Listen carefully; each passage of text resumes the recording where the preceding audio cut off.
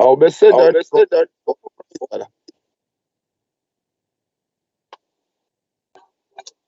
that Fraser usukhona ngapha.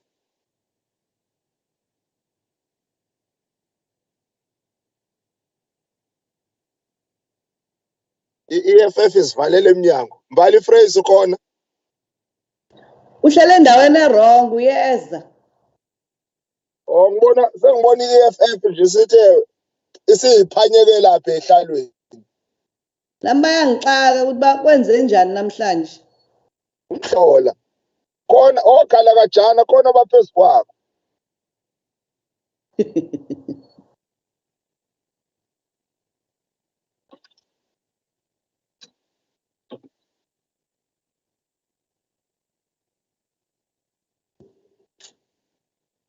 We need to change.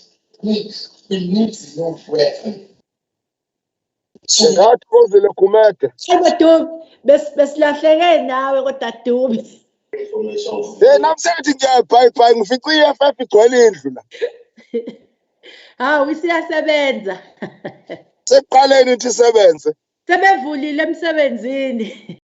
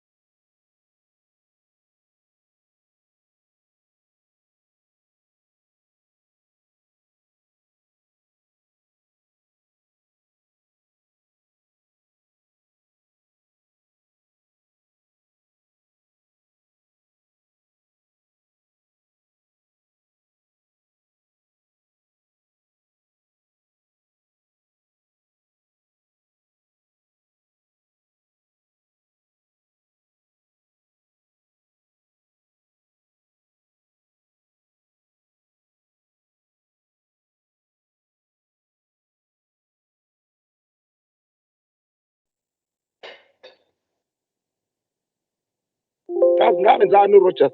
Kazi ngamenzani?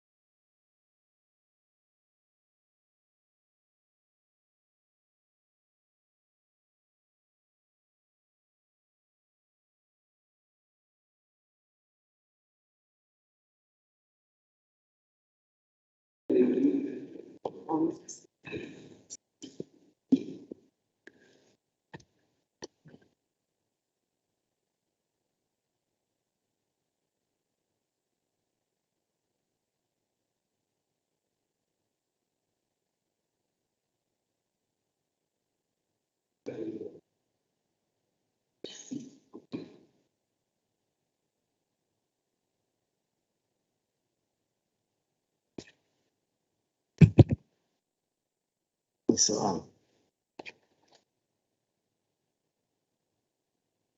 let's have a moment of silence.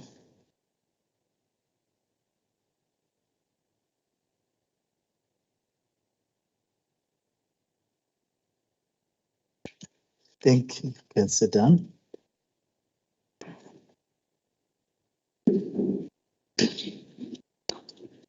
Okay.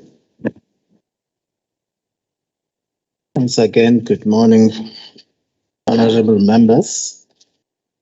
So we'll go on with our order paper on item 2 on obituaries. The office of the speaker did not receive any notices of obituaries this time, so we can move to item 3, which is the announcements. Honorable members are reminded that this visual sitting will be conducted in terms of rules for visual meetings, read with our existing standing rules. In terms of Rule 6 of the rules for the visual meetings, the quorum requirements for visual sittings of the House is as provided for in the Constitution of the Republic of South Africa and the standing rules of KwaZulu-Natal Legislature. Standing Rule 44 of the standing rules provided that, quote, at least 1/3 of all the members of the legislature must be present to constitute a plenary meeting of the legislature, close quote. So Rule 44(2) further states that a majority of the members of the legislature must be present before a vote may be taken on a bill. So the rules for the visual meeting also define present as follows, a quote. Presence means the attendance of a member in a visual meeting by electronic means in a manner that allows the members to join and participate in the meeting.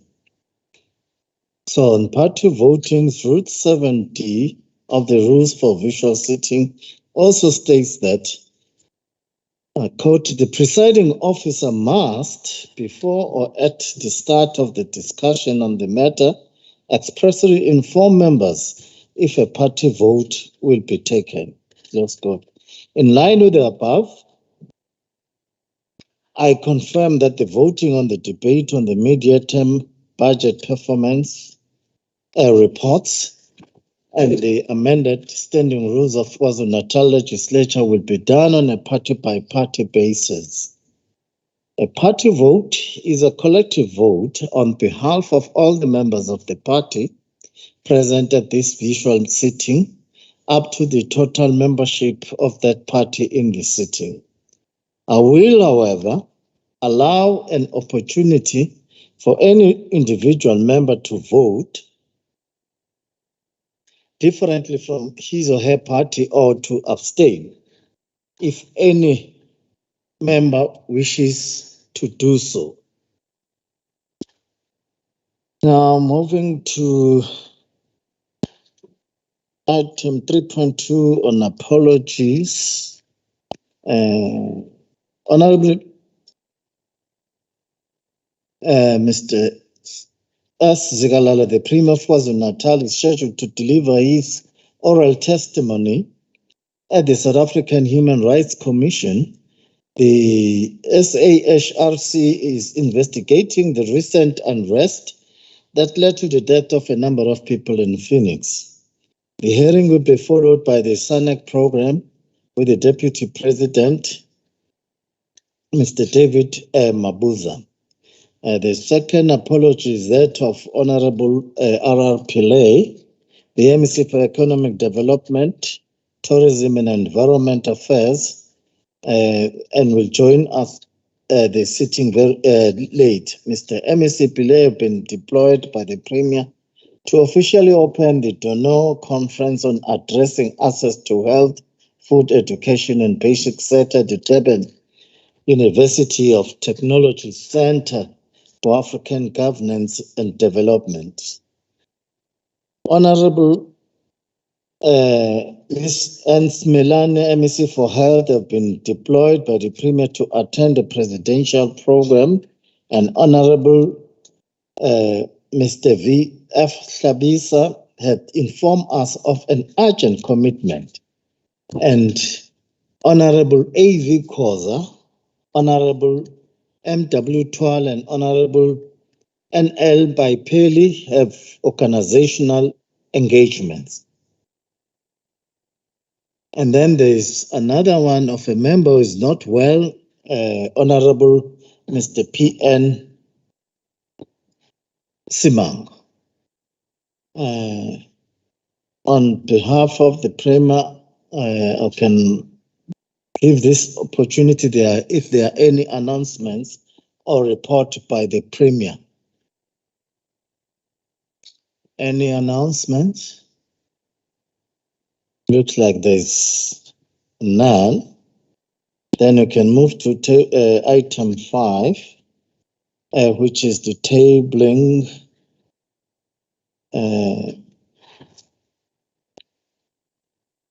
on the other paper. The 5.1 will be the Portfolio Committee on Finance, which is a report of the Portfolio Committee on Finance on the 2021-22 mid-year budget performance hearing. 5.2 is the Standing Committee on the Quality of Life, which is the report of the Standing Committee on the Quality of Life, Youth, Children, Women, Senior Citizens, and People with Disabilities, 16 days of activism against gender-based violence and femicide, 2021. 5.2.2 report of the Senior Citizens Parliament, 2021. 5.2.3 report of the Women's Parliament, 2021. And 5.2.4 Women's Dialogue report. We can then move to formal motions and notices by the Chief Whip. Chief Whip? Okay.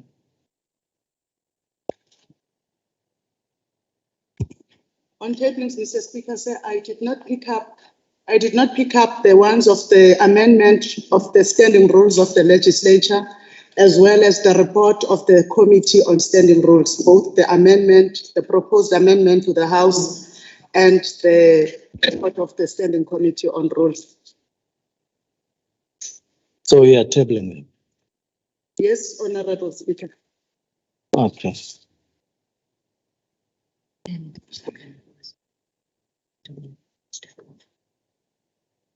Okay, Honorable Dombela.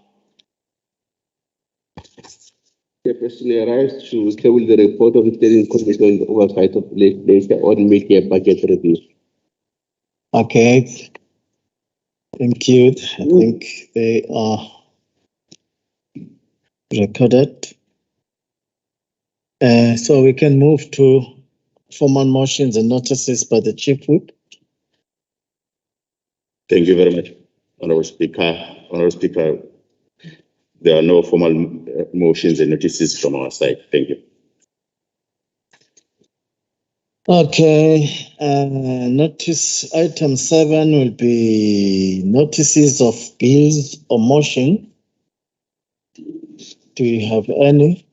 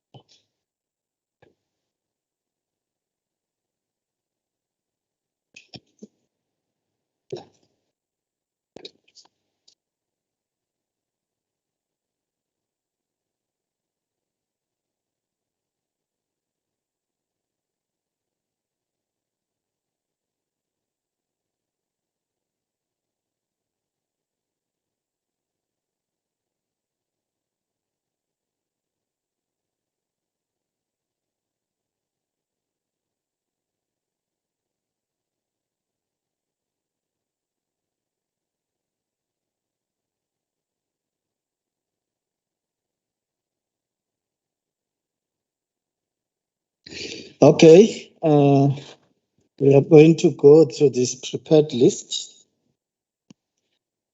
We'll start with the ANC, Honorable J. Antela.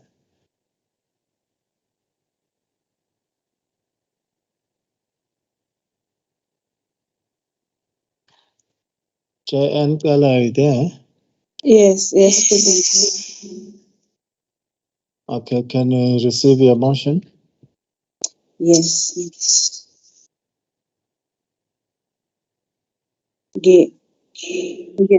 Ngiyabonga somlomo. Speaker, ngokuhlala kwale okulandelayo ngiyophakamisa kanje. Ukuba ngihalalisele umasipala waseThekwini uholwa nguKhongolose. Ukuba uqinisekise ukuthi iy'ndawo ezazibizwa ngamahostela ekuqaleni kudala kusewuhulumeni wobandlululo ziyashintsha ukube zikwazi ukuthi zibe ama-family unit. Ukwenza lokho uqinisekise ukuthi laphaya eWard 89 ewadini eholwa i-IFP kwakha izindlu ezingama-family unit. Nalaphaya kwaMashu eWard 39 uqinisekisile ukuthi uyazakha izindlu eziwu-96 lapho kukhona uWard 39 uholwa khona i-IFP. Kodwa somlomo umasipala uwakha lezo zindlu ngokungachemi. Ngiyophakamisa kanje somlomo ukuba bekuphenywe ukuthi kungani izindlu eziwu-96 kwaMashu eWard 39 zingenamuntu, zingafakiwe abantu. Ngoba kuyotholakala somlomo imbangela ukuthi kungani umasipala udelivile wakha izindlu kodwa abantu abekho phakathi. Ngiyophakamisa somlomo. Okay, we can now move to Honorable Z. Ele of the ANC.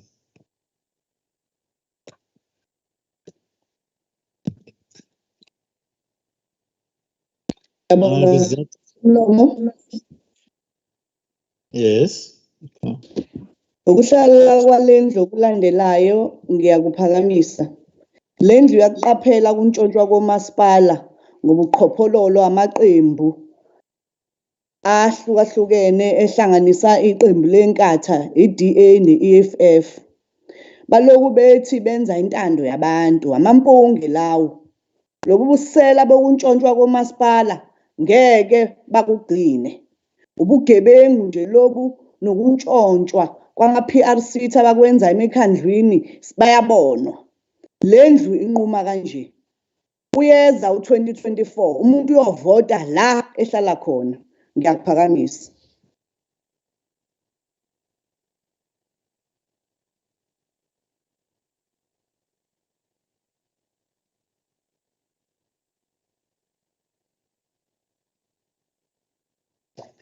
Let's move to the speaker from the IFP, S. Moodley.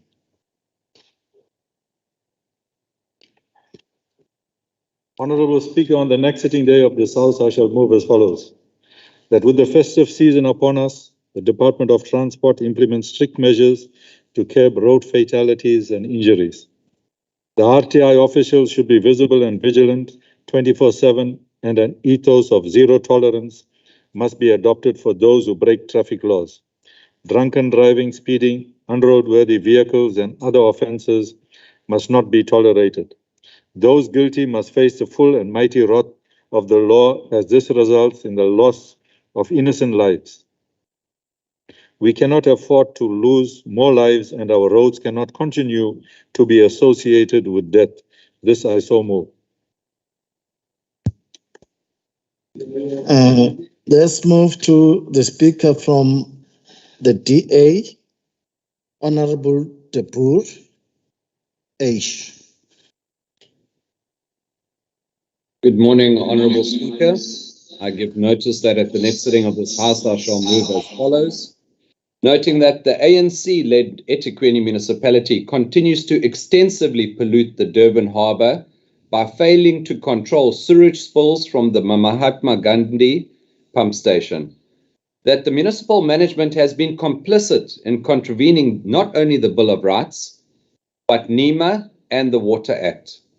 This House resolves to call upon the MEC for Etia, the Honourable Ravi Pillay, to urgently intervene and criminally charge the eThekwini municipal manager in an attempt to stop the destruction of the Durban Harbour and associated economic development and tourism. So shall I move. Thank you, Honourable Speaker.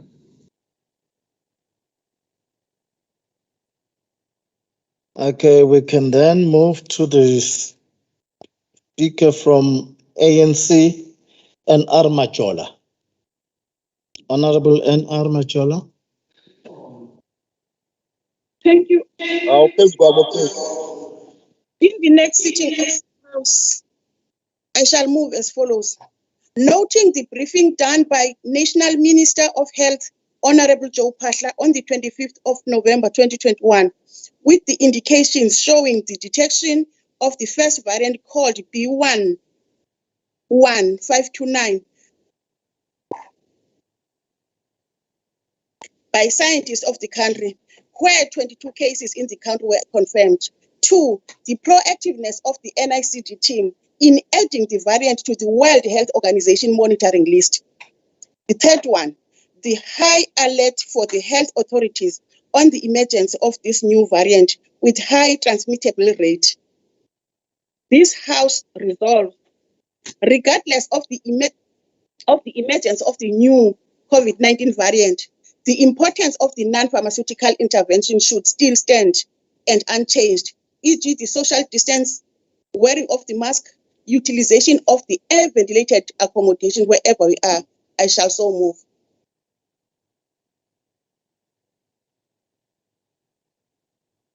Thank you. Let's move to another speaker from the ANC TV, Xulu. Honorable Xulu.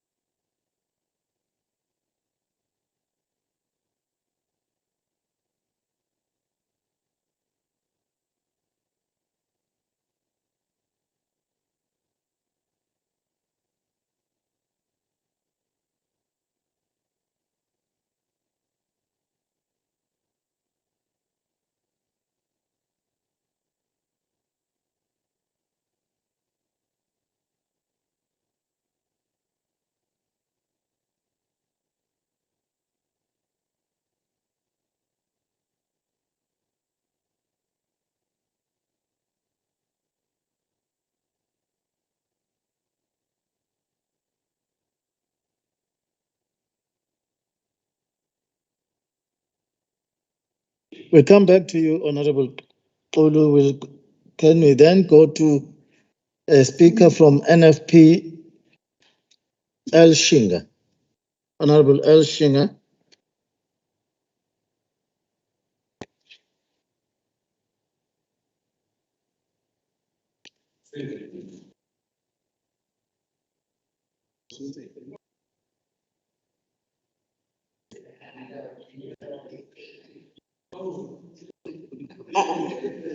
Amen. Mhlonisha somlomo ngokuhlala kwalendlu okulandelayo ngiyophakamisa kanje. Lendlu yakunaka futhi iyaqaphela ukubambisana nokusebenza kwamaqembu ngaphandle kodlame lwezepolitiki kukhetho lohulumeni basekhaya oluhambe kahle. Ukusebenza nokwenza kahle kweqembu le-NFP kakhulukazi endaweni yaseDumbe nakwezinye indawo. Okwenzeka lapho futhi kwadutshulwa kwabulawa ngesihluku owayezomela iqembu le-NFP okhethweni ku-Ward 17 kwaNongoma Local Municipality umnumzane Dumisani Mfihlo Cwabe novotelwe umphakathi yize engasekho. Ngakho-ke le ndlu inquma kanje ukuthi kuchonywe uphaphe legwalagwala iqembu le-NFP ikakhulukazi eDumbe, iphinde inxuse umphathiswa wezamaphoyisa nokuphepha ukuba aphuthumise uphenyo kube khona ababoshwayo lungakafiki ukhetho lokuchibiyela. somlomo ngiyokuphakamisa. Okay, we are now going to, can you go to Honorable Xulu? Are you okay now? Pass. Okay, let's go to the IFP. Honorable NJ Nkwanyan.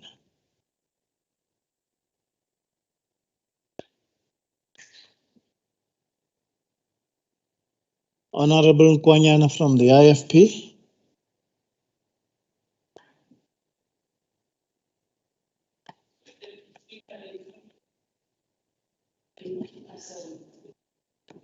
You are going to come back. Okay, we'll pass and then go to the DA. Honorable LM Mayor. Thank you, Speaker.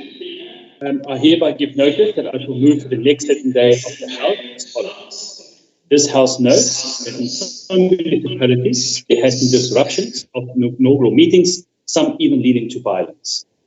There had been complaints regarding municipal officials, especially city managers, not fulfilling their role as mandated by law. In at least one case, this had to be taken to court to be resolved. This House therefore resolves that this House act to remind municipal officials that they serve the people of the municipalities and not any specific political party, that the MEC of COPTA is to communicate clearly to all municipal officials that undue interference in political processes will not be tolerated and that action will be taken against errant officials. I shall so move. Okay, let's move to the Speaker from the ANC again, Honorable H. Mavimbela. Honorable Mavimbela. Thank you, Honorable Speaker. Ngokuhlala kwalendlu okulandelayo ngiyakuphakamisa. Izolo ngolwesine bekuwusuku lokuqala lomkhankaso wokulwisana nokuhlukunyezwa kwabesifazane nabantwana kungobulili kulonyaka. Sibonga futhi sibungaza amagalelo ezishabasheki zokuhlonipha amalungelo oluntu. Isifundo ngempilo namagalelo kaSolwazi Bhekizenzo Joseph Shabalala sibalulekile.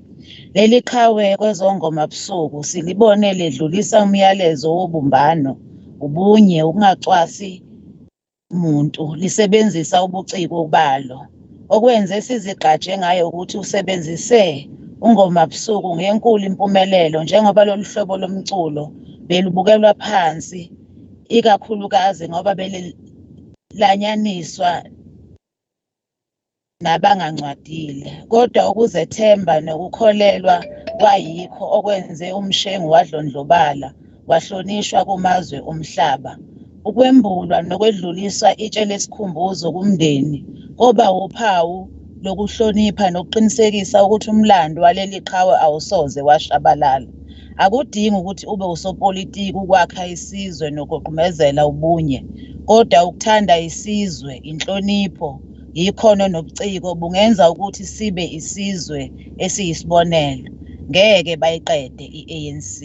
Ngicaphuna yena ubaba uShabalala. Ngiyakuphakamisa.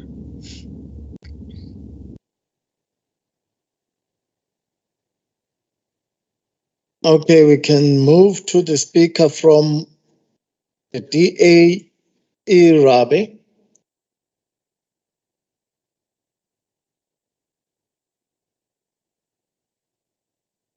Honourable Speaker, I hereby give notice that I shall move on the next sitting day of the House as follows. This House notes the Ugu District Municipality to date still does not have a Chief Financial Officer, and during the course of allowing acting CFOs in this post, has passed unfunded budgets and received qualified or adverse audit opinions from the Auditor General over the years. This municipality is unable to meet its financial obligations due to poor revenue collection, and service providers are threatening court action. This House therefore resolves that COPTA stops the threats against Ugu District Municipality and follows through on placing them under Section 139 as a matter of urgency. Honourable Speaker, I shall so move.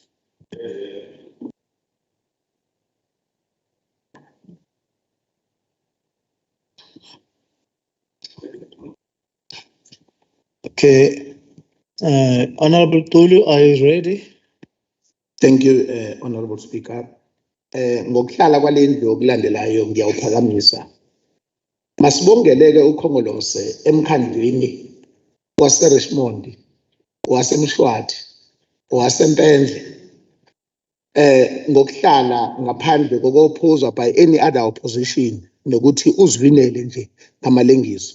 Masubongeleke uKhongolose ngokwenza kahle kubantu bakule mkhandlu okwahlukana kwayo. Ngiyawuphakamisa Silawo. Ngiyabonga.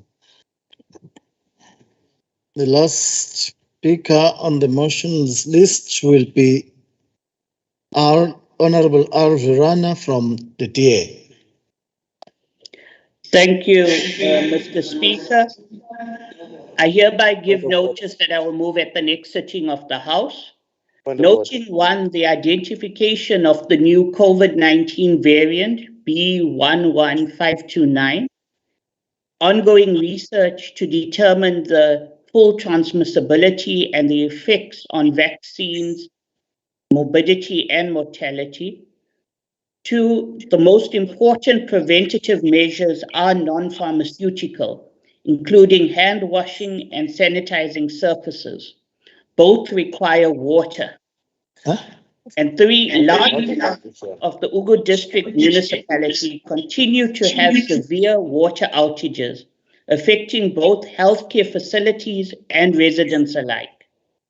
That this House hereby resolve that the MEC of Health urgently engage with her cabinet colleagues to ensure consistent water supply within the Ugu District municipality. This must occur before the summer tourist to protect both lives and livelihoods. I so move. There's been a mistake. I think there was an outstanding speaker here from the No, mina somlomo bengaqondene nalokho khulumayo. Bokuyi point of order ngalo ogcina ukukhuluma. Bengifuna ukuzwa ukuthi leli gama lokuthi amalengiso ligama elifanele nje kukhuluma. Honorable Kwanyana.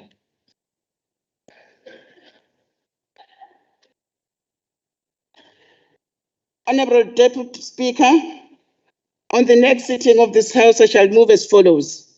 This House notes that a new COVID variant has been detected in South Africa. According to the reports, the variant B.11529 has been found in Botswana and Hong Kong and has an extremely high number of mutations. This is a concern as we have seen sharp increase in the COVID cases recently.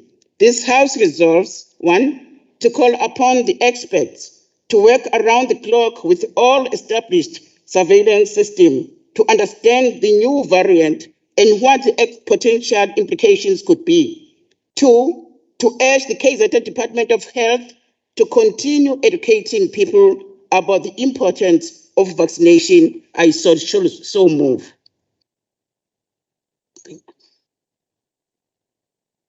Thank you. We are done now with item 7 on the order paper. We can move to item 8, which will starting with the debate and the voting on the media budget performance report. We therefore will call upon Honorable Sipho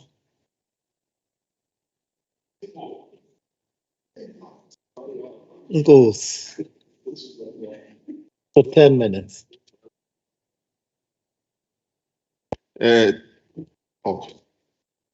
Thank you very much, Honorable Speaker, for allowing us to table this report on behalf of the Finance Portfolio Committee of the province of KwaZulu-Natal.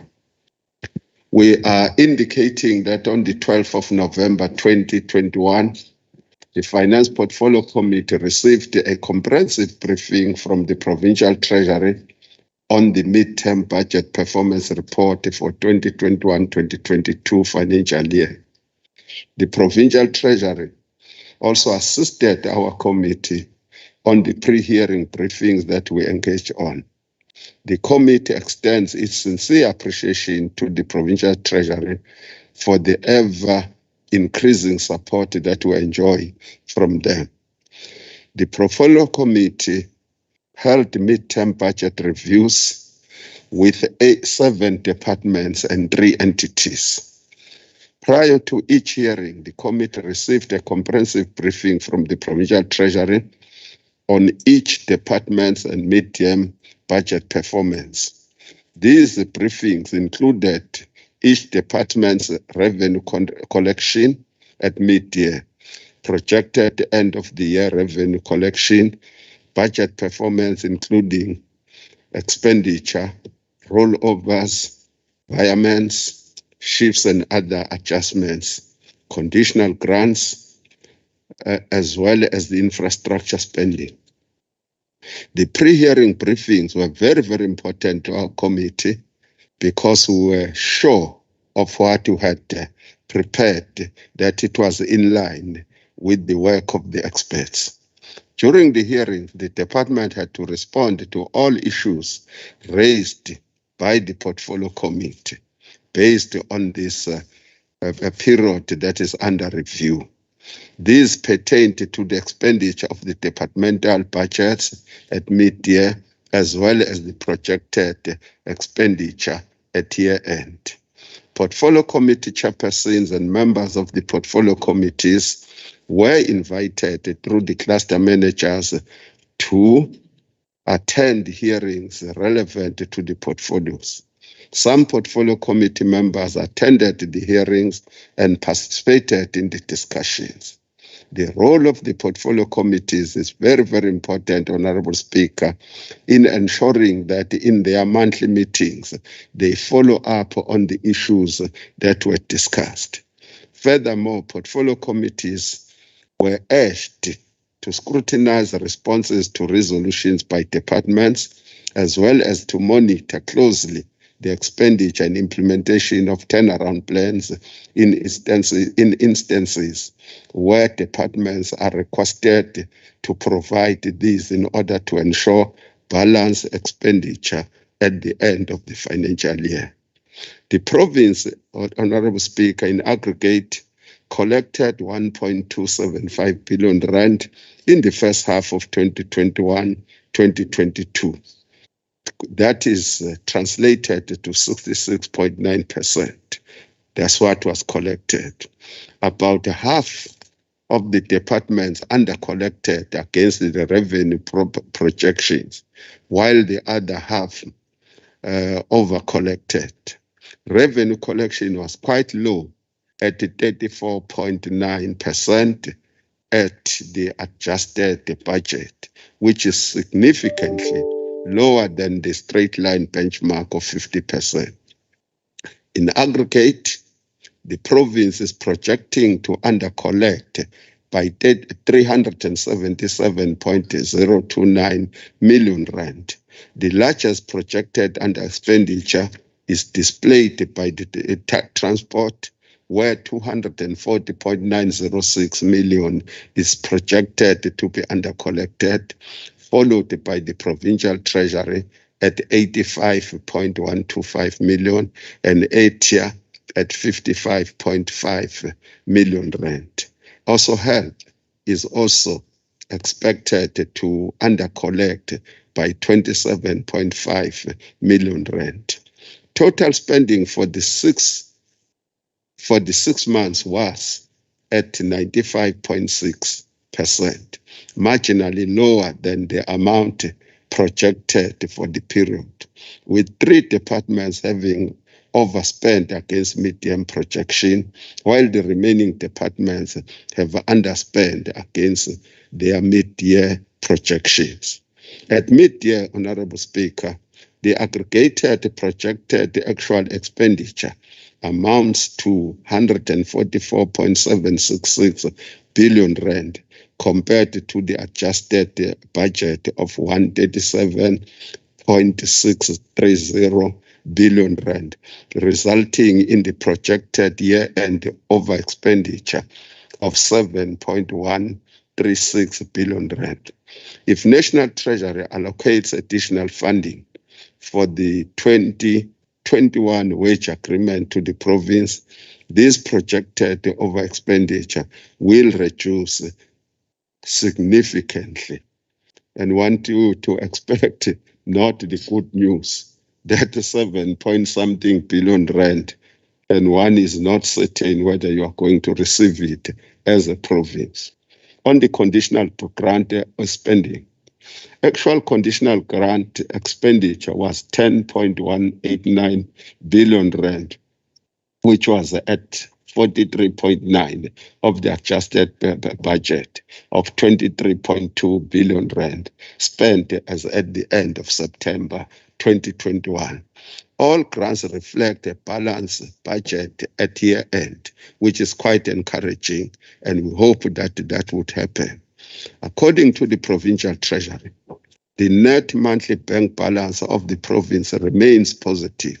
The positive net actual cash position of the province is showing a downward trend, honorable members, on a weekly basis, mainly due to the incurring costs related to the 2021 wage agreement, while the cash for this will only be received after the national adjustments estimate has been appropriated. It is expected that the province is likely to remain cash positive. In conclusion, Honorable Speaker, the Finance Portfolio Committee met on the 24th of November 2021 to adopt its report and accompanying resolution based on the 21-22 mid-year budget performance report. On behalf of the Finance Portfolio Committee, Honorable Speaker, I would like to thank the members of the Provincial Executive Council that attended the hearings of their department, accounting officers and officials of various government departments, the Provincial Treasury and Legislature support staff for their assistance and cooperation during these hearings. I would also like to thank the honorable members of the Finance Portfolio Committee for attending these hearings despite the pressure of some work that they were doing.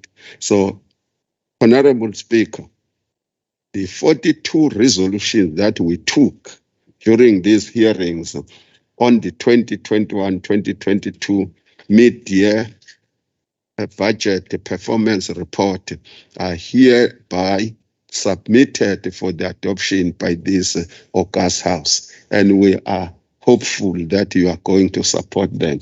Thank you very much, Honorable Speaker.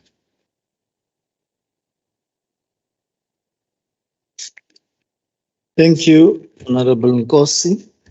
We are now going to receive another report from the chairperson of Staff Corp on the Legislature Vote 2 Immediate Budget Performance for 5 minutes. Honorable Ntombela. Thank you, Honorable Speaker. The Standing Committee on Oversight met on the 24th of November 2021 to consider the midterm reports for the Legislature. The report focused on both the financial and non-financial performance. The following was noted by the committee: the non-financial performance. The committee was pleased to note that in spite of the challenges brought about by the advent of COVID-19 and the budget cuts, the Legislature has still managed to deliver on its mandate, albeit having to continue with limited number of people in physical attendance to the events. This resulted in most of the institutional targets being met. The committee noted that instead of 24 developmental quarterly reports that should have been considered at committees by mid-year, 20 were achieved. The committee was advised that the remaining 4 were affected by the scaling down of activities decision of the institution, which meant that the 4 reports would have been considered in September could not be dealt with. This target will, however, be met within the 3rd quarter. The committee also noted the overachievement as follows: on the oversight report on achievement in the implementation of the NDP-PGDP electoral mandate tabled in the House. That under this item, the legislature implements the Taking Legislature to the People program, and the multi-party report is the main deliverable. It was reported to the committee that the overachievement came about because while the target was planned for delivery in the third quarter, the change in the legislature calendar allowed for the multi-party visit and the Taking Legislature to the People to be brought forward as the legislature was anticipating scaling down of activities in preparation of the local government elections, which would have meant that the target municipal leadership would not have been constituted had the date remained being 1 to 2 November. On financial performance, 2021-2022 budget cuts, the committee noted that the legislature has also not escaped the cuts implemented nationwide. Towards this end, the legislature has to do with 54 million cuts on its budget.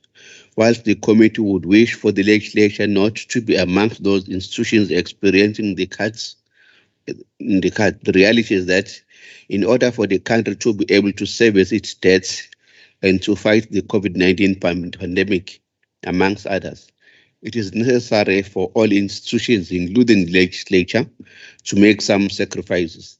The main areas of these cuts have been effected were reported to be the following: compensation of employees. An amount of 25.5 million has been cut. This effectively means that the legislature cannot employ new personnel or even fill the vacant positions. It will be remembered that this item has in the past years been reported to be partially funded out of savings. This therefore called on the legislature to be very strategic on how it deploys its resources to maximize the output expected by the institution, goods and services. An amount of 19 million has been cut from the other allocation. Largely, this is where the Legislature Funds Committee work, purchase of tools of trade, payment for services, etc. Again, the cuts are calling upon the legislature to review its efficiencies so as to stretch the remaining budgets to go an extra mile. Members' remuneration. We noted this cut and are aware that members' remuneration are part of a direct charge where treasury transfers what is due for members' remunerations, and that this does not form part of the legislature baseline. On departmental receipts, the committee has noted that the legislature continues to collect revenue through, amongst others, interest on bank account. It was noted with appreciation that the revenue collected was 3.6 million more than budgeted. This revenue was accounted for as follows: sale of goods and services, 1,000 more than budgeted for, received from commission from third parties on employee-related deductions. Interest on bank account, 1.9 million more than budgeted for, due to funds not required immediately being invested in legislature's call account. Sale of capital assets was 1.8 million compared to zero budget, and these were proceeds from sale of vehicles. Transactions in financial assets and liabilities was 145,000 less than budget. This relates to all debts yet to be recovered. Transfers received were 2,000 compared to a nil budget. This relates to unspent portions. This is the report presented relating to the other issues, political party allowances and everything. We present the chair, Siyabonga. Kodwa sincane isikhathi esisinikwayo somlomo lo 5 minutes abanye beyinikwa 10 minutes ngelilanga siyoxoxa. Tandaza.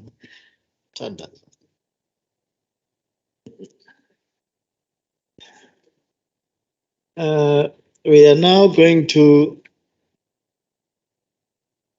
move to the debate on the tabled reports, starting with Honorable RZP Zulu of the African National Congress for 10 minutes.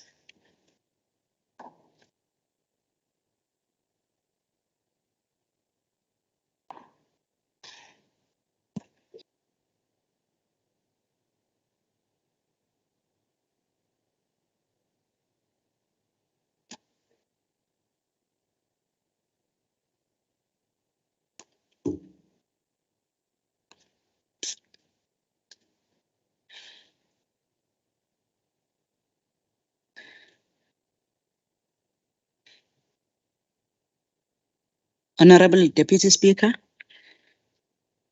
Honorable Speaker, members of the Legislature, sicela ukunibingelela ekseni. Sekela somlomo, sihlangene namhlanje osukwini lesibili la singene kumkhankaso wokulwisana nokuhlukunyezwa kwezingane nabantu besifazane. Kodwa kuyasikhathaza ukuthi abantu besifazane nezingane basalokhu beqhubeka njalo nokuba izisulu zalesi senzo esibi. Ngalokho sithi sinxusa zonke izinhlaka, ikakhulukazi uhlaka olubaluleke kakhulu ekwakhiweni kwesizwe, imindeni, ukuthi bambe iqhaza. Sithi sekwanele. Honorable Speaker, the projected expenditure at mid-year was 46.423 billion, but our government department has spent 66.356 billion as at the end of September 2021, which represents 48.2 instead of 50% benchmark. Only education and social development has overspent at mid-year. The Office of the Premier underspent at 2.25.275 million instead of 4.893.64 million.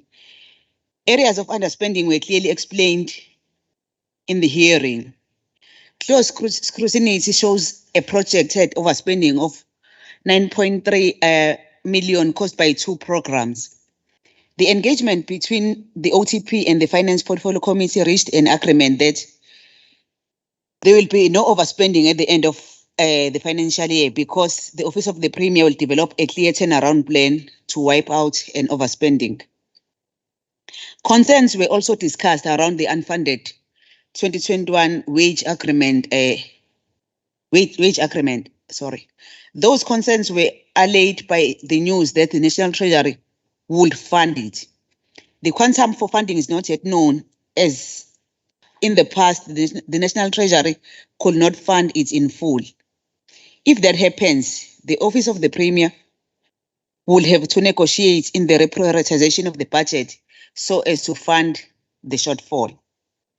Honorable Speaker, we noted that the OTP delays in transferring 50 million to the KZN Growth Fund Trust for the KZN Youth Empowerment Fund.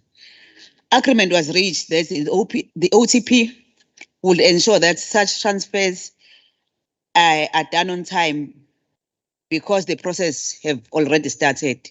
Honorable Speaker, our committee have been following closely the AG's instruction that the Office of the Premier must move the function of permit cost to the Legislature or National Parliament.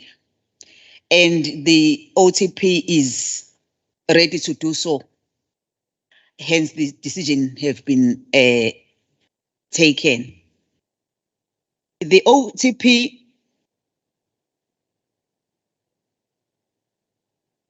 is ready to do so as soon as the decision is taken.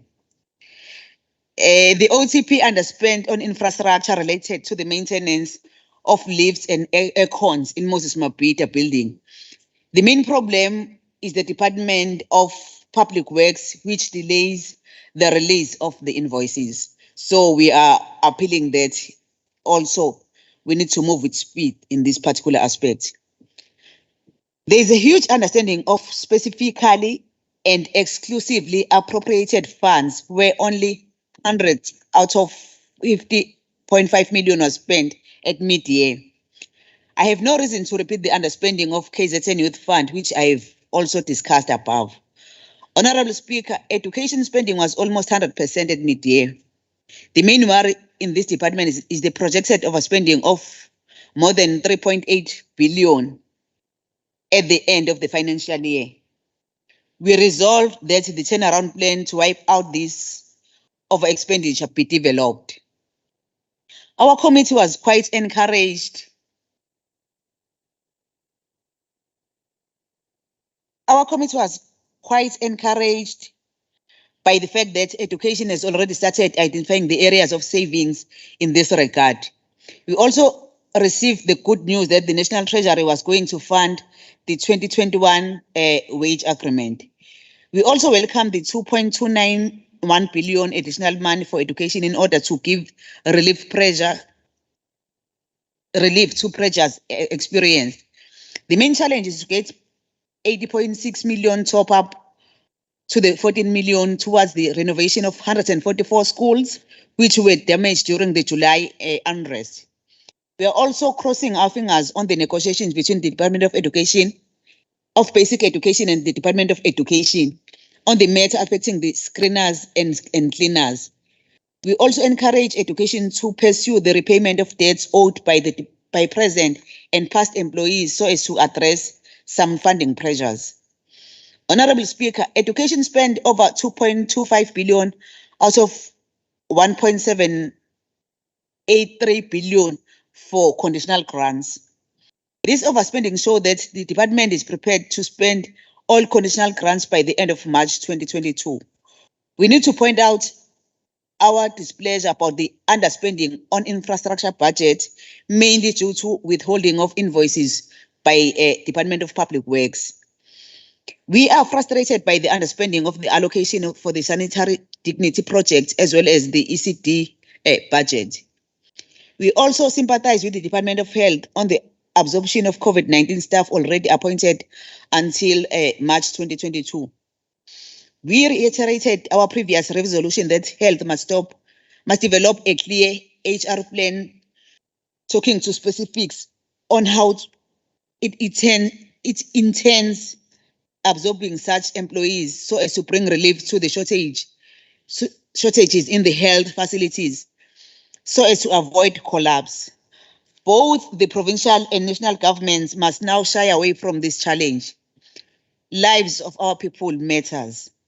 We had hoped that 1.9 billion of underspending in the 2020 and 2021 was going to be rolled over to address this problem.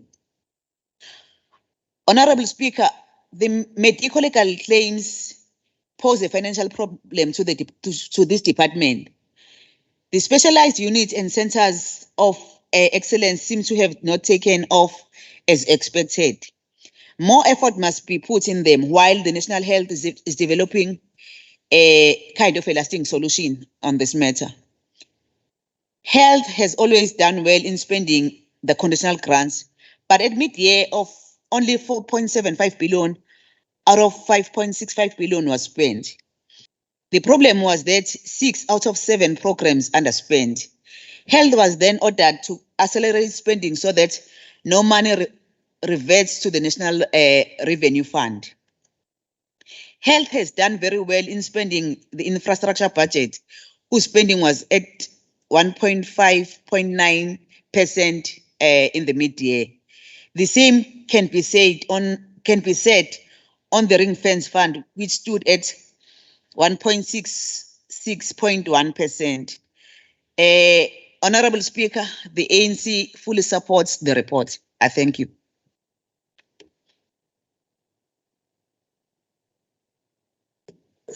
Thank you, the Speaker from the African National Congress. We are now moving to the next speaker from the Inkatha Freedom Party, Honorable M. Kaula Kapesi.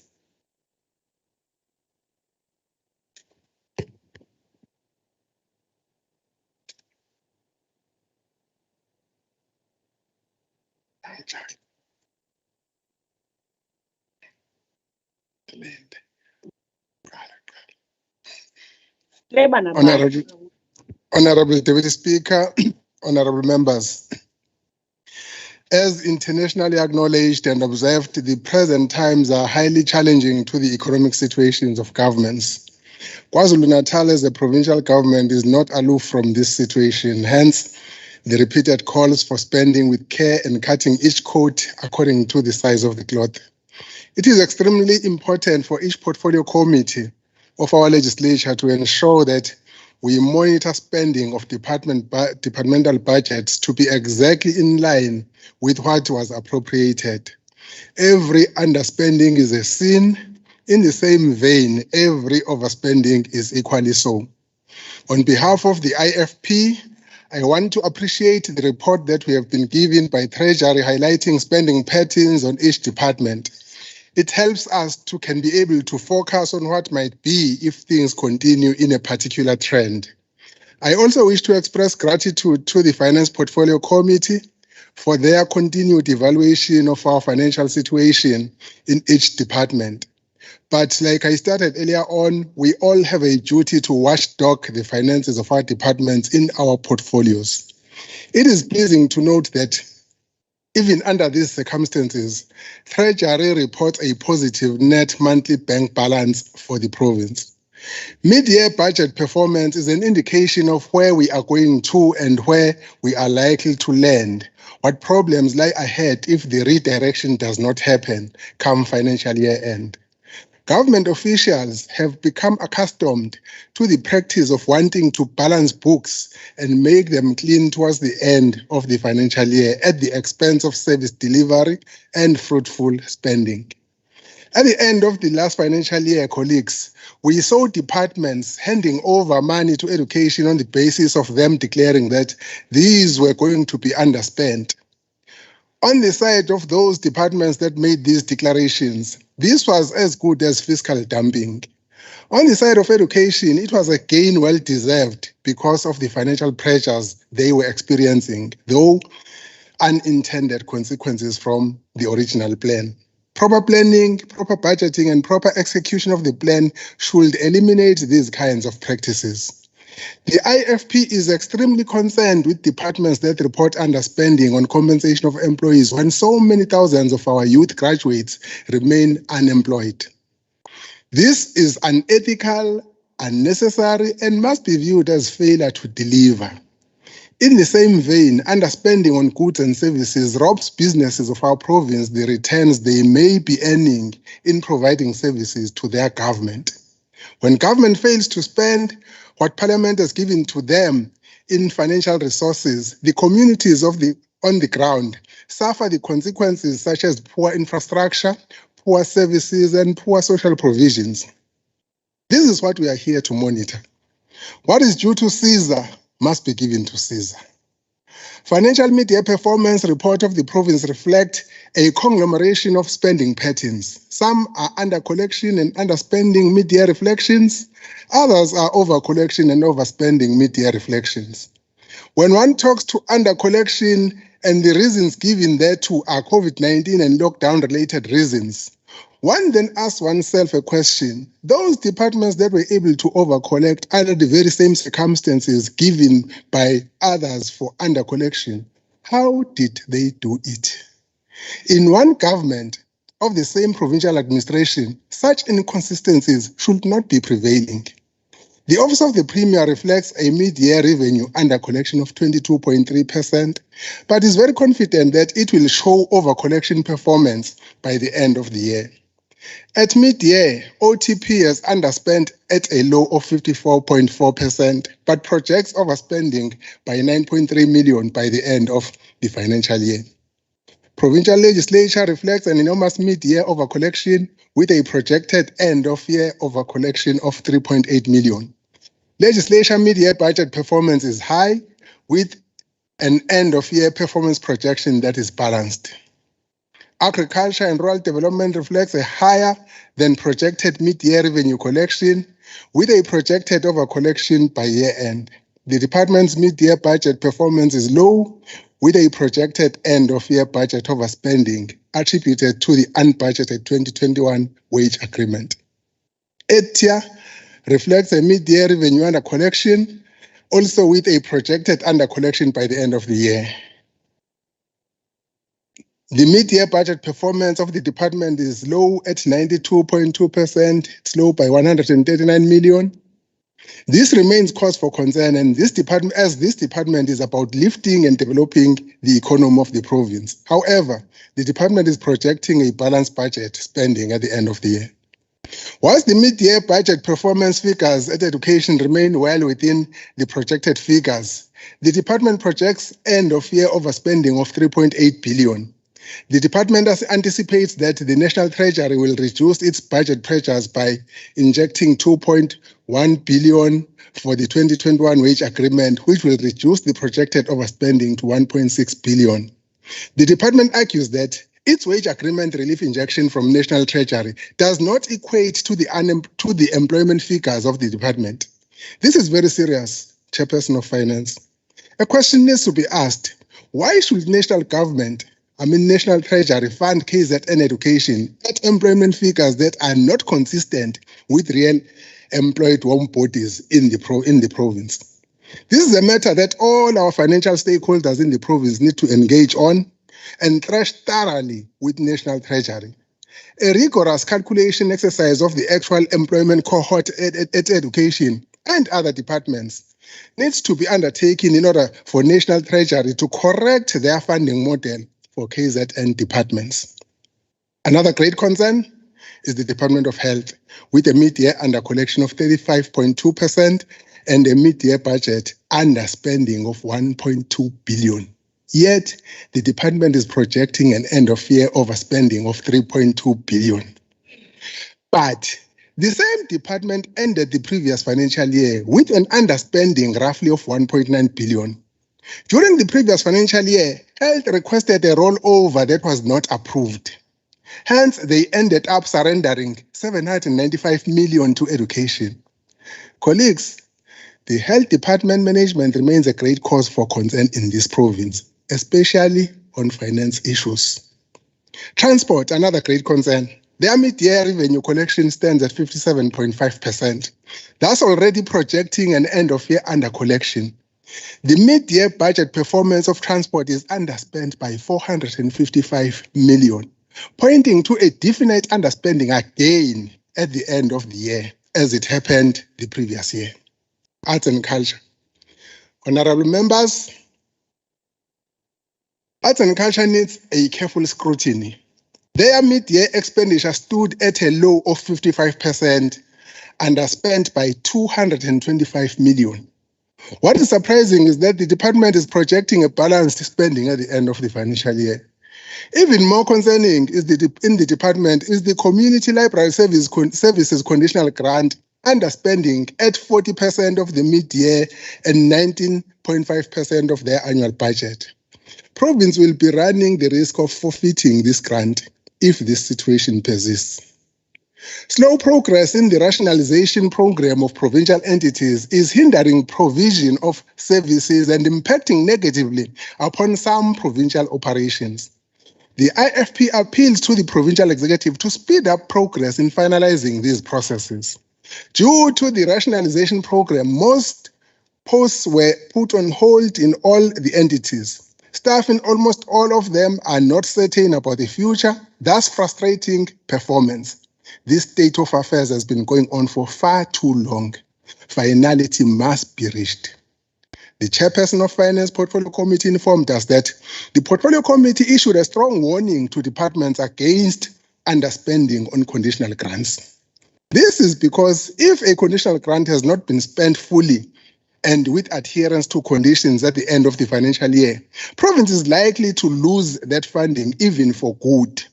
Conditional grants that reflect underspending expenditure at mid-year performances are Ilima Letema projects in agriculture by 35.2% and 11.5% of their total budget. In aggregate, agriculture conditional grants combined at mid-year stand at 47.8%. MST grant in education at a mid-year low performance of 29%. Unlike what the MEC said yesterday. NHI grant at health at a low of 32%. Human Settlements Development Grant at Human Settlements Department also at a low of for mid-year expenditure. Provincial Emergency Housing Grant at Human Settlements Department spending only 20.6 million of their projected 52 million. Informal Settlements Upgrading Partnership Grant for provinces at Human Settlements at a mid-year low of 44%. Mass Participation Grant at Sport and Sport Development Grant at Sport and Recreation at a mid-year low of 40%. Provincial Roads Maintenance Grants at Transport showing a low mid-year performance of 41%. Public Transport Operations Grant at transport showing a low 42%. Honorable Deputy Speaker, going forward, it remains one of the major responsibilities of portfolio committees to ensure that these spending patterns on grants improve for the sake of service delivery in our province. Ngithunywe lokho enkathini. Ngiyathokoza. Thank you. We are now moving to the speaker from the DA, Honorable F.A. Rogers, for 8 minutes. Thank you, Deputy Speaker. Yesterday in this House, I placed a proposal in the House to expedite accountability and good governance. And it appears to me that it perhaps has fallen on deaf ears. The DA and other opposition parties are often accused by the ANC that we should not politicize debates on this platform.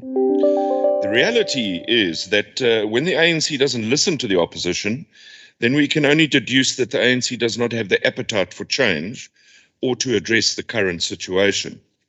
Allow me to use the Department of the Premier as a good example of this. You will recall that during the closeout reports, the Office of the Premier, with relation to Resolution 49 of 21, there was the question of the monthly spike in expenditure. And that happened in 2018-19, 2020-21. And if one considers this mid-year budget performance, it appears exactly the same is going to happen in this budget cycle. Projected mid-year expenditure indicates a target of over 489 million, yet mid-year expenditure is a mere 266 million, a shortfall of 233 million.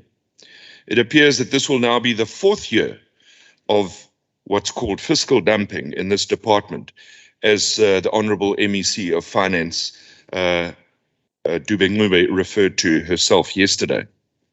And I realize that this is not a contravention of the PFMA, Honourable but it's Speaker, my hand is up.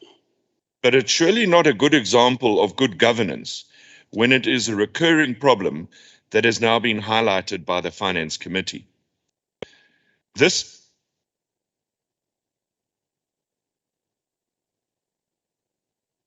Honorable Duma. Thank you so much. Yes, thank you so much, Kabatela, for granting me this opportunity. Honorable Rogers. Speaker, my time is just running away. You need to add on 15 seconds. Thank you. Okay. Okay, are you rising on what? On 52D, can Honorable Rogers take a question, please? Hi, Namhlanje. Okay, continue. Please.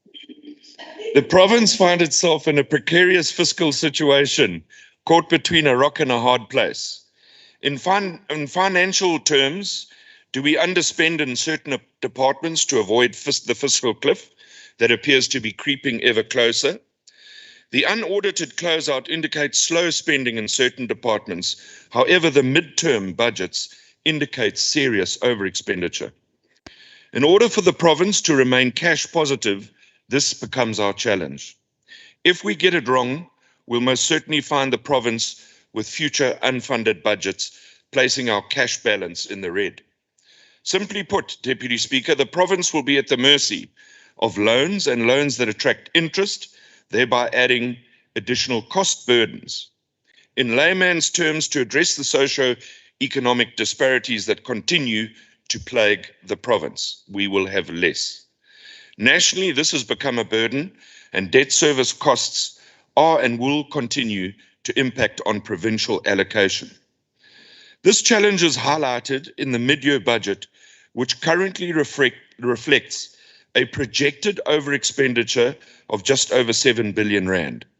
The two main factors contributing to this over-expenditure relate to compensation of employees of 5.4 billion and just over 1.1 billion on goods and services. At yesterday's presentation by the Select Committee on Finance on the Division of Revenue, it was indicated that the proposed adjustment would see KZN receiving an additional 4.65 billion funding.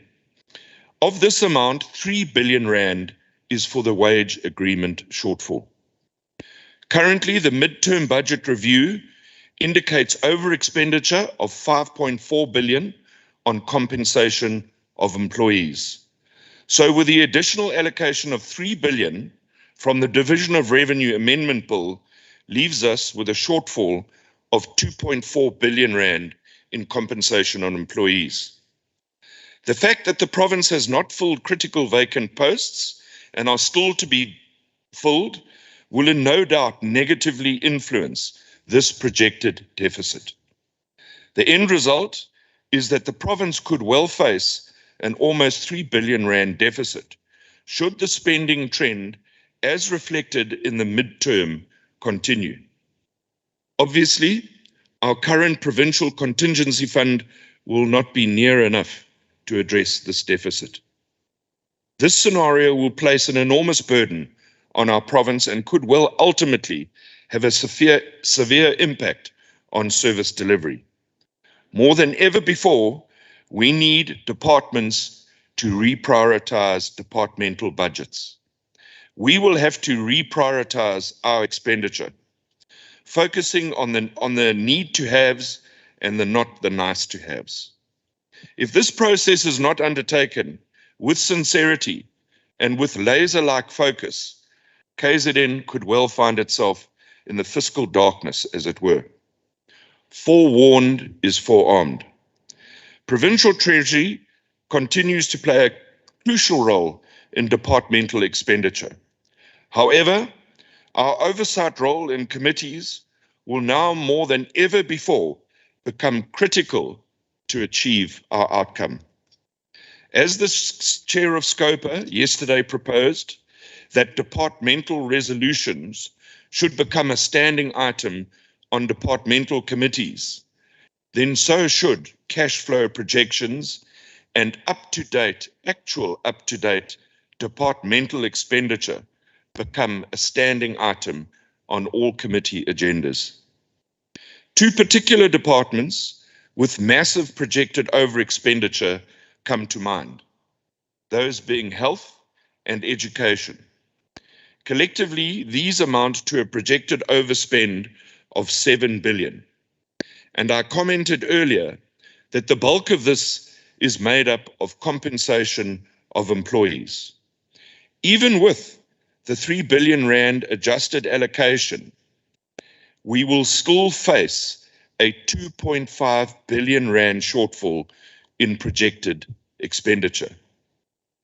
I recall, Deputy Speaker, that in the last term of this House, the Finance Committee passed a resolution where that departments were in fact compelled to submit their cash flow projections and their current expenditure projections.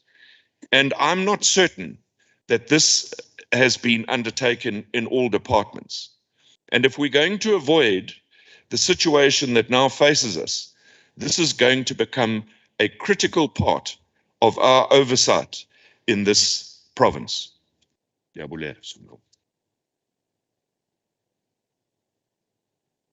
Thank you, Rogers.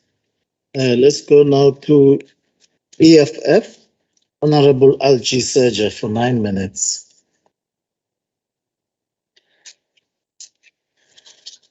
No, thank you, Deputy Speaker. Greetings, Honorable Speaker, honorable members, and the entire House. The mid-year performance for all departments do not give hope that the budget will be fully spent during the end of the financial year. Most of departments are underspending and are sitting at 42% at this point. All departments have too many vacancies that need to be filled, which is one of the other reasons these departments are underspending. It looks like the management in these departments don't have a clear picture and clear planning in advance on how should they spend the budget. They perform as if they were employed yesterday. In most cases, we find out that other departments are failing to perform their duties proper because of political squabbles within the ruling party. And this is caused by cadre deployment. Arts and Culture Department needs a serious intervention by the MEC. It's high time now MECs must account for duties they were elected to do. Departments are collapsing in their watch. Social development, arts and culture has vacancies in very strategic positions, which is why it will lead to bad performance by the departments. HODs can never be expected to perform miracles, while political heads of the departments do not attend to main issues which are the cause of the departments to collapse.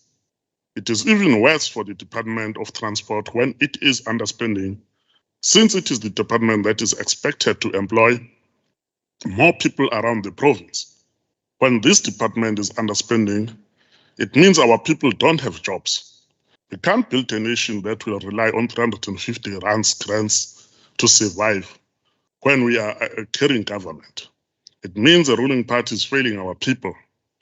Every financial year, every time, when it's budget hearing, we always discuss this issue of underspending while our people are suffering outside there, and we always get the same excuses from the departments. During the end of this financial year, we will get the same presentations with the same excuses. The FF demands all departments with their MECs to come out with a different turnaround strategy on how are they going to deal with this matter of underspending, more especially the issue of filling all those vacancies. There are too much acting managers in these departments, and worst part, they're not being paid their acting allowances, which is against the labor law practice of South Africa. We can't have a government that breaks rules which are imposed by it to the people. The departments have had a lot of budget cuts due to the shrinking of our national PSU. There is a 1.5% cost of living adjustment due to public servants from the end of this month. There is also a 1,000 rand gratuity being paid. Have all these been factored into the presented figures? How will all this affect the already stretched budget in our province? The Moses Mabhida roof project has been coming up in every financial report, and there is no financial breakdown that have been issued so far in that project, and there is no clear time frame as to when is it going to be completed.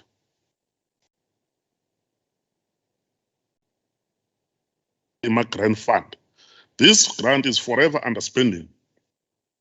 While KZN is a vast rural province, which means that farming is the key. Why are we not utilizing the total grant? Is it a matter of red tape that is stalling the transfer of funds to all aid farmers? What is the problem? We need more professional doctors and accountants in this province. The 29% actual on maths and science grant is not sitting well with us. It is not clear indication that the people in charge have no vision. It is a clear indication that the people in charge have no vision for this province. Maths and science is the key in developing this province, and yet there is no agency to maximize on these grants. During the month of July, we had riots in the province, and all departments are involved in damage that have been caused. We don't expect any department that is going to fail utilizing money. Honorable Sajak, there is. Yeah, thank you very much, Honorable Speaker. I'm just checking, is it parliamentary to umhlonishwa ngaqoka iskipa se-DA eParliament?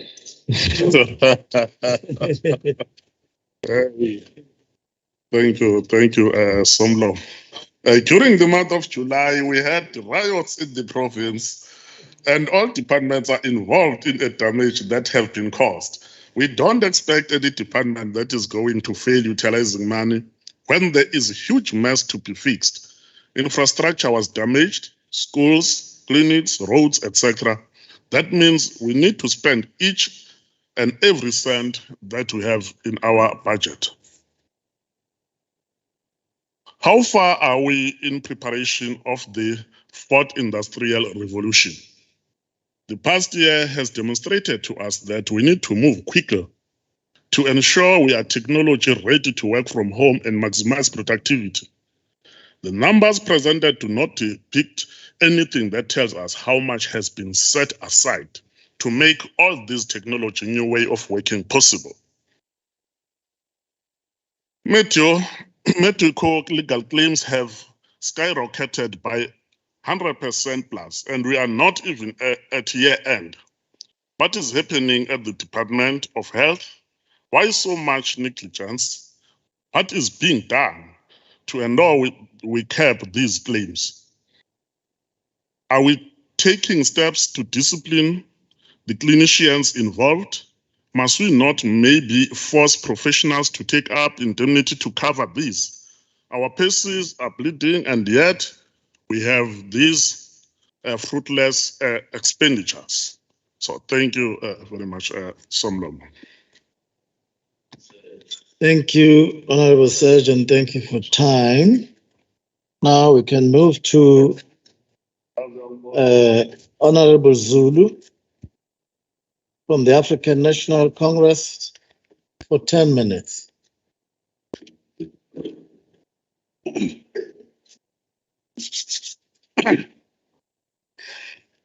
Honorable Deputy Speaker, Honorable Speaker, and members of the House. It is of great stride as Finance Committee to be engaged in such midterm hearings, ensuring that how funds were spent by our departments and were humbled by the cooperation and the leadership was displayed by various departments. Honorable Deputy Speaker, the Finance Portfolio Committee had to engage Department of Community Safety and Liaison on its underspending of 20.345 million in both its programs. The main cause of underspending is in the category of compensation of employees, where there are several vacant posts and 580 volunteers that must be appointed. The critical posts are held up by delays in vetting process. Therefore, our agreement was that all these posts must be filled at the end of the financial year under review.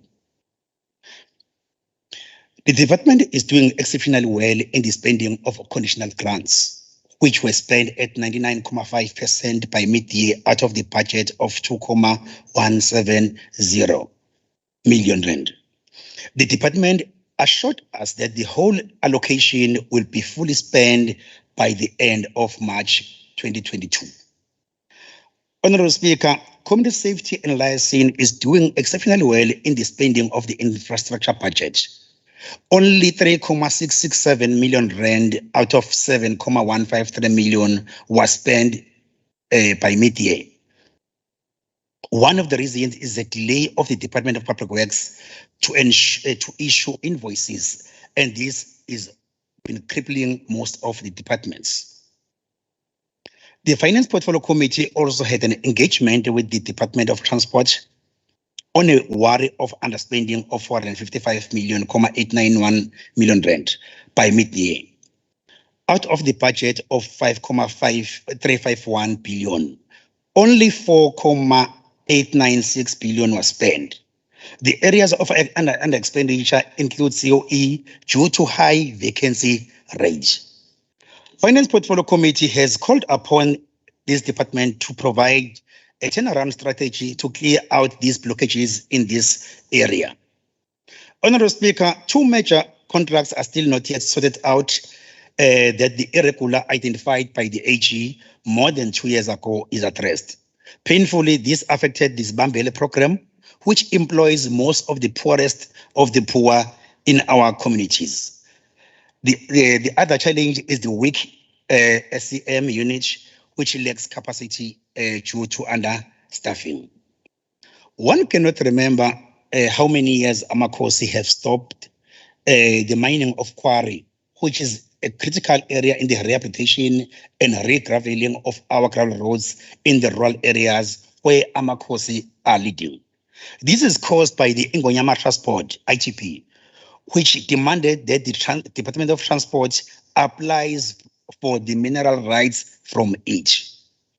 There have been notable delays by the Department of Culture in the facilitation of a meeting which will seek to resolve this issue with the Department of Minerals and Energy to address this standoff. We also learned that the revised organograms remains not approved by the DPSA, and too many of these vacancies lies vacant, thus impacting negatively on the functioning of the department.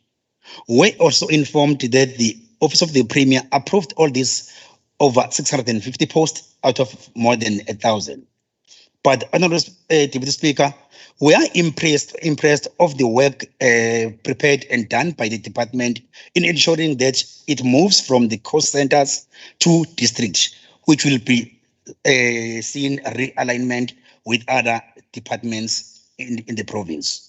This will ensure that there is a quick service delivery to most of the districts in the province. Honorable Speaker, the Department of Transport is not doing well in spending of conditional grants as two programs remained underspent by mid-year. Only 1.488 billion rand out of 1.547 billion rand was spent. A call has been made that this department has to put more effort in spending such conditional grant as not to lose money to the National Revenue Fund. There was also an underspending of infrastructure budget where 3.357 billion out of 3.589 billion was spent. The under expenditure might be worse because of closure of construction industry during December and January. Honorable Speaker, it is disturbing also that the specifically and exclusively appropriate funds were underspent, especially for the land transport, while our land transport is still a need. A turnaround plan is also been requested by the Education and Transport to accelerate this land transport program to our deep rural schools. Honorable Deputy Speaker, social development overspend is in mid-year budget by 29.1 million rand. At year end, this department projects to overspend by 67.39 million rand. Through engagement, it was resolved that a turnaround plan had to be developed to wipe out the projected over expenditure. As has happened before, the allocated ECD grant is underspent continuously since its inception. More than 108.9 million rand was underspent. We need to point out that this department is doing exceptionally well in the spending of the social sector, which is the EPWP incentive grant for the province. By 30 September 2021, this grant was overspent against projections at 114.5%. This shows that 100% of it will be spent in full by the end of March 2022. The black spot is in specifically and exclusively appropriate funds, which were underspent by 129.580 million rand in the first 6 months. Most efforts need to be put by the department to this one. Honorable Deputy Speaker, allow me to close by supporting this midterm budget performance report. Thank you, Deputy Speaker. Okay. We are now going to move to the next speaker from the NFP, Honorable CM Shinga, for 3 minutes.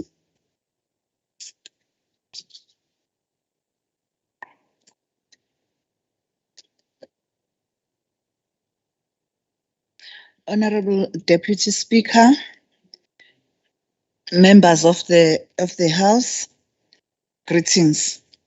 Honorable Speaker, on behalf of the NFP, we acknowledge the mid-year budget performance reports. As the province collected 1.275 billion in the first 6 months, half of the 2021-2022 financial year, only collecting 66.9% against the mid-year projections. This under-collection is substantial considering the indefinite future revenue collection amid the midst of COVID-19, and while in aggregate, the province is projecting to under-collect by 377.029 million. Half of the departments under collected and revenue collection was low at 34.9% of the adjusted budget. And this is a great concern because of the violated straight line benchmark of 50%. Honorable Speaker, we are greatly concerned by the mishap in the Department of Transport that a journal of 377.740 million in respect of motor vehicle license was not captured timelessly, which costed the department millions of revenue collected. We ask that the department maintain consequence management to ensure this is not repeated in future. Honorable Speaker, there are currently unpaid claims of 99.400 million for road accident fund, including for prior years, and it is worth to note that the under collection of revenue under the Department of Health was mainly on patient fees, with a very small amount of revenue collected from REF. We are encouraging the provincial treasury to devise a strategy with the Department of Health as well as transport, with the aim to fathom out the reason behind the issue of unclaimed road accident funds. Honorable Speaker, it is worrying to note that the expenditure of some conditional grants, which are showing concerning low levels of spending, which is significantly lower than the 50% straight line benchmark, while there is an outcry for the provision of government service delivery. Honorable Speaker, we welcoming the infrastructural expenditure of the provincial departments, which is slightly below the target for the mid-year budget at 97.9% of projections and 44.7% of the annual budget.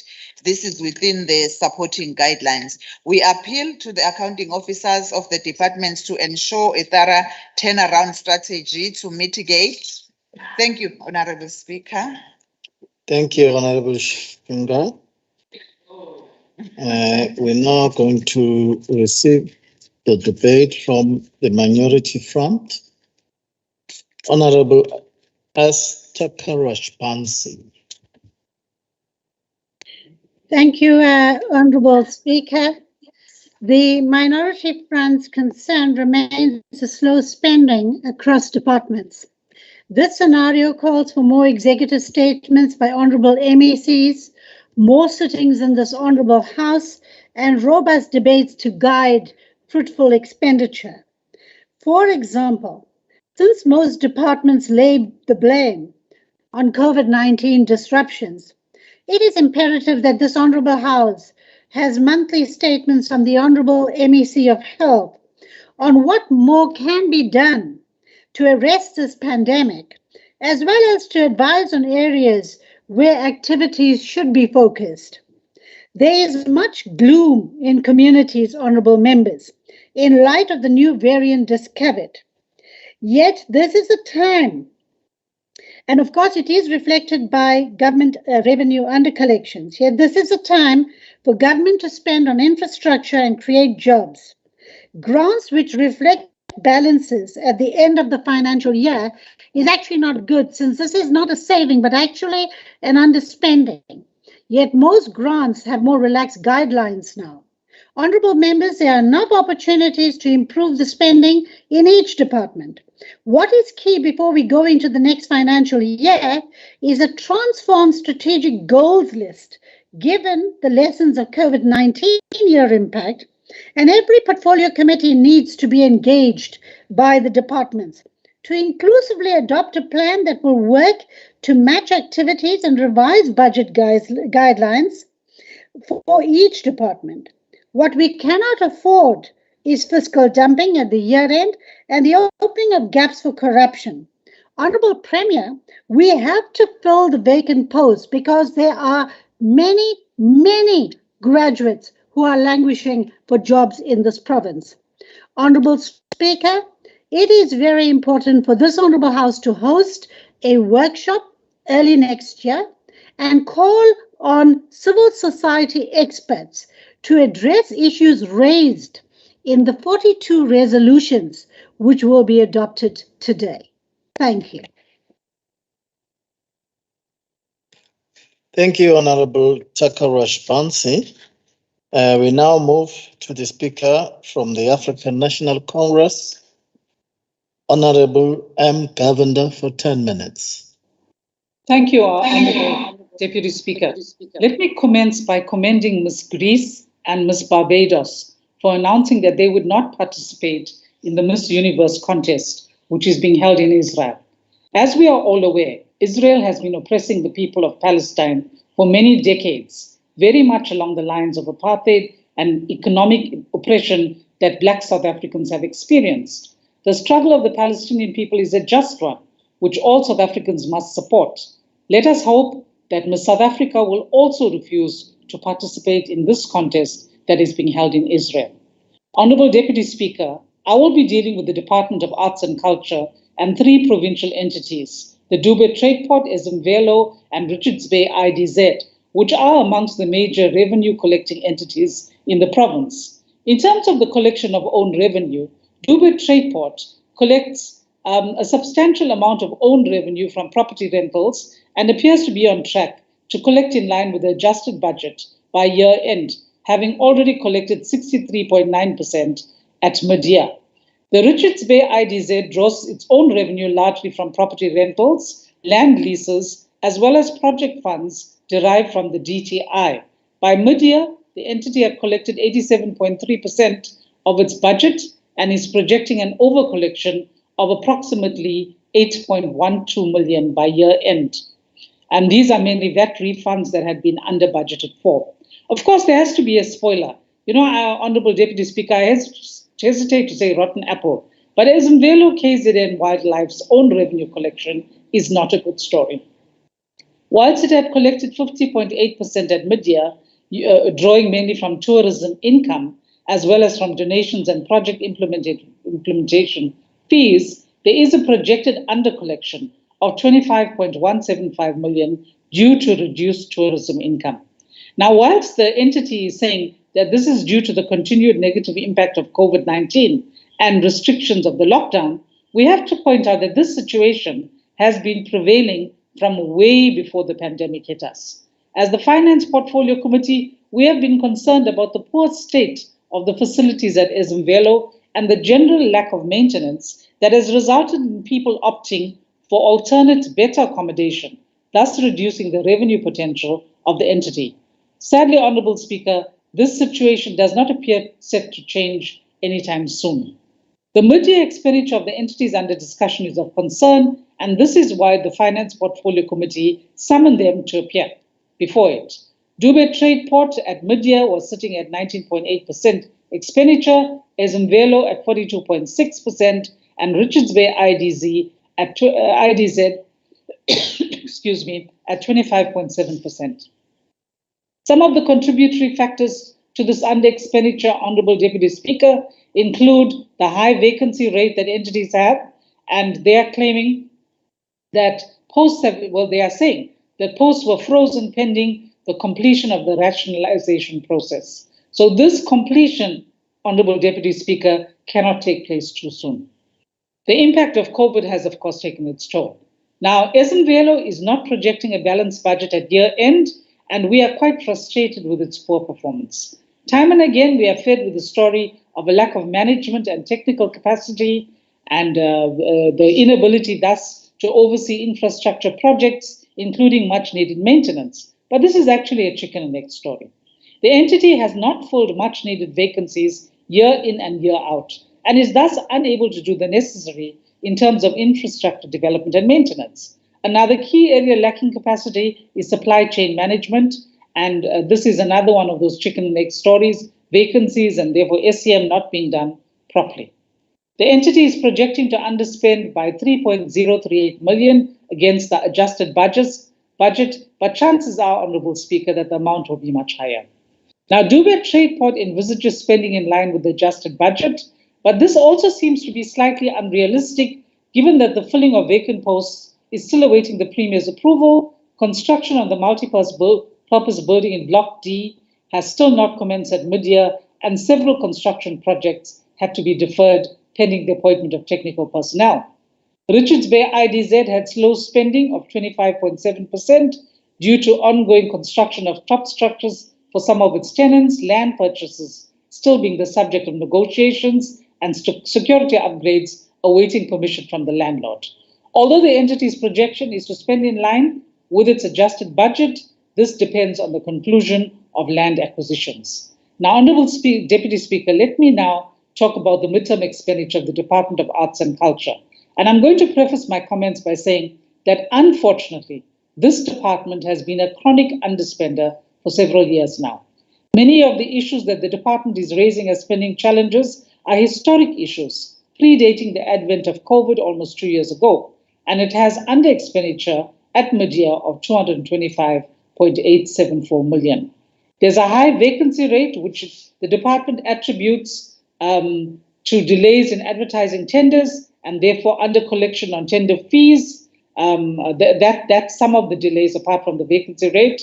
There have also been delays in awarding the cleaning contract for the department, and the EPWP grant, Honourable Deputy Speaker, has been used to pay contract cleaning staff rather than the budgeted funds. Generally, there have been delays in filling critical budgeted vacant posts, and the reason for this, we are told, is that the department is still in the process of merging with sport and recreation, and all posts to be filled have to be closely scrutinized to ensure there's no duplication once the merger is finalized. But even though posts were submitted for approval by the Office of the Premier, approval was not granted, as the merged department has still not come up with a new organizational structure. The department's SCM unit, where there are serious problems of supply chain management here, is functioning with just a director and a deputy director. There are also matters of concern relating to operating lease payments. Honourable Deputy Speaker, the department has been underspending because it has not received invoices for the Bay House building. The contract for these premises, which had been signed via the Department of Public Works, ended at the end of May 2019 and has not been renewed since. So the department is currently occupying the building with no contract in place and with invoices that have been budgeted for not being spent, funds not being spent. The Community Library Services grant has for several years now been underspent, and there was an amount of 15.203 million that was provisionally rolled over, approved for rollover for the procurement of toys and materials, as well as the construction of the Dukuduk Library. But we've got to raise a red flag here, Honourable Deputy Speaker, as this provisional rollover has not been spent by mid-year, and in addition to that, there has not been the commencement of the construction of most libraries in Msinga, Ngutu, Langezwa, and Ndaleni by mid-year. Now, transfers to various organizations to host programs and events on behalf of the department were not affected due to the national lockdown, but the department, with the level 1 restrictions, expects to transfer these funds from the second half of the year. But it will have to explain when the postponed events will be held, given that it is now late into the year, and if there are no events, what will these funds be used for? Transfers to various museums and art centers also did not occur, and this is attributed to delays in the finalization of the signing of memoranda of understanding between the museums and centers and the department. Similarly, transfers to the tune of 96.182 million in respect of the provincialization of libraries was not affected, again due to delays in the signing of MOAs. Honourable Deputy Speaker, here too we must say this is an old pre-COVID story. We have been hearing about delays in the finalization of MOAs for quite some time, and this of course has resulted in under-expenditure.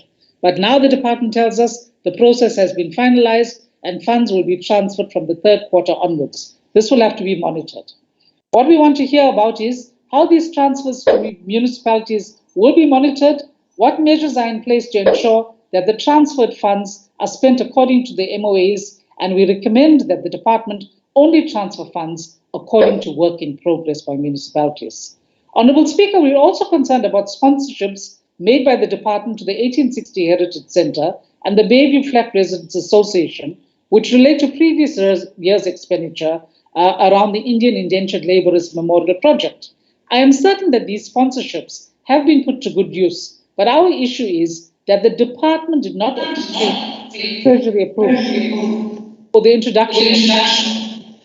And they must tell us why contravention of the PFMA, but not to obtain.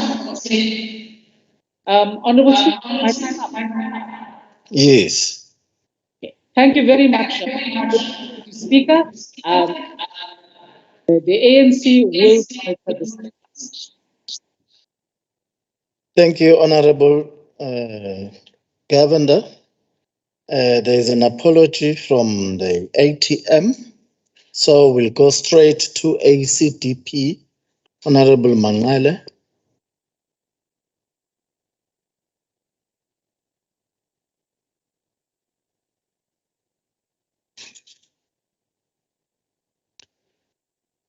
Greeting you, Speaker, in the name of Jesus Christ.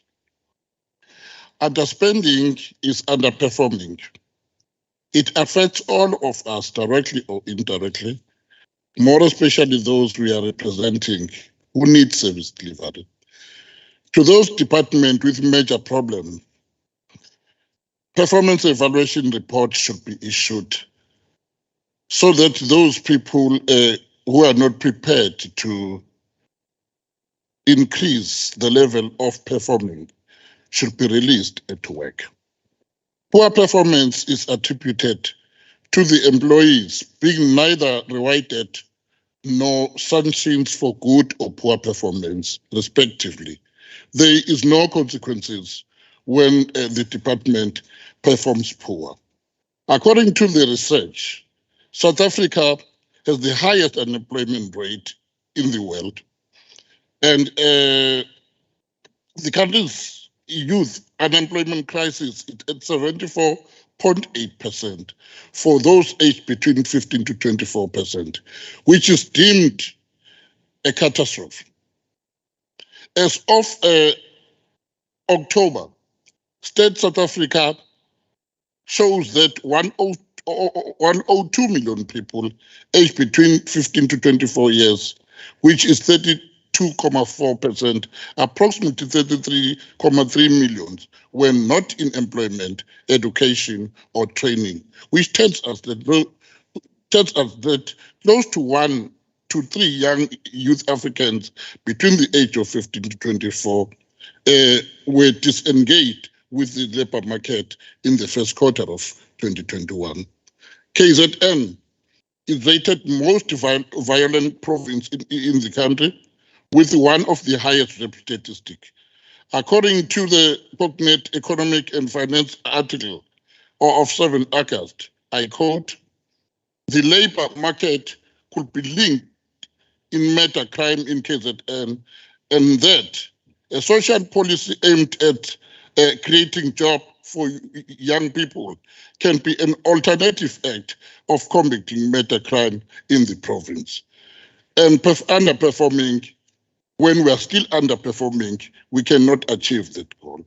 The Office of the Premier holds the solution to our youth unemployment with 50 million YEF and must be utilized to educate and empower our youth through the bursaries and other matters. The ACDP are saying that YF should be an agent ensuring our deserving youth benefits from this timeless. Thank you. By doing so, youth crime rate would be reduced. Thank you, Speaker. Honorable Rogers from the Democratic Alliance for 4 minutes.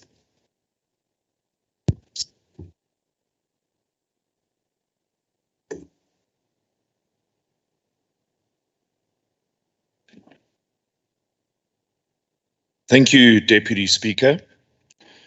I want to remain my focus on exactly what it is that I see that lies ahead of us. And I trust the MEC and our chairperson of finance will perhaps guide me. And if I'm wrong, I'd be only too delighted to say that there's not a huge challenge facing us. Both Honourable Nkosi and Honourable Zulu said that National Treasury will fund our shortfall in compensation of employees. I don't see that, Deputy Speaker. What I see is the following, and I want to try and make it as simple as possible. If you look at the midterm budget, currently we're projecting an over-expenditure of 7.1 billion rand. Of that, 5.4 billion is for compensation of employees, and 1.1 billion is for goods and services. Now, in my engagement with National Treasury yesterday, they made it clear that the province's adjusted budget would receive an additional 4.465 billion rand. That leaves us as a province with a shortfall of 2.635 billion rand. Now, as I said earlier in my debate, our cash reserves and our contingency reserve will certainly not cover that. Then, of course, if you add on to it the projected own revenue collection, the shortfall there, it pushes that figure to almost 3 billion rand.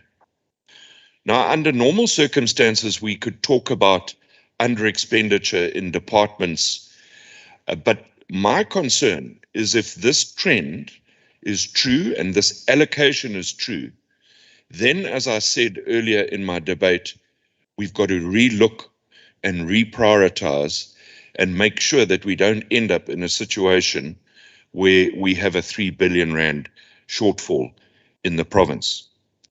Obviously, conditional grants do not form part of the concern I'm raising.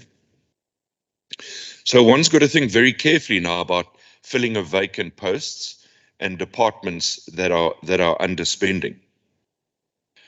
I enjoyed Honourable Governor's contribution because I think it makes an enormous amount of sense. You know, we've been talking about rationalization of entities.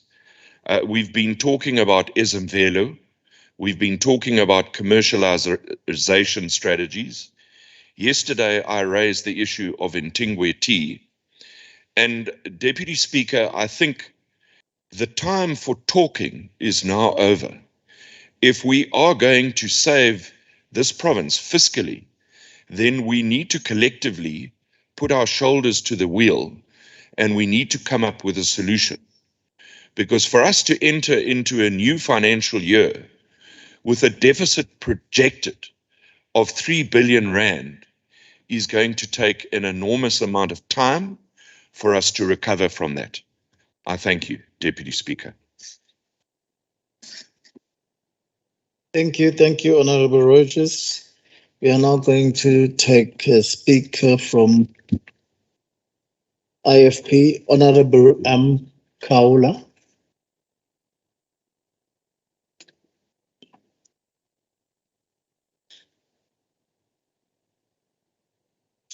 Hayi angithokoze Somlomo ngendlu yakho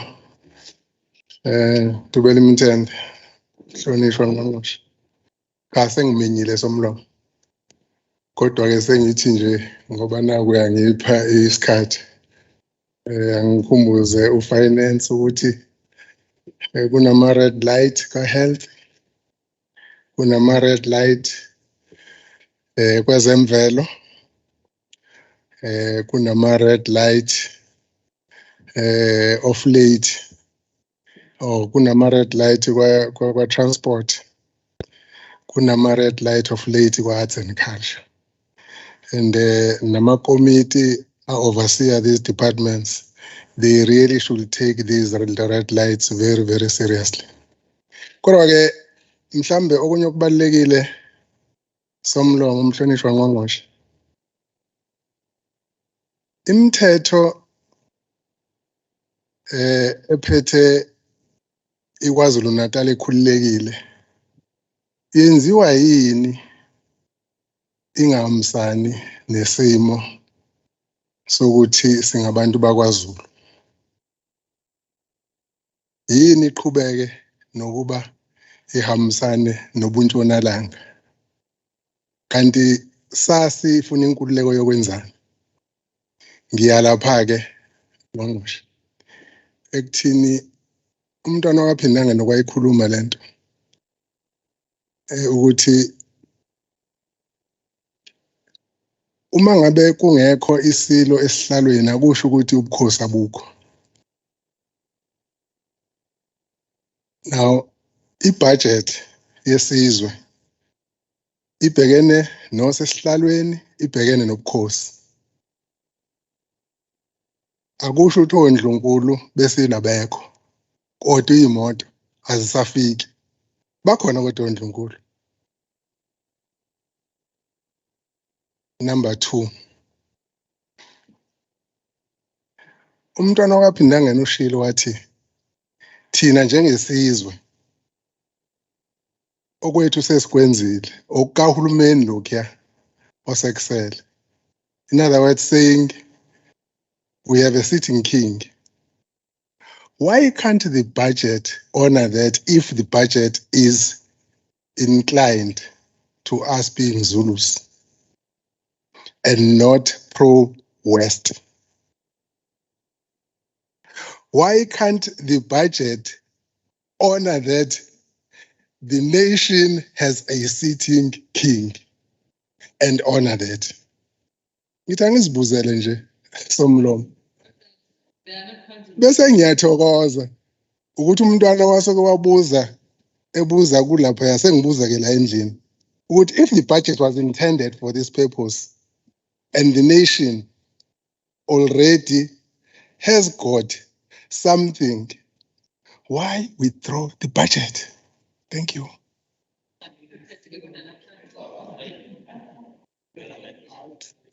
Okay, can we move now to? Can we move to the next speaker from the African National Congress? Honorable Duma. Thank you so much, Honorable Speaker. 12 minutes. Thank you so much, Honorable Speaker, once again for affording me this opportunity. I also greet the Speaker in the House, Honorable Mahubel, greeting the MEC who's just going to respond. PT, she's only have 10 minutes, and there are fundamental matters that she must just respond promptly today. Some of them has been raised sharply by Honorable Governor, but I'm also going to elaborate. I'm assigned to deal with the legislature midterm and cross-cutting measures towards our role and the oversight in ensuring that budgets do spend their part in. Speaker, I just want to start firstly by sharpening the tools of analysis of us as legislators. What do we do if our department are failing to apply consequence management on non-spending? I've got that problem. I think year in, year out, and through you, Honorable Speaker, you will find that you will sit at the level of portfolio committee. You will agree that some of the things has not been raised, because I'm going to later deliberate on what has been raised by Honorable Rogers. In fact, from a face value, you think that Honorable Rogers is radical and robust in advancing this thing. One who is more robust is the chairperson of finance and Starkov and Scopa. You'll find them, they are raising these matters on a day-to-day basis whenever there are hearings, whenever there are also matters when we are debating. I do want that, Chair, and I also want to highlight that one day you'll have a portfolio committee scrutinizing the budget, because ours is not for compliance purpose. And we say that we are not passing this budget if our department are not spending. Because for me, it is the reality that understanding of us, if you underspend, that is equivalent to poor performance. We agree on that, and it should be equivalent to crime at some point in time, because if you are not spending what is due for service delivery, you are depriving the development of our people. But on the same breath, over expenditure, if it is justified thoroughly by paperwork or the Speaker, it must be understood as such. It might be related to outcome matters. I'm just going to highlight 3 departments. Health, from time to time, will be justified to have over expenditure. Department of Education will be justified to have over expenditure. I think in the current stage now, we're glad that the legislature has some few errors where there are over expenditure, which are justified at the same time, because we are supposed to be ensuring all these billions allocated to the province. I think Honorable Chairperson, Honorable Mahlobo has already mentioned that the legislature has still and managed to deliver on its mandate and quick adaptation to fourth industrial revolution on hybrid setting, and this has been very effective. I think we just want to commend the collective led by Honorable Mahlobo in ensuring that we are able still to maintain the decorum of this legislature and ensure that we do play our oversight in the department. And I think we must just highlight one thing, Honorable Speaker, on the issue of legislature when I type that instead of 24 department quarterly reports that should have been considered, only 20 were achieved at this point in time. It's just a note. It is not just a matter of serious concern, because the legislature has improved drastically from where we are seated. We are worried, Honorable Speaker, on the budget. In fact, this is a debate. A budget cut of 54 million in terms of legislature, is it justified at this point in time? We've been always advancing this formula. Expected to monitor billion with less than a billion budget. It's very difficult, and which is why we've been craving the indulgence from the Speaker. Just ensure that on the high vacancy rate that there's an outcry, ensure that you have proper researchers who understand, who are equipped on understanding provincial legislature, and the training methodology should be sharpened in them understanding our policies, our laws, as opposed to someone with having a research but not equipped enough to understand our daily routine, because there is a problem. I understand 19 million goes towards goods and services. In that unit, it is where the tools of trade for members are there. And what are we expected to do? Because we can't compromise the issue of training. We can't compromise the issue of development. And the world has grown on the stage of adaptation and fourth industrial revolution. If I can just tell you, Asia these days has approached the last phase of fifth industrial revolution. So we are still at the back. We must be equipped, and we just have to pass in our tools going forward as well. We are very happy, Honorable Speaker, that the monthly balance of the province remain liquid. We are very happy about that. We just have to mention that the leader of business must be proud in ensuring that they steer that forward. In the past, Honorable Speaker, while I wanted to highlight and raise to Honorable Rogers, that all these years, we go to every legislature, there is a racial detonate where we sing that if the MEC or the minister, in terms of color, the opposition, fundamentally the DH, would be easy to say that a job well done. We have not heard them saying, Honorable Dube has done a sterling job. And that is fundamentally for us, because it is not necessarily because they don't see a good job. It is simply because of racism tendency of demonizing everything that is African.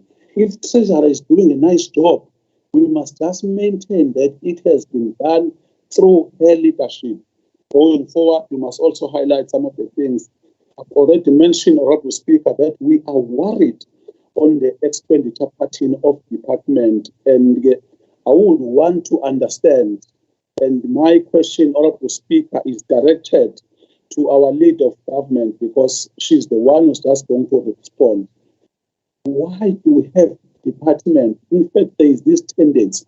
Departments, especially infrastructure departments, they will say that the expenditure pattern in the first quarter is not strong, is usually slow.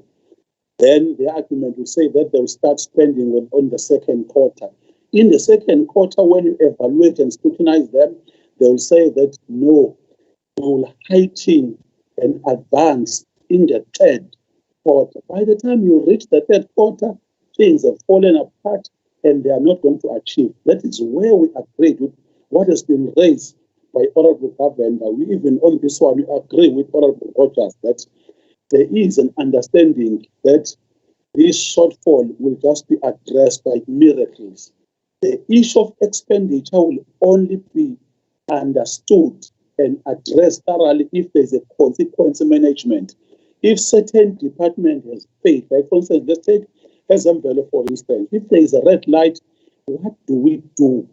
Who is currently going to pay? Because Department of Transport, for instance, will have under expenditure maybe equivalent to 1.5 billion, but you won't find anyone being penalized at the end of the day. Now is the right time that as a result of you spending this money, HOD, in terms of checklist, in terms of scorecard, you're not going to get your performance bonus. On top of that, you must just clarify to us, why are we still expected to still pay you? And the HOD will be able to do that on top of that with his or her TTGs. So it has not happened all this time, and now is the right time that we do that. But Honorable Speaker, we thought that Honorable Rogers, who's raising the issue of accountability that is falling on deaf ears when it comes to the ANC as the ruling party and the government, I thought that he heard yesterday that two members in the form of Honorable Government and Honorable Duma raised that we still feel so undermined by the DA when they're taking a podium in three spheres of government. And it was raised that we could in Durban recognize people and characterize councillors as nonentities, characterize councillors as nobodies and randoms. Why the lead of the DA is not saying a thing? It is fair that is debating the budget. It is fair that is even crafting nice numbers that we might not balance at the end of the day. Why the lead of the DA is so selective? In fact, I don't know whether it's a selective amnesia. He's so selective when it comes to the DA that we feel a very restless tone from them and nothing is being done. How do we expect that they'll talk about poor performance? Then we should listen as the ruling party if themselves, whenever they've given a platform, they are so antagonistic. They are using the wrong language. They are undermining our people. Honorable Speaker, I proceed. I think it's fair that the honorable member Sishinga is adapted nicely into this legislature in this August House, Honorable Speaker. I think she's able to read exactly what has been happening. And from the level of the opposition, she's able to highlight some of the things that are not happening correctly in the midterm budget. But in a very progressive way, she's able to identify what has been done by government, because we cannot just be seen as if we want to hear something good for us. Do raise concern, but at the same time, raise it in a very cordial manner. That's what is expected. I just wanted to highlight that, Chair, but I do want to also be emphatic on the issue of high vacancy rate. And I wonder at this point in time, given the platform, the leader of the government business, whether should be able to address almost all these imbalances. Because you'll find that if we have an under expenditure of almost 2 billion by the time we reach our financial year, that's a problem if you don't have the sufficient staff. That's a problem if the issue of capacity has not been addressed. We are even worried, Honorable Speaker. Fortunately, it is not happening at the legislature because we have cleansed the House. We are even worried that on top of this budget, you'll find the department failing to spend the budget, but in the next year, because ours is gradually from the zero-based budget, they will still entice the budget with more funding. To be practical, like for instance, if the department has 3 billion, why do you afford the department 3.5 billion or 4 billion without addressing all the matters? Because that's a problem. I've already raised this concern, and Your time has expired, Honorable Chairperson of Committees. Thank you. The next member is the Chairperson of the Finance Portfolio Committee to respond to the debate, the Honorable S. Singusi, for 10 minutes.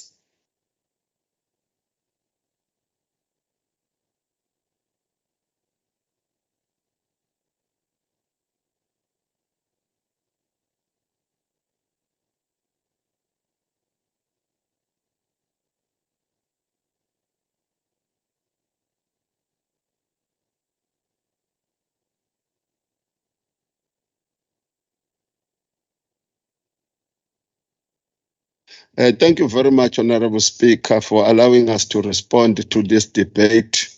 I just wanted to indicate that it was quite unfortunate that the Honorable Kaula raised the last part. Personally, I don't get into royal family issues, deliberately so. I don't. I would not be interested to do so.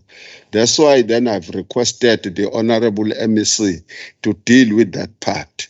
But to what we do as the Finance Portfolio Committee, we can give you proof that the Queen's cars were procured and by the Royal House Trust, and then they were delivered late. This is what we dealt with when we were dealing with that part. The other one of that you are talking about and all the stuff and leave out deliberately issues that you know they are at play there, which personally I'm not interested to enter in that terrain.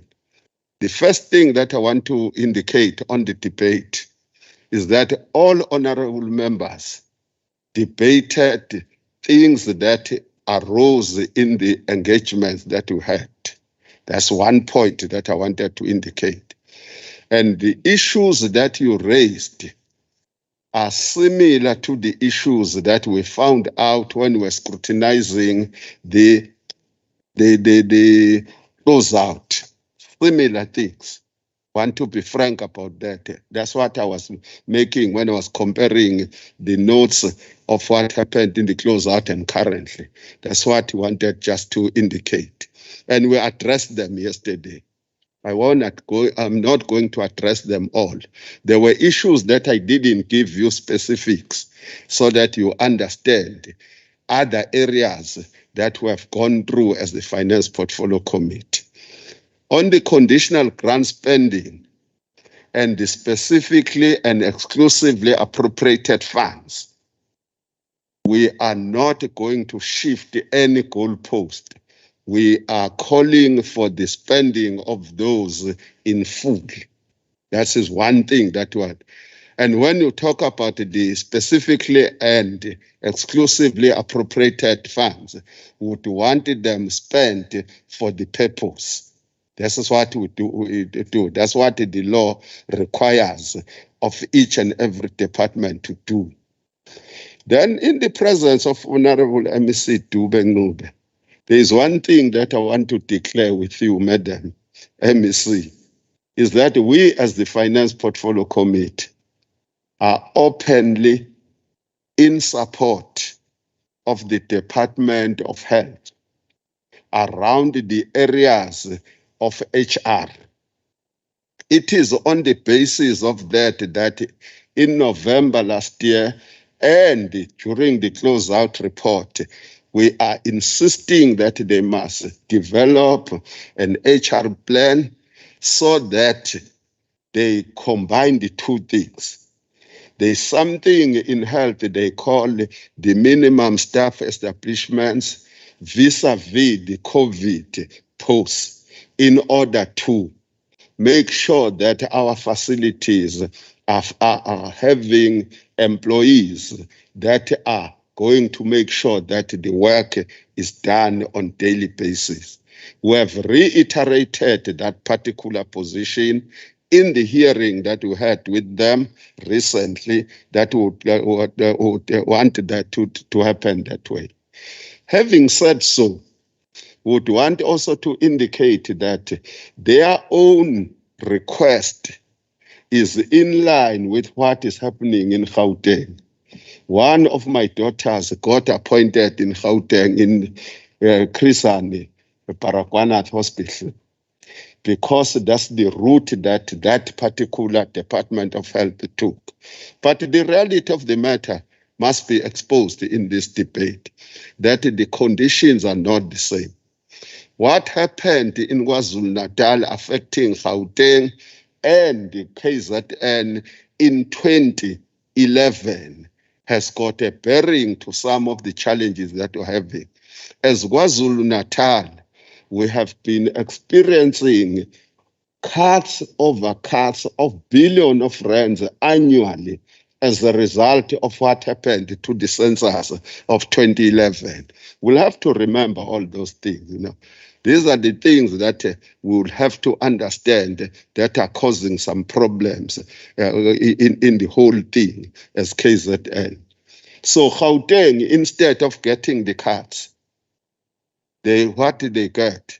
They got billions upon billions allocated to them. That's why in both the equitable share and the conditional grants are above KZN, which happened for the first time around 2015 or so, when they overtook us. I can't be certain about that. I've been monitoring that and all that stuff. Then on the question of the problems of arts and culture, I repeat what I said yesterday.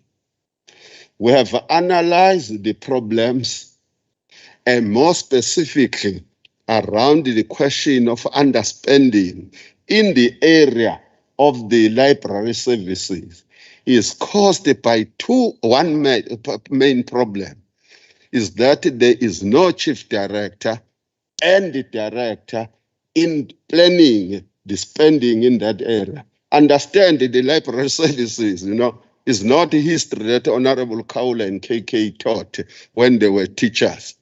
It's a specialized thing. That area of archives and libraries is a very specialized nature. Then we committed ourselves in the engagement with arts and culture last week, if I'm not mistaken, Honorable MEC. Then I approached you, you know, as I committed myself, you know, this is good to ANC, you know. You take a decision, you implement it. I indicated that in my capacity as the chairperson of the Finance Portfolio Committee, I am going to engage Treasury as well as the OTP. The response in writing that I got from the MEC in front of me was that she has approved those posts because her own analysis is similar to the Finance Portfolio Committee, that whether you match the two departments, but the area of library services and archives will not be affected. We're in unison when we sing that particular song with the MEC. Then we have engaged the Office of the Prim as well through the DG. And the same story is happening. We're hopeful that those posts will be advertised so that that gross underspending that is happening in that area is addressed. But the reality of the matter is there. Even when that chief director was there, they were still underspending on that particular conditional grant. But the problem is worsened by the fact that there's nobody who is planning with the expertise. That's the main problem. That's one thing that I wanted just to indicate.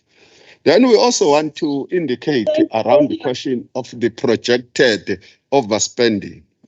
On that area, we have got a very weak agreement with both the Department of Education and Health around the question of ensuring that they wipe out that projected over expenditure of more than 3 billion each, as Honorable Rogers was indicating.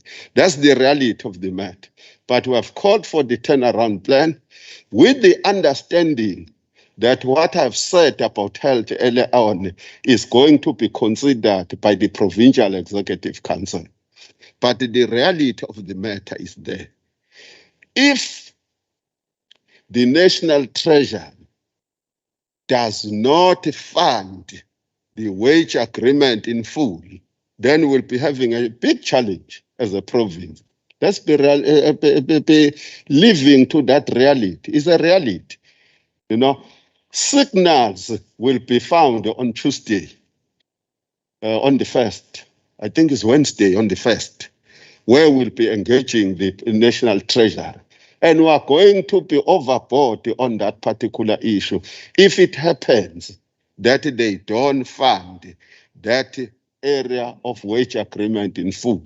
So that's the reality of the matter. Having said all that, we are going to glide through the problems and resolve them when time is right. Thank you very much, Honorable Speaker. Thank you. The next the next chairperson to respond to the debate is the chairperson of the Standing Committee on Oversight, the Honorable Ntombela, for 5 minutes. Thanks, Chair. One thing, honorable members, I think we must agree on is that the economy of our country is not in a good standing. This will require of us what we have, we spend adequately and as expected. And in reality, there is very little growth expectation we can expect under the circumstances. We might be going for the worst as we move forward. So I think the key message on our part is that what we have admired with the legislature, that logo okunikiwe ukwazi ukukusebenzisa ngendlela efanelekileyo, where you can make savings, you make savings, but what is allocated to you, spend it accordingly and properly. Because as things stand, akukho okuzoshintsha okungakanani in the next possibly 3-year cycle or 5-year cycle, umubheka isimo isona seyimali says we might be going for the worst. It's worse the issue of COVID and the reluctance of people to vaccinate. It might have further implications with how to open up your economy. So that is going to be a challenge for us. The second thing I think we want to emphasize on our side as TACO is that part of the savings we make as a legislature, we think an extra effort must be made on us interacting with our communities. We had good programs in the previous terms of voter education, but we usually take them as we go towards the elections. But if you observe what is happening in the country in the last elections, it tells you that some of those programs need to be continuous programs. I don't want to say be daily programs, but they should not be programs we undertake simply because we approach the elections. Those programs of us, some more interacting with our communities will require us that let us be consistent in doing so. How we do it is something we have to discuss, I think, amongst ourselves as members. If we must do it quarterly, let us do so, because part of the key challenge you observe is that social distance between us as a leadership and the communities we claim to be representing. There is a lot of anger. Ukuthi thina sizihlalele la komaPhalamende asibanakile asikhulumi nabo sifuna ukuyakubona kuphela uma sesifuna ukuyovotelwa. That's an area which I think for me is an area of emphasis. We must try and work on how do you comprehensively work on a turnaround of our programs, of us going to our people as legislatures, as members of parliament, how to improve on that area. If we can do that, surely the level of anger and the disillusionment can be turned around as a positive as we move forward. Siyabonga Somlo.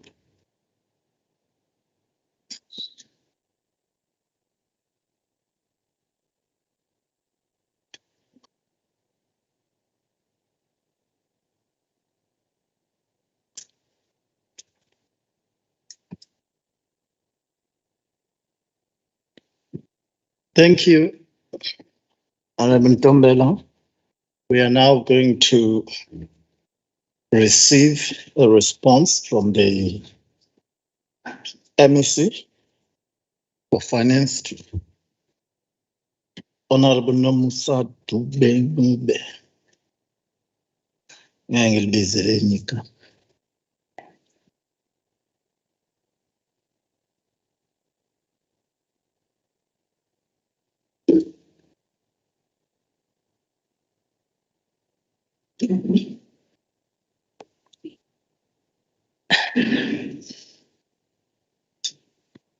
Thank you, Honorable Speaker, Deputy Speaker, and to all the honorable members for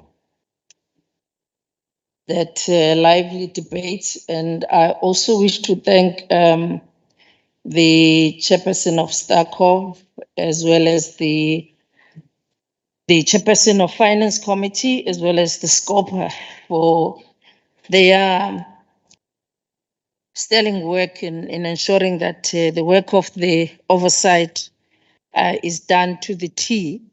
Perhaps because they have done a lot of work, Honorable Deputy Speaker, I'll just start with the one for Honorable Kaula there, my Honorable a member. Indeed, Honorable Kaula, the government is supporting the royal household with everything, as you would have heard from Honorable Chair. The only thing is that they are not supporting the Islam because of obvious reasons. But also, I do want to say that, as Honorable Nkosi was saying, that we do avoid to talk about izinto zaseNdlunkulu esigangeni, kakhulukazi. But I also do want to say that, in particular, wena ke ngoba umntana enkosi, nabanye abaziyo ukuthi kwenze kanjani mangabe mangabe singabantwana basekhosini. And you would know that even namanje, I remember even during elections, ukuthi uma ngabe kukhothame even inkosi, not even isilo njengoba kwenzeka kuthina, you would find that you'll be told ukuthi imicimbi ayenziwa kulezo zizwe ngoba izizwe zisalilile, even a year. And that's how we know things have been happening in KwaZulu. That you would not have imigidi, imicimbi, because isizwe siyalile. And but yeah, it's a discussion for another day between mina now mhlawumbe ngoba akufunakala isithathe izinto zasentshonalanga, and I agree with you in there, because I don't believe that we should be fanele ngabe siyasina sinembhiyozo, fanele ngabe sisalila kusafresh isilonda sethu. And I want to say, honorable member as well, the recent judgment on the kingship of Mpepu, of the King of Bavenda, has been a pointer as well, the Constitutional Court judgment there, as to how do you deal with the kingship. And I just want to refer again to you and other members, honorable members here, who know, of course, and who know the kingships, ukuthi kuphathwa kanjani isihlalo. And you would read that judgment of the kingship and many other kingship judgments that have been there before, and they've been consistent as to how do you go about dealing with those matters. So I would plead that asingadukisi abantu. Ngiyacela. Honorable Rogers, I think the matters that you have raised are very important, and I do agree with you. But first of all, I want to say that the National Treasury is funding is funding full the wage agreement, and it is expected that the departments should have funded the 1.5 pay progression. And I agree with you that with the state of affairs that is there in the department right now, At some stage, we even spoke about it in Treasury that we might even have to try and protect the COE budget so that if the departments are not able to do anything, at least we would have protected the COE, and then bazibonele ukuthi what do they do with any other thing, because of the precarious situation that we see the budgets looking at in terms of those of expenditures. But indeed, the wage agreement is being funded in full. And that's the other, I think, challenge that we are facing, in that the departments are faced with a very serious situation where we discourage them from continuing with recruitment, because National Treasury has said 2 years ago, stop the headcount. Now, when they give us money, they give us money in relation to the 2 years headcount, not on this headcount, not on this recruitment that we've been doing in the past 2 years. So it's a problem. As we continue filling this post, we're not getting money for those posts. So that's why you have a problem that departments have these posts and they're not filling them, not because they want, but because they're taking a very conscious decision to say, if you fill them, you must know you don't have money in the outer years. So I think members need to understand that it's not through the fault of their own in the department, but it's because of the seriousness of the fiscal that we are facing that they've got to try and juggle. Indeed, the Department of Education and Department of Health do need our support, and we are supporting them with their budget pressures that they are facing. But we've also asked them to continuously work on reducing their spending. Department of Education is putting a lot of effort. In fact, they on their budgets, they've done a very good work on their conditional grants. And I can assure you, honorable members, that most of the departments, maybe in a month's time, when you look at their in-year monitoring, the situation is going to be very different, because in the past 2 months, they've done a lot of work in terms of spending. The agriculture department, I think we need to understand that they had a peculiar problem, because a lot of their work went to the tribunal because their procurement were challenged. So they were stuck. That's why they couldn't spend. And I think the tribunal recently had the judgments on that through the judges. So they're only going to start now to try and see if they can catch up.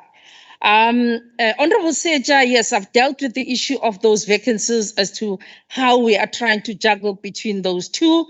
And indeed, honorable members, we have the cabinet has set, and they've decided that all the departments should have the turnaround strategy, working with all the HODs. The cohort is going to be meeting to ensure that we look at those turnaround strategies to make sure that nobody overspent, nobody underspent. And before the end of December, we would have looked at that and would have looked at how we mitigate whatever risks that are there within each department. Unfortunately, I do not have time to go through each one of them. The problem of under collection, it's one area I did mention even last time, that we really need to be looking at our collection as a province. We can't rely always on the national raised revenue. We've gone to an extent of saying perhaps we need to even to be putting targets for the departments to say, if you over collect, some of those monies can go back to you, so that we have incentives for collection of revenue, because that can then make departments to collect more and be able to assist us as a province. Otherwise, if we sit and under collect and nothing happens, because somebody must then be able to fill that hole that is, that happens as a result of the under collection by the province. As now, we've had to budget for that under collection that is going to happen. So it's something that we really seriously, all of us, committee and the government we need to look at, and we are indeed looking at. We are engaging with the National Treasury around the issues of education and health, honorable members. Thank you, Chair. Siyabonga, siyabonga. Mphathisi. Hayi sesifike-ke esiphethweni bahlonishwa. Cala inkulumo mpikiswane ye-Media Budget Performance Report. Indlu-ke manje sizodinga ukuthi-ke sivote womabili imibiko ye-Startcov kanjalo nezezimali. Ngokucelwa-ke Startcov nekomiti lezezimali ngizobe sengikubeka ey'thebeni-ke zalendlu sobe sesiya-ke kwi-report ngayinye.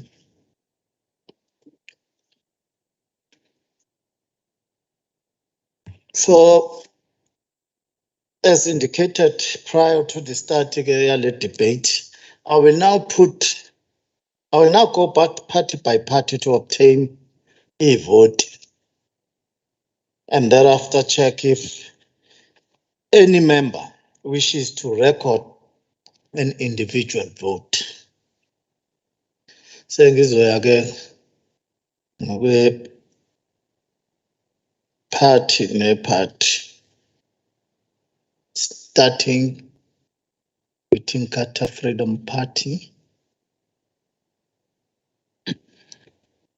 Mhlonishwa somlomo. Ngasohlangothini lwe-FP siyawumukela. Siyabonga. Then bese siza Democratic Alliance. Sibonga somlomo iqembu le-DA liyimukela i-report. Siyabonga.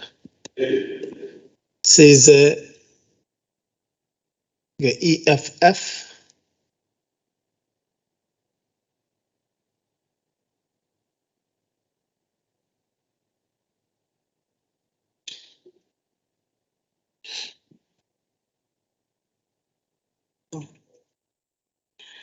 Ngiyabonga sisekela somlomo. EFF iyasupport. Siyabonga. Size National Freedom Party. Ngiyabonga somlomo, i-National Freedom Party iyawusupporta, iyamukela lo mbiko. Ngiyabonga. Siyabonga. Size nge-Minority Front. Thank you, Honorable. The minority supports. Sesiya abantu bawaNkulunkulu ACDP.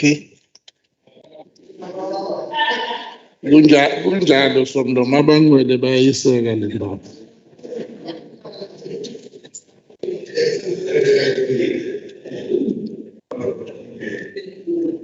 ATM ifake isoliso. The ruling party, ANC.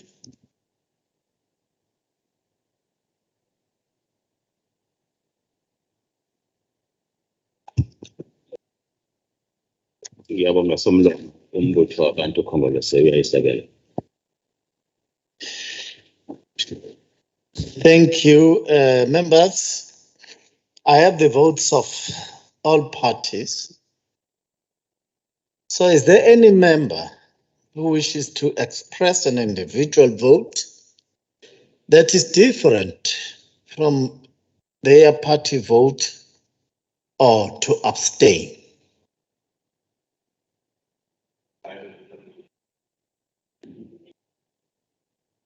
Ungathi bonke ba-disciplined kwimandate yama-parties apho. Ngakho-ke siyadlula. Now, Secretary, can I ask for the tally of the votes? Thank you, Mr. Speaker.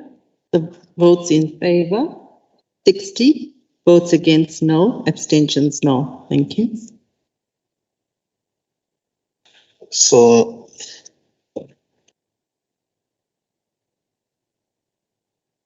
now formally declare the results of the vote as follows. Vote in favor 60, vote against none, and abstentions, the ayes have it. So the report of the Finance Committee has been adopted. I will now proceed to deal with the report of staff cost. Do the same. As I indicated prior to the start of the debate, I will now go party by party to obtain the vote and thereafter check if any member wishes to record an individual vote. Starting again with the IFP.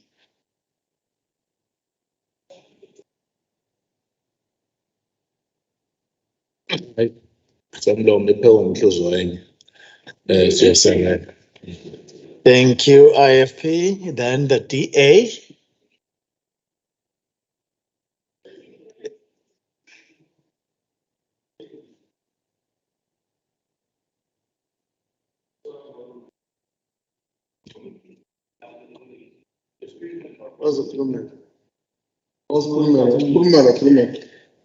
Uzokhombisa wasemthwalo.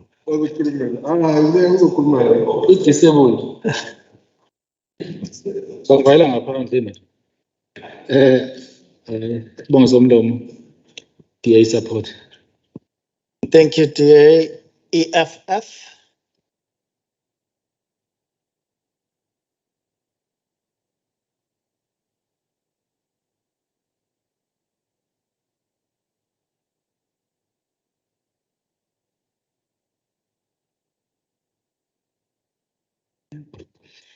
Sekela Somlomo, EFF ya support.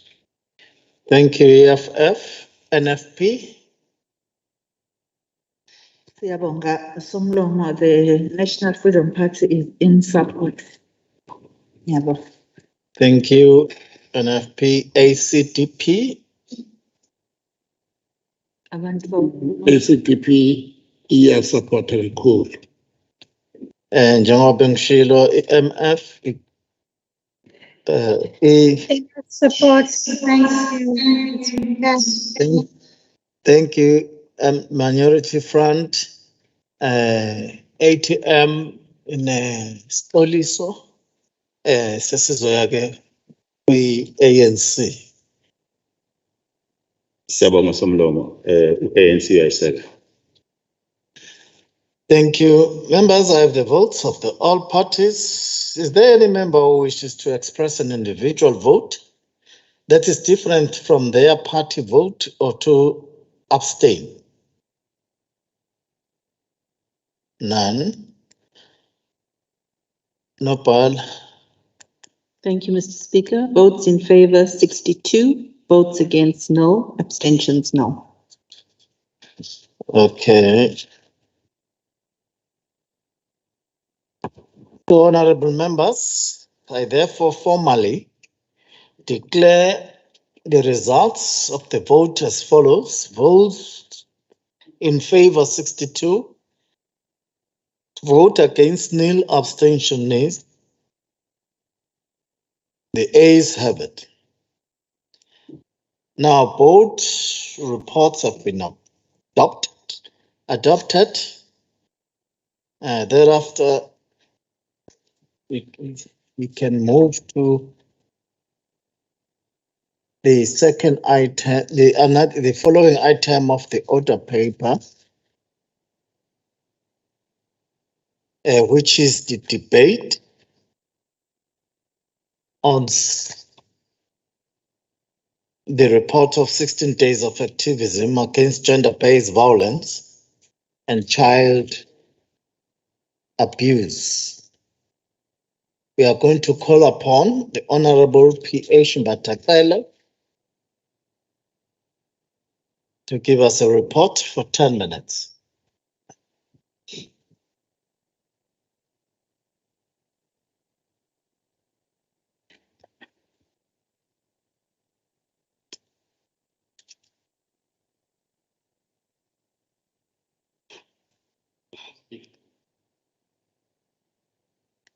Yebo. Mhlonishwa. Somloma ngonakele bengicela ngithi angazi noma sinefisela izinga lamakhaza hayi siyaphela nje.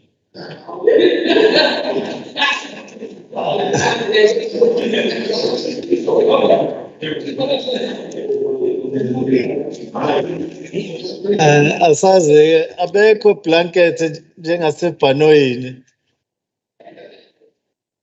Kodwa ke they need to take care of you. Okay.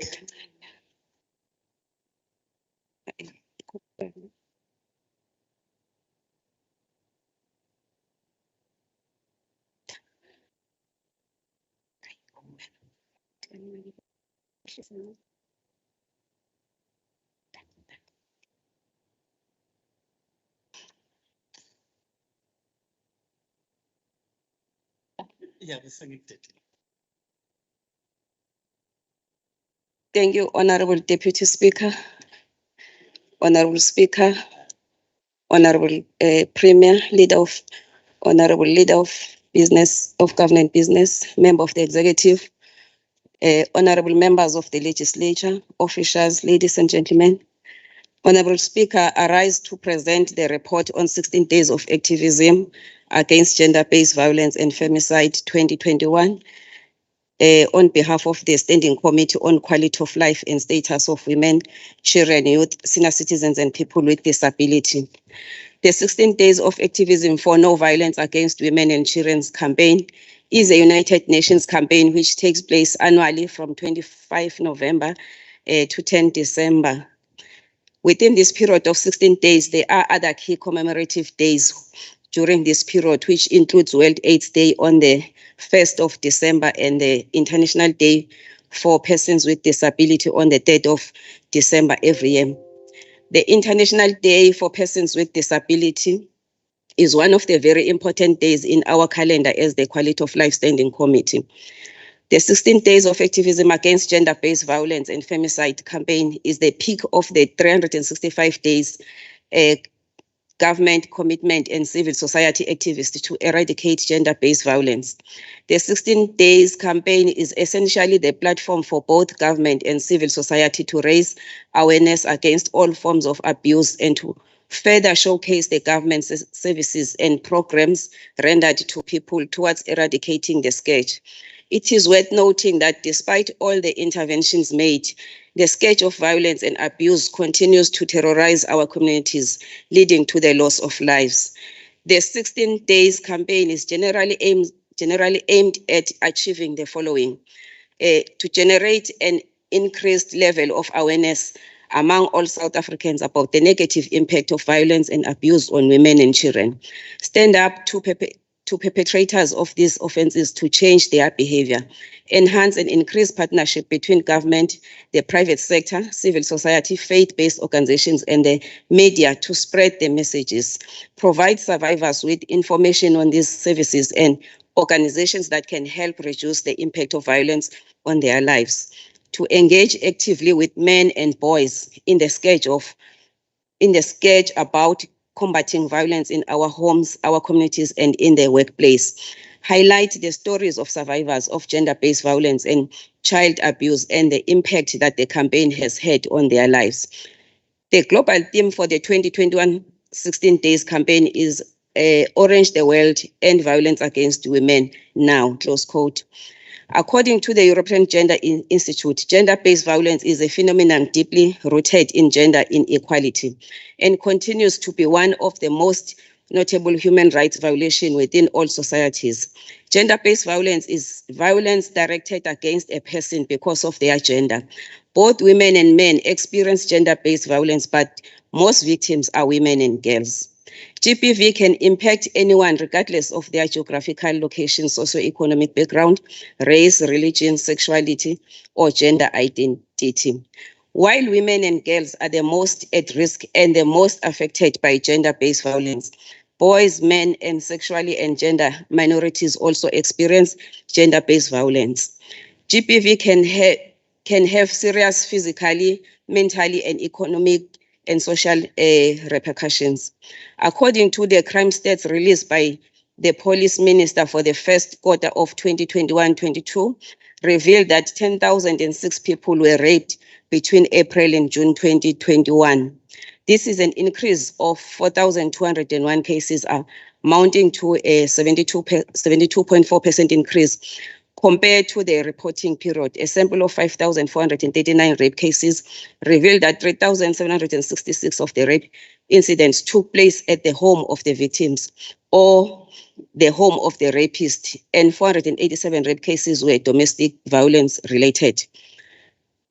In Nanda, SAPS station is once again KZN crime capital with the highest number of reported cases of rape, sexual offenses, and murder. Causes of gender-based violence and femicide. Poverty is a key contributor to intimate partner violence for women. The link between poverty and food insecurity makes them more vulnerable to this kind of violence. Not only is there an increased risk of violence between partners when they conflict over food and money, but it's also harder for women to live abusive relationship when they rely on their partner's income to survive. Culture also contributes. Childhood trauma also contributes. Substance abuse also contributes. Impact of gender-based violence and femicide. Gender-based violence and femicide lead to psychological trauma and can have psychologically, behavioral, and physically consequences for survivors. Government intervention. Since '94, the democratic government has put in place various legislations and developed policies aimed at eradicating the scourge of gender-based violence while protecting the most vulnerable in our society. The National Development Plan clearly states that all vulnerable groups, including women, children, and rural communities, should enjoy equal protection, and their fear of crime should be eradicated through effective coordinated response of the police, business community, and civil society. In line with the National Development Plan, the government of KwaZulu-Natal is tirelessly crossing the length and breadth of our province with programs aimed at fighting against gender-based violence and femicide. Even during lockdown, we have seen the government of KwaZulu-Natal, led by Honorable Premier and the MSc of Social Development, responding to some of the unfortunate situation of gender-based violence and femicide. A Quality of Life Standing Committee Interventions Program. The Quality of Life Standing Committee is actively involved and in the forefront of the fight against gender-based violence and femicide. Following the guidelines on its AOP plan, the Standing Committee has implemented the following programs: Dumbe stakeholder engagement, visit to Amahlubi Traditional Council, Emadlangeni Women's Dialogue. We also had a meeting with Her Rights Initiatives. The Quality of Life Standing Committee has met with Her Rights Initiative, which is a non-profit organization for victims of unconsensual sterilization. The Standing Committee is in solidarity with women who were either sterilized without their consent or were forced to sign for sterilization under abnormal circumstances. The Standing Committee appreciates the engagement between the Office of the Premier through the Director General and Her Rights Initiative representatives that was sterilized for the 22nd of November 2021, following a recommendation by the Standing Committee. We also have a plan for 16 days of activism to doing the following programs as part of the 16 days oversight in the White Door Centers. Also to visit the community of Mapumulo, to hold a community engagement in Mapumulo to raise awareness against gender-based violence and femicide. This follows a fresh case of an educator who's alleged to have killed his fiancée, then hanged himself in their home, leaving a 3-year-old child orphaned.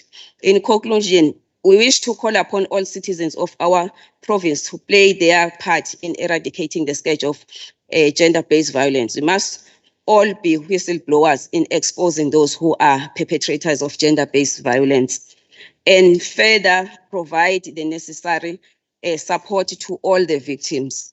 of gender-based violence.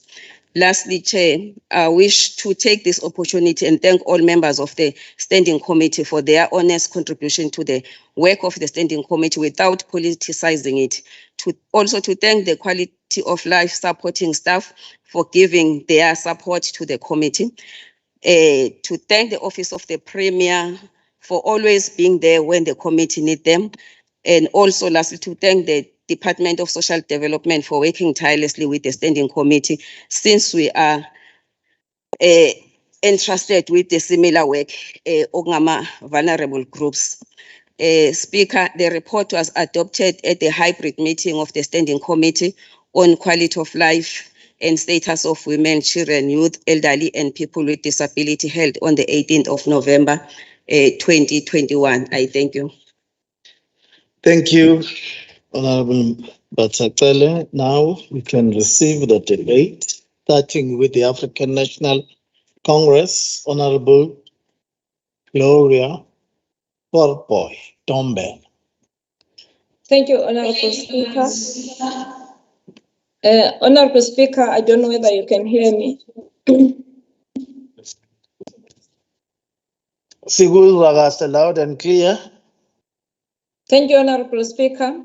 Honorable Speaker, I thank this opportunity given to me to participate in this very important debate. The African National Congress, together with its leagues and alliance, has always participated in the 16 Days of Activism campaign. The ANC-led government has also ratified a number of international and regional instruments that promote gender equality. Honorable Speaker, the 16 Days of Activism is vital and incumbent on everybody. We need together as women and men to join forces to eradicate patriarchal practices and stereotypical attitudes that lead to violence against women and children. The 16 Days of Activism of No Violence Against Women and Children is an international awareness-raising campaign. It takes place every year from the 25th of November to the 10th of December, as alluded to by the chairperson. I want to first commend the work of the Quality of Life through its various activities, such as sectoral parliaments, various oversight visits, interventions, stakeholder engagements, and more. All these activities accord the citizens of the province a platform to raise their perspective on issues pertaining to the achievements of government and offers an opportunity to critically analyze plans in place for service delivery. The Standing Committee on Quality of Life is a vital, it plays a vital role in lobbying and to speak for the vulnerable groups. I therefore, Chairperson, call for the strengthening of the work of Quality of Life through being given enough slots to play oversight as the Standing Committee that has been put in place to lobby and speak for the vulnerable groups. As the ANC, we also support the consolidated report presented by the chairperson of the Quality of Life, Honorable Batakele, in this House. This report shows all activities undertaken by the Standing Committee of the Quality of Life. The challenges and issues that are raised when we go as the committee and meet with the communities are depressing, and they indicate what is reported in the World Health Organization report that 1 in 3 women worldwide have been the victim of either or both intimate partner violence or sexual violence by a non-partner. In Bergville and in areas around the Kopo, you will find that young girls are still forced to get into early marriages in the name of tradition. Ukuthwalwa kwabantwana bamantombazana kuseyinto nje ebonakala ijwayelekile futhi ivumelekile. Uhulumeni kubalekile ukuba makangenelele kule miphakathi ngoba konke lokho kuyaphikisana nomthetho sisekelo wezwe. Ukubulawa kwabantu besifazane nezingane kuyaqhubeka njengoba umhlonishwa uChiliza simzwile izolo kwimotion yakhe ekhuluma ngokubulawa kwabantu besifazane emthwalweni. Ukudlwengulwa nokubulawa kwabantu besifazane kudinga ukuthi laba bantu abadlwengulayo babulale baboshwe bagugele ejele izitshixo zilahlwe kude. South Africa remains committed, including at the highest levels of government, to addressing the issue of violence against women and children. His Excellency President Cyril Ramaphosa has personally taken leadership in championing the eliminations of this scourge in the country. Currently, as the chair of the African Union, President Ramaphosa is also fostering the fight against violence against women on the African continent itself. In conclusion, Honorable Speaker, in the report by Honorable Mbatacele, it is true that the quality of life received a presentation from Dr. Mthembu on forced and coerced to sterilization of women with HIV without their consent. We therefore call for health authorities to really look into this matter, investigate it, and ensure that those who subject our women to such are forced to harshest sentences. The Standing Committee on the Quality of Life is in solidarity with women who were either sterilized without their consent or forced to sign for sterilization under abnormal circumstances. Honorable Speaker, to affect real change and make impact in reducing violence against women, we need a concerted effort to eradicate the structural gender inequalities which underlie this violence. The effort has to continue well beyond 16 days of activism. Awareness raising is not enough. It must be followed by thoroughly researched and targeted actions. I thank you, Honorable Speaker.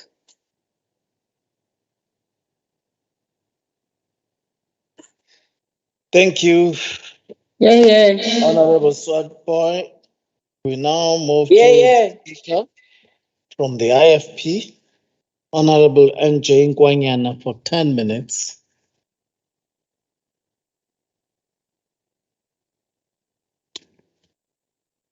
Thank you, Deputy Honorable Speaker.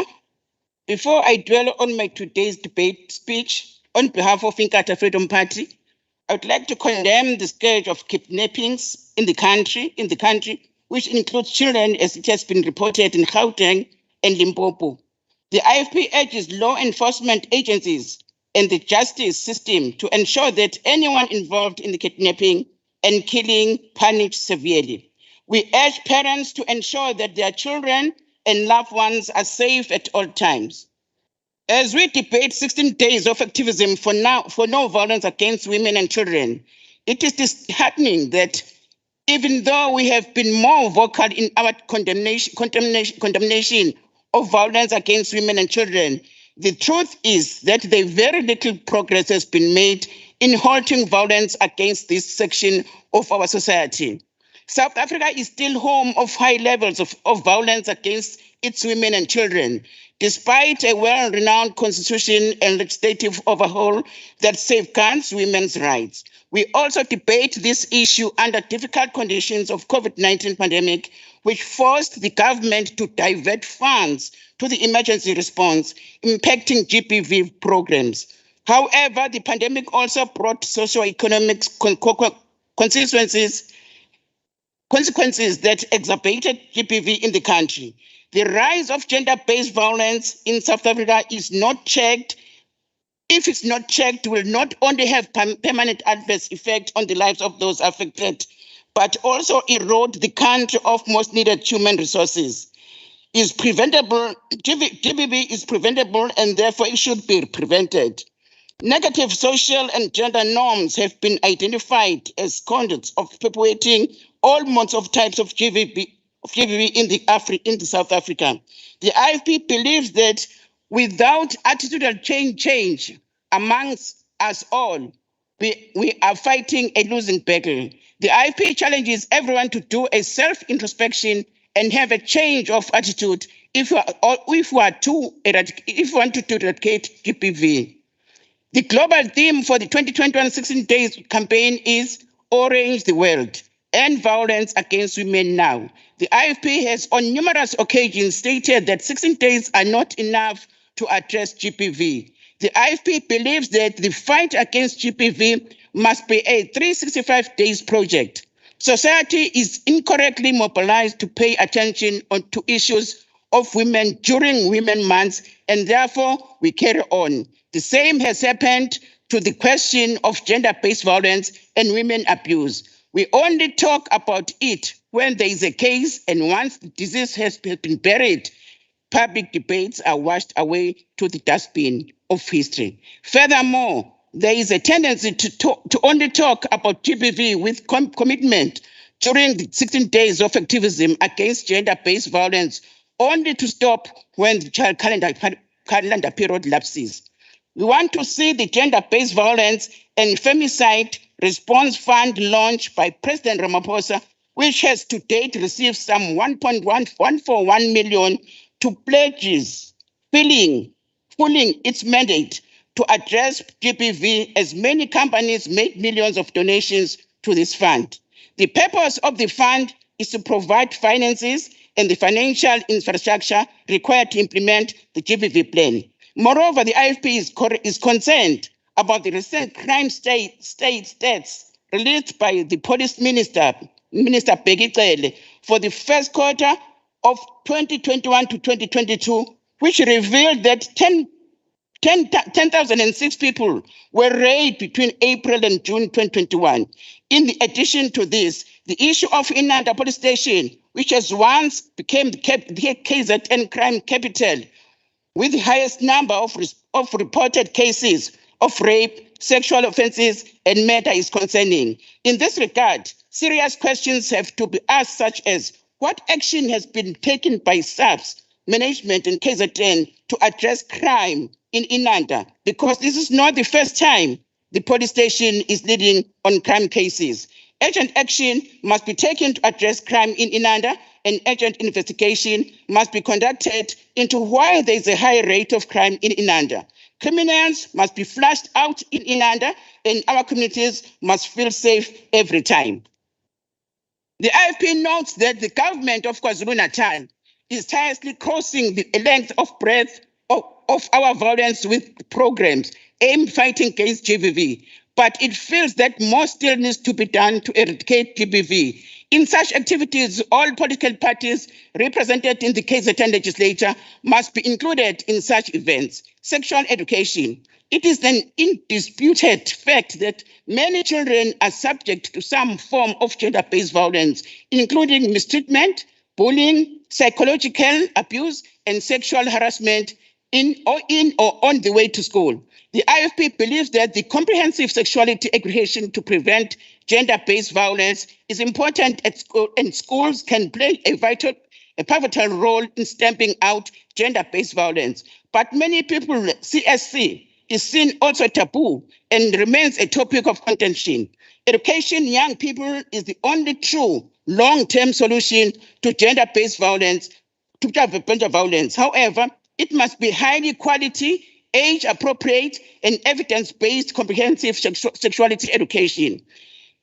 Domestic violence. Domestic violence continues to be a deadly crime on a social menace and a costly public health and economic problem. Most of the victims are women and children. The brutal killing of women and children, despite laws have been instituted to criminalize brutal behavior and to improve that the safety of women and children, shows that there is a need to move from policy to action and provide stronger focus than ever before in prevention and early intervention to support women and children against this scourge. Abantu besifazane nabesilisa uma behlukumezeka emshadweni ababike noma baphume bangaze babulawe. Poverty and substance abuse.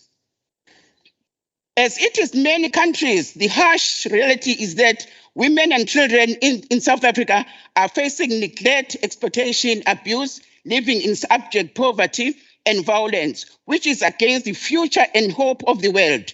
There is no excuse in blaming poverty and substance abuse for resorting to GBV. It is the duty of the government to address poverty and drug abuse in our society.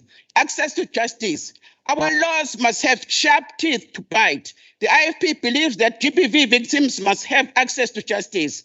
Access to formal justice for women and children should be enhanced. More Tutuzela care centers must be built. Every police station must have a desk that prioritizes GBV victims. Iqembu lenkatho linxusa izinkantolo ukuthi bonke abathinteka ezenzweni zokuhlukumezeka abantu besifazane nezingane kufanele banikwe izigwebo ezinzima banganikwa ibhayili noshwele. GBV cases must be prioritized. Role of traditional leaders on GBV. The IFP believes that amakhosi are influential against and community level, and they can play a significant role in eradicating GBV. They preside over different groups of people. Amakhosi are at the apex of the traditional leadership in South Africa. In any places, there's a traditional court that deals with matters bordering on the abrogation of traditional laws. Traditional courts are critical structures, as well as custodians of traditional and cultural practices in customs in the chiefdom. However, there is need to strengthen these courts by including qualified individuals with legal backgrounds who can provide advice when the court is presiding over some GBV cases like sexual abuse. The IFP urges amakhosi and izinduna to be in the forefront in eradicating GBV in their respective areas. NGO and GBV, on GBV, the IFP condemns and commends NGOs who are in forefront in raising awareness about GBV and ensuring that GBV victims are protected and have access to justice. Government must offer more support to these NGOs. GBV against men. Nakuba sikhuluma ngokuhlukunyezwa kwabesifazane nezingane, sinxusa nabantu besilisa ukuthi nabo abaphumele obala ngokuhlukunyezwa ngoba bakhona besifazane abahlukumeza besilisa. Ayiphume lento yokuthi nasesitations zamaphoyisa amadoda uma yobika nokuhlukunyezwa kwabo bese ephendulwa ihlaya nasemphakathini. Bangakanani abesilisa abasangoma ukuzibulala ngoba besaba ukuphumela obala. In conclusion, Chairperson, while it is primary responsibility of government to provide strong leadership and coordinated and integrated approach to tackling this scourge, reducing violence against women and children, it is shared responsibility across all stakeholders in South Africa. This cannot be achieved by government alone. Ngakho-ke sonke asibe amanxusa okulisana nodlame obhekiswe kwabesifazane nezingane. Ngiyathokoza. Siyabonga Sonashong Wanyana. Sesizomuvela ke with Democratic Alliance, Honorable E. Rabe.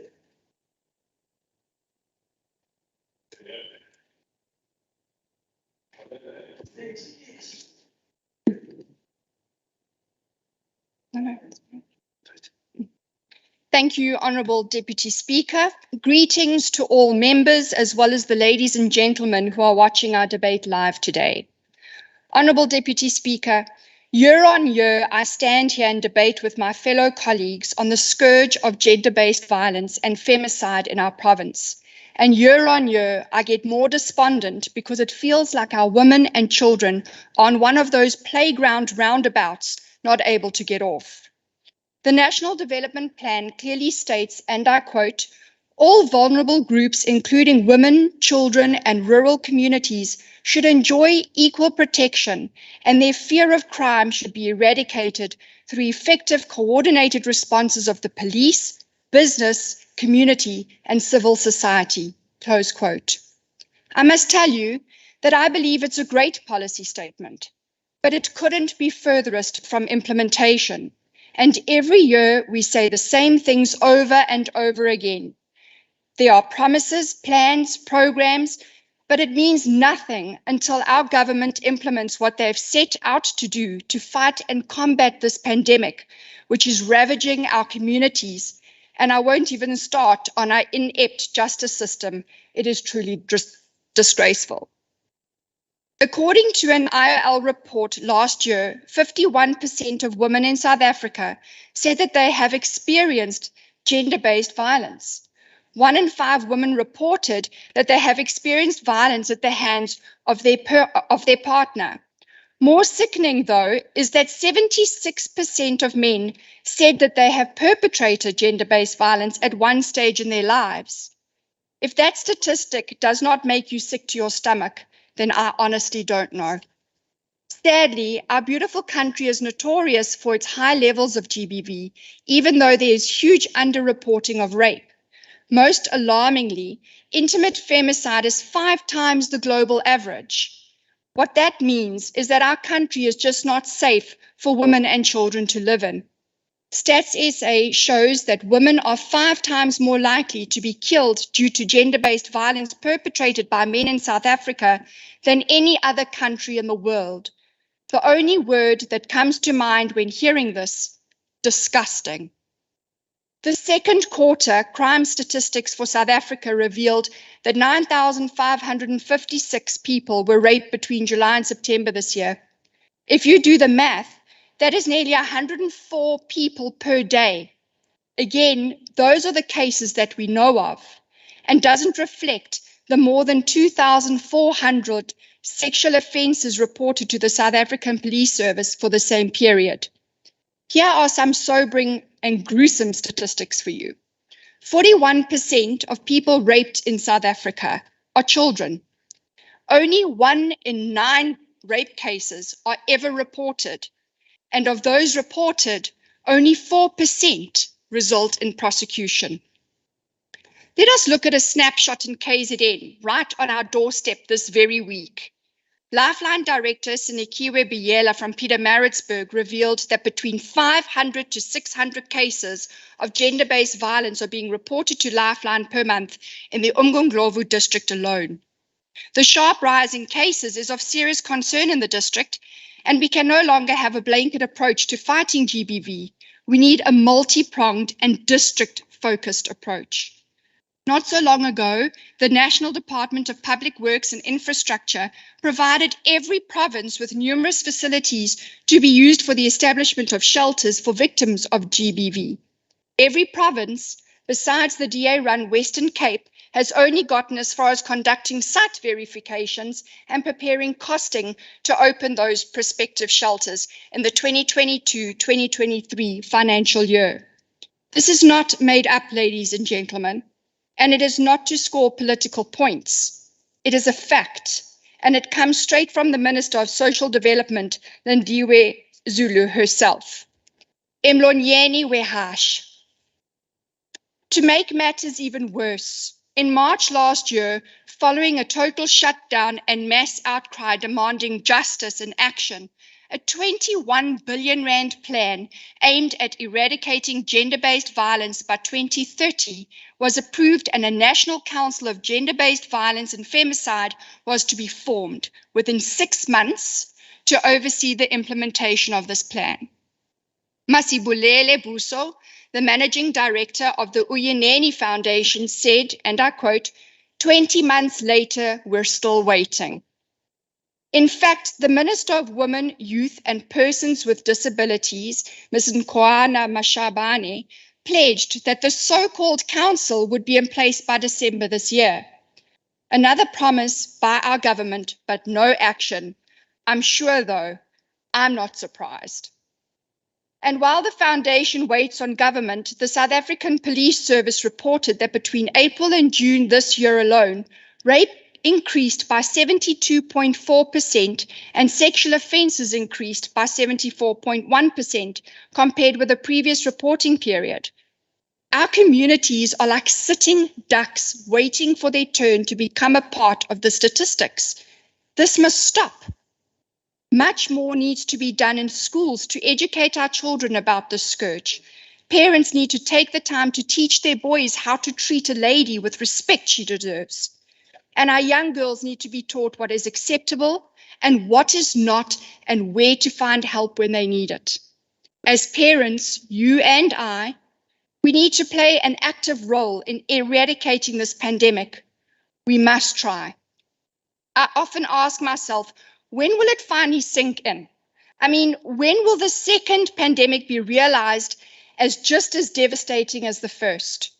It appears we look at GBV cases as just numbers, not even flinching when one opens a newspaper and another grandmother has been mutilated, mother strangled and beaten to an inch of her life, or a child raped so savagely that she perishes from her wounds. Perhaps, and it pains me deeply to say this, in fact, this is what my nightmares are made of as a mother of 2 daughters. But will it only sink in when it's your grandmother, your mother, or your daughter?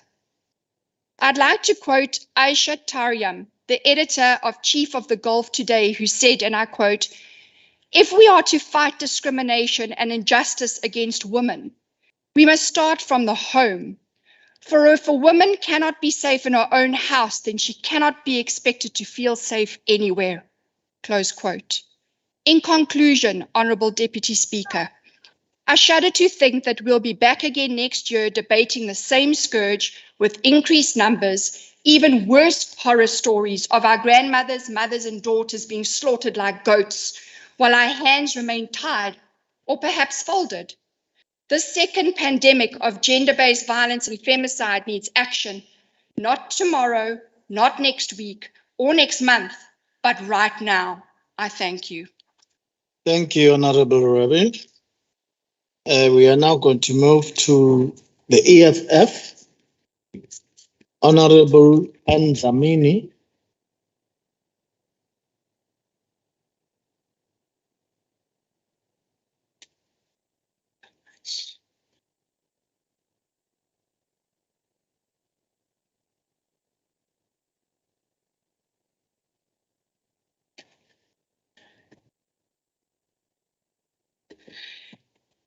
Greetings to our Honorable Deputy Speaker, as well as the House and at large. Deputy Speaker, we today debate one of the most immoral and unjust aspects that exposes the inability to coexist and live in harmony as human beings. The continued attack and violence on women, children, and the most vulnerable is enough proof that there is no custodian of society in the form of an active government which is able, through social economic mechanism and legislative frameworks, to protect its people. The department has outlined 4 main causes of GBV as poverty, culture, childhood trauma, and substance abuse. This, we can argue, clearly draws a picture on which amongst the people of our province are victims of GBV, that is blacks in their majority, who have been subjected to poverty and lack, who are excluded from economic participation and are forced into accepting the racist apartheid spatial planning of separate development as a modern framework, which results in overcrowded communities, which are hubs of abuse and violence. The strategic development goal of eliminating all forms of abuse targeted all the vulnerable by 2063 is evident that as we enter the 16 days of activism, we enter with defeated spirits and a paralyzed will, because we as the international system lack agency. It is dangerous, especially in our country and province, to have such a flat-footed approach when dealing with a matter of human rights. Women and the vulnerable play a critical and stable role in maintaining the functionality in our society, and especially our families. To this end, Deputy Speaker, women are the majority in society, and they should not beg at the mercy of those who have taken a conscious decision to exclude and abuse them. We must lay a solid foundation as this province and deliberately empower women through a targeted program which will ensure that we restore the dignity of survivors of violence and build a society that does not know a violence. This must start here with us, how we treat each other, how we behave in public and in private, and demonstrate to those that we lead that we are advocates of a society that is practical and possible. As the theme of the 2021 16 Days of Activism argues that, I quote, "End violence against women manje," I close the quotes. We must heed this call with decisiveness and ensure that our societies and its people are safe and free from pain and violence. Sekukukhulu kakhulu, kwenele. I thank you. Masibonge. Honorable Dlamini. Now we move to the African National Congress for 7 minutes. Honorable TV Tool.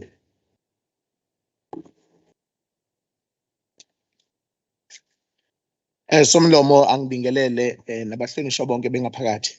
Firstly, Somlomo angisupporte uHonorable Ntombela nosihlalo wekomiti abake baba ngaphambili akimi ukusupporta abesifazane who were sterilized against their will, and also ngisupporte ukuthi leli komiti malinikezwe isikhathi sengoziwe because ngenxa yokubaleka kwalo.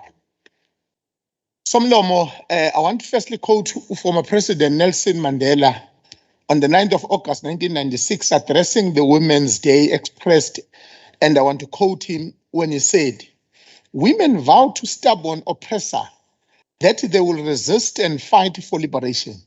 Today, at the seat of our first democratic government, you have assembled to affirm the wisdom and facetedness of those who declare wathinta abafazi wathinta imbokodo uzokufa." Close quote. Ukuba khona kwabesifazane abaningi kulama legislatures ethu esinawo eNingizimu Afrika abayingxenye enkulu kugcizelela khona isisindo sabantu besifazane eNingizimu Afrika sokusebenzisana nohulumeni wobumbano ukuthula nentuthuko. Somlomo, sibhekene nezinqumo ezinqala singuhulumeni ohola sinxuswe ukuba sithathele abantu bakithi kanye nesifundazwe izinqumo ezinqala. Abesifazane namantombazane bahlukunyezwe futhi babulawe esifundazweni sethu nje sisodwa nsuku zonke ezandleni zamadoda. Okukhathaza kakhulu ukuthi isifundazwe sethu sihamba phambili uma kukhulunywa nge-GBV, okuyihlazo kakhulu. Nsuku zonke abaningi baba nezigcawu ezinonya okwenza umuntu azibuze ukuthi yini engalungile emphakathini yethu. Namuhla sikhumbula bonke abalahlekelwe izimpilo zabo. Ukuhlukunyezwa kwabantu besifazane nezingane kusaqhubeka nokuhlupha abesifazane abaningi esifundazweni saKwaZulu-Natal. Lapho abesifazane bebhekene nezinselelo eziphindwe kane nokungalingani okungukuthi ukuntuleka kwemisebenzi, ubupha kanye nokubulawa kwabesifazane. Abaningi kwabesifazane indawo yempi ayiyona inkundla yokulwa, kepha sekwaba yisemakhaya abo.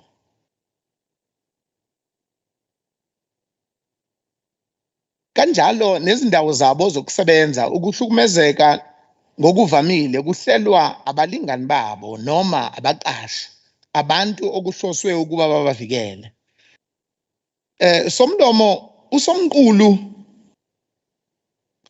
wabesifazane kanye nomthethosisekelo zikhuluma ngobulungiswa bezenhlalakahle kanjalo ngomhla ka-8 kuNcwaba ka-1996 igazethi kahulumeni yashicilela umthetho wekhomishini yokulingana kobulili.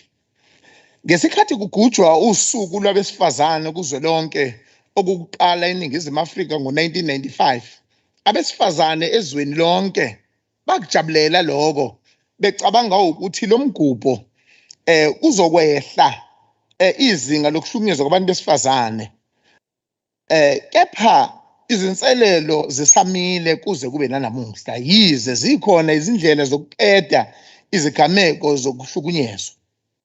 Ukudlwengulwa nokubulawa kwabesifazane, izingane kanye namalungu LGBTIQ+ emphakathini yethu.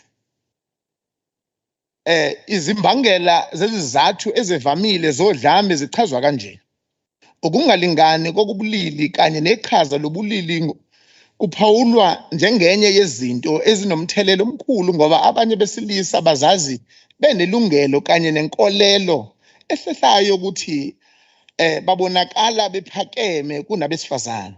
Abesifazane namalungu LGBTQI+ bachazeka kakhulu odlameni ngenxa yokuntuleka kwezinsiza zezimali.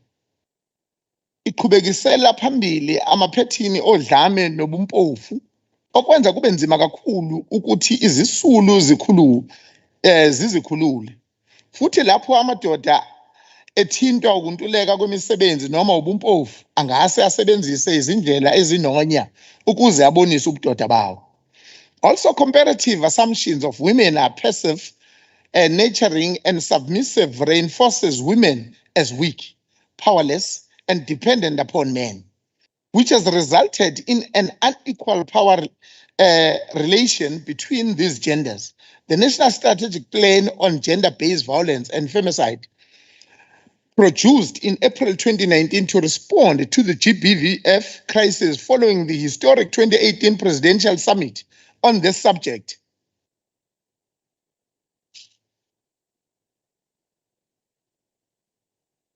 ziyisinyathelo ezinhlanu ezibalulekile ezithi urgently respond to victims and survivors of GBV, broadening access to justice for survivors, changing social norms and behavior through high-level awareness, raising and prevention campaigns, strengthening existing architecture and promoting accountability, the creation of more economic opportunities for women who are vulnerable to abuse because of poverty. Uhulumeni oholo Khongolose uzibophezele eqiniseni ukwesekwa kwalolu hlelo ngokuveza uhlaka oluzohlala njalo oluzoqondisa ukusebenza kwalo kanye nokuhlela isabelomali eminyakeni ezayo ngokuhambisanayo ngesikhathi kugujwa usuku lwabesifazane emhlabeni jikelele. Ngomgqibelo 20 kuNovemba, undunankulu wethu uKhuzeni umuse bonke abesilisa esifundazweni ukuthi basukume baqine ekulweni nokuhlukunyezwa ngokubulili nokuhlukunyezwa kwezingane ngaphansi kwendikimba ethi better relations between men and women. Ukubeke kwacaca ukuthi as we confront this devastating war in form of gender-based violence and femicide, we rely on Amabutho guidance war tactics, discipline, and determination to win against gender-based violence and femicide. Close quote. Thank you. Thank you, Honorable Tlhapashe. Now we move to the Speaker from the NFP, Honorable CM Shinga, for 2 minutes.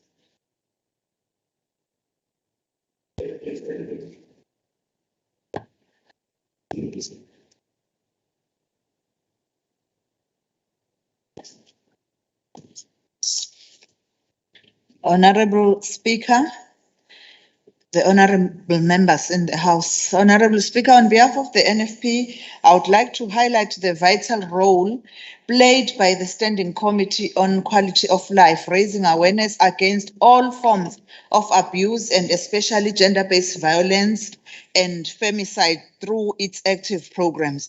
Gender-based violence is a serious challenge by all the government and the civil society. All institutions need to come together to help and fight towards eradicating the scourge of GBV. As we are moving from awareness to accountability, we are appealing for an approach like the Matopele initiative with the aim to get the public servants, civil society, and every individual in the country to pledge and commit to serving the objective to eradicate violence and all forms of abuse on women and children in our society. This quest requires a great deal of determination, compromise, and bravery to put a foot down and say enough is enough. Stop domestic abuse. Honorable Speaker, on behalf of the NFP, allow me to extend my deepest condolences and pay tribute to these women who are our latest victims of GBV. Miss Zinhle Hlophe of Oshabeni, who lives behind her beautiful twins, was murdered by her boyfriend, all in the name of jealousy. The second one is Mrs. Shalembe of Umzumbe, a teacher from Makoso Primary School, who was killed by cold-hearted hooligans who broke into her home. Both these incidents happened in November, Honorable Speaker. Domestic violence is no longer a private matter. Women do not provoke the abuse and the myth. Thank you, Honorable. Thank you, Somlomo. Stringer. Now we are moving to the minority front. Honorable Taka Rajpansi. Thank you, Honorable Speaker, honorable members. I've just attended a precursor event to a gender-based violence summit being held by the LGBTQIA community. It was with immense sadness that I listened to the grave challenges these vulnerable groups face in terms of GBV, many times even by our own SAPS members. These members need awareness programs desperately. The Minority Front called on the Department of Social Development and the Office of the Premier to ensure that a one-stop safety center is built for these communities in every district in KZN. As honorable members, we must fast-track the setting up of special gender courts to deal with social ills affecting vulnerable women, children, the disabled, and the LGBTQIA communities. If statistics are anything to go by, especially gathered due to COVID-19 lockdown measures, which unfortunately in South Africa is ongoing, has, as per Gallup Law and Order Index 2020, ranked South Africa amongst the unsafest countries in the world as citizens live in fear. The question arises, how do we paint a new picture as elected honorable representatives of our people? We are a capable think tank, but we must engage civil society organizations like the DDP and our tertiary institutions to craft policies and programs which will have positive change outcomes. Honorable Speaker, finally, the Minority Front calls for the moral regeneration movement to be headed by the Commission of Gender Equality. For far too long, it has been headed by men. This will sensitize and bring Thank you. For women and children. Thank you. All right. The next speaker is from ACDP, Honorable S. Imanale for 2 minutes.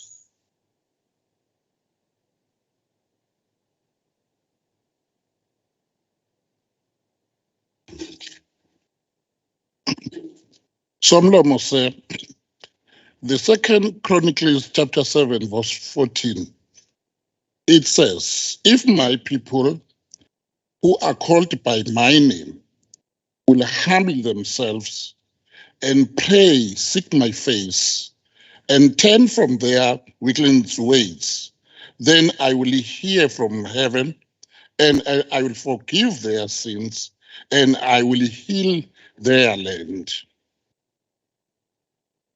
If you look at the report that was tabled by Begitele in these days, the first one says 688 9 to 10 years old girls have birth in our republic in 2020. This is shocking. We must all understand that there is nothing normal about 9 to 10-year-old giving a birth. Another one report says 9,556 cases of rape were reported between July 21 and September 21. This is a matter of 3 months. So we cannot allow this to go on to our people. Orange the world is a fantastic thing, but we need to give God the time. There are things that we can do ourselves, but other things can be done by God. If you find an old man raping Isalukazi, after that killing Isalukazi, you can see that that thing is spiritual. It's not even psychological. Then we need to target and remember those souls and actions which are against our will. Let's put God first. Let's call prayers. God will heal our land. Thank you, Speaker. Thank you, Honorable Manale. Our last speaker will be from the African National Congress, Honorable M.N. Khoza.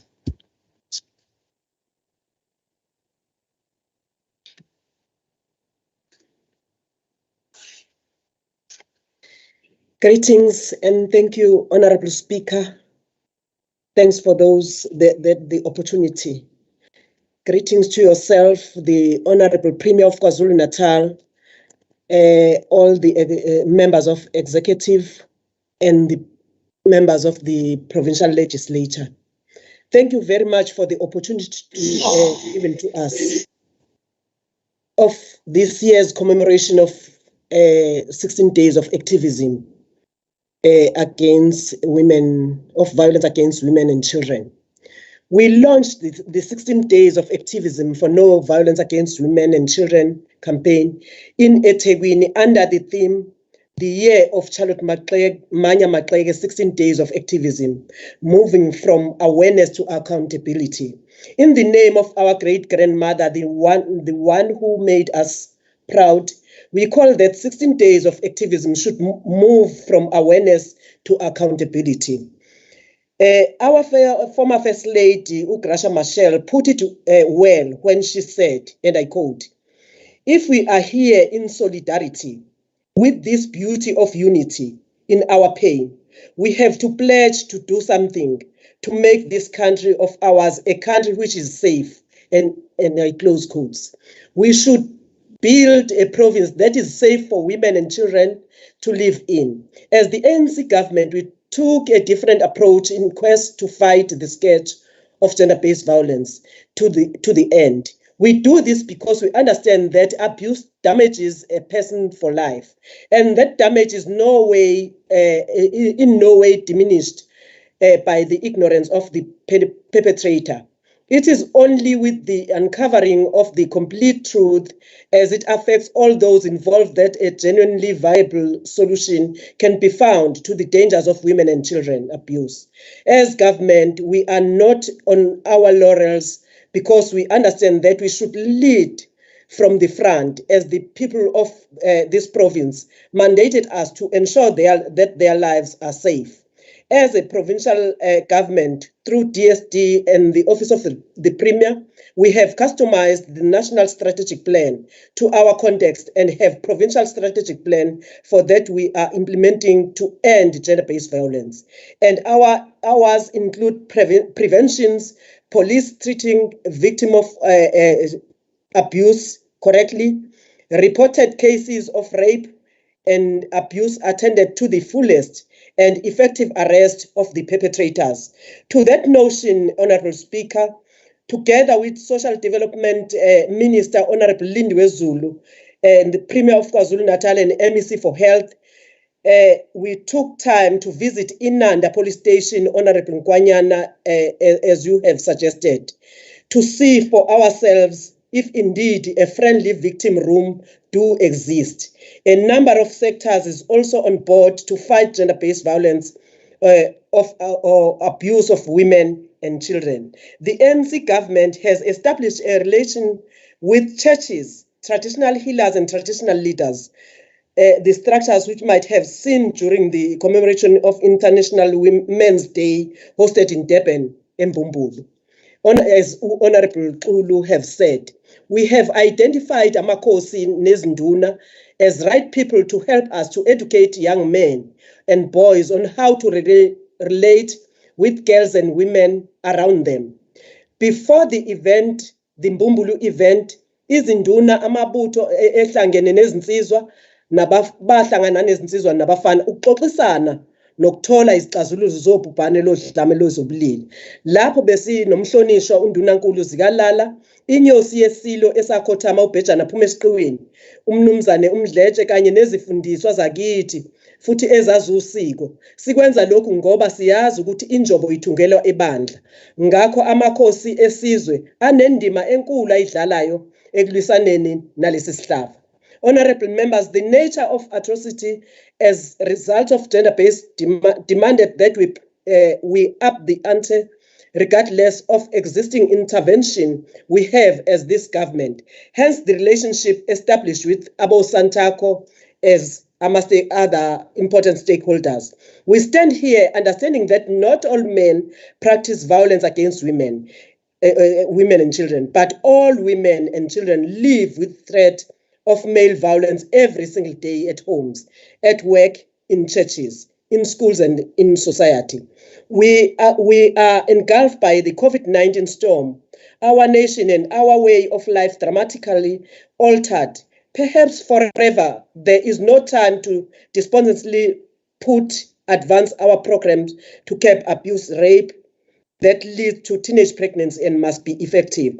We have a number of interventions that the ANC government introduced to curb teenage pregnancy, but it is shocking to note that between July and October this year, our province saw a total number of 21,650 children and teenagers between the ages of 9 to 18 giving birth. The latest statistics on new infections of HIV and AIDS indicate an alarming rate of 35% of girl children as opposed to 9% of boy children aged between 9 to 10 who are found to be infected. This poses a number of questions to us as citizens. On one, who is responsible for the spread of the virus in this age group, in particular among girl children? The nature of the circumstances leading to these infections now deserve more attention. Our First Lady, Graça Machel, said, and I quote, "There are precious lies between these cold numbers. These are beautiful faces, brilliant minds, and vibrant voices of our daughters, nieces, and sisters whose childhood and innocence we have left unprotected." And close quotes.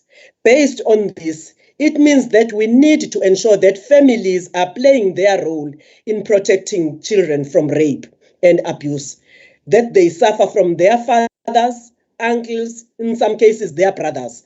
These children get pregnant during the time of lockdown.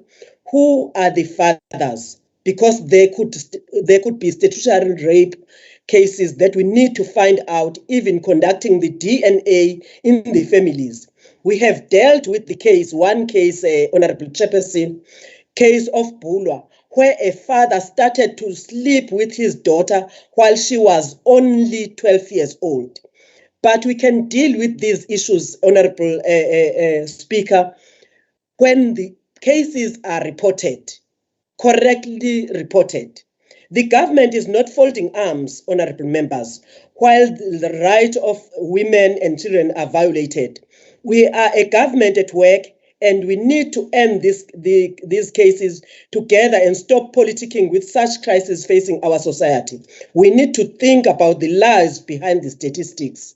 In the first quarter of 2021, crime statistics shows that 10,006 people were raped between April and June 2021, which was an increase of 4,201 cases, amounting at a 72.4% increase compared to the reporting period in the previous term. A sample of 5,439 rape cases revealed that 3,766 of the rape incidents took place at the home of the victim. So that needs us to join hands. I want to concur with you, Honorable Rabe, when you say we need to instill the family values. And we have put, as you are requesting, we have put more assistance to Lifeline as to train even our social workers to deal with gender-based violence. So we have put more support on that one. And furthermore, we would say, in support of what you are saying, we would propose that if schools can have at least one social worker per school, so that the gender-based violence can be detected at an early age, and a teenage can have someone engakhuluma naye while it is still new. These increases happened as victims locked in with perpetrators due to COVID-19 regulation. As government, we continue to deal with this as a matter of urgency, so that men understand that their gender does not entitle them to women's bodies or make them inherently superior in any way to the other gender. We acknowledge those men who own up and be part of the solution. Honorable Speaker, lastly, Honorable Peggy Cele release statistics are shocking. As we reflect on the progress we have made to tackle gender-based violence and identifying where the shortcomings were when we look at the implementation of the provincial strategic plan, we need to work together to address this with urgency and decisively.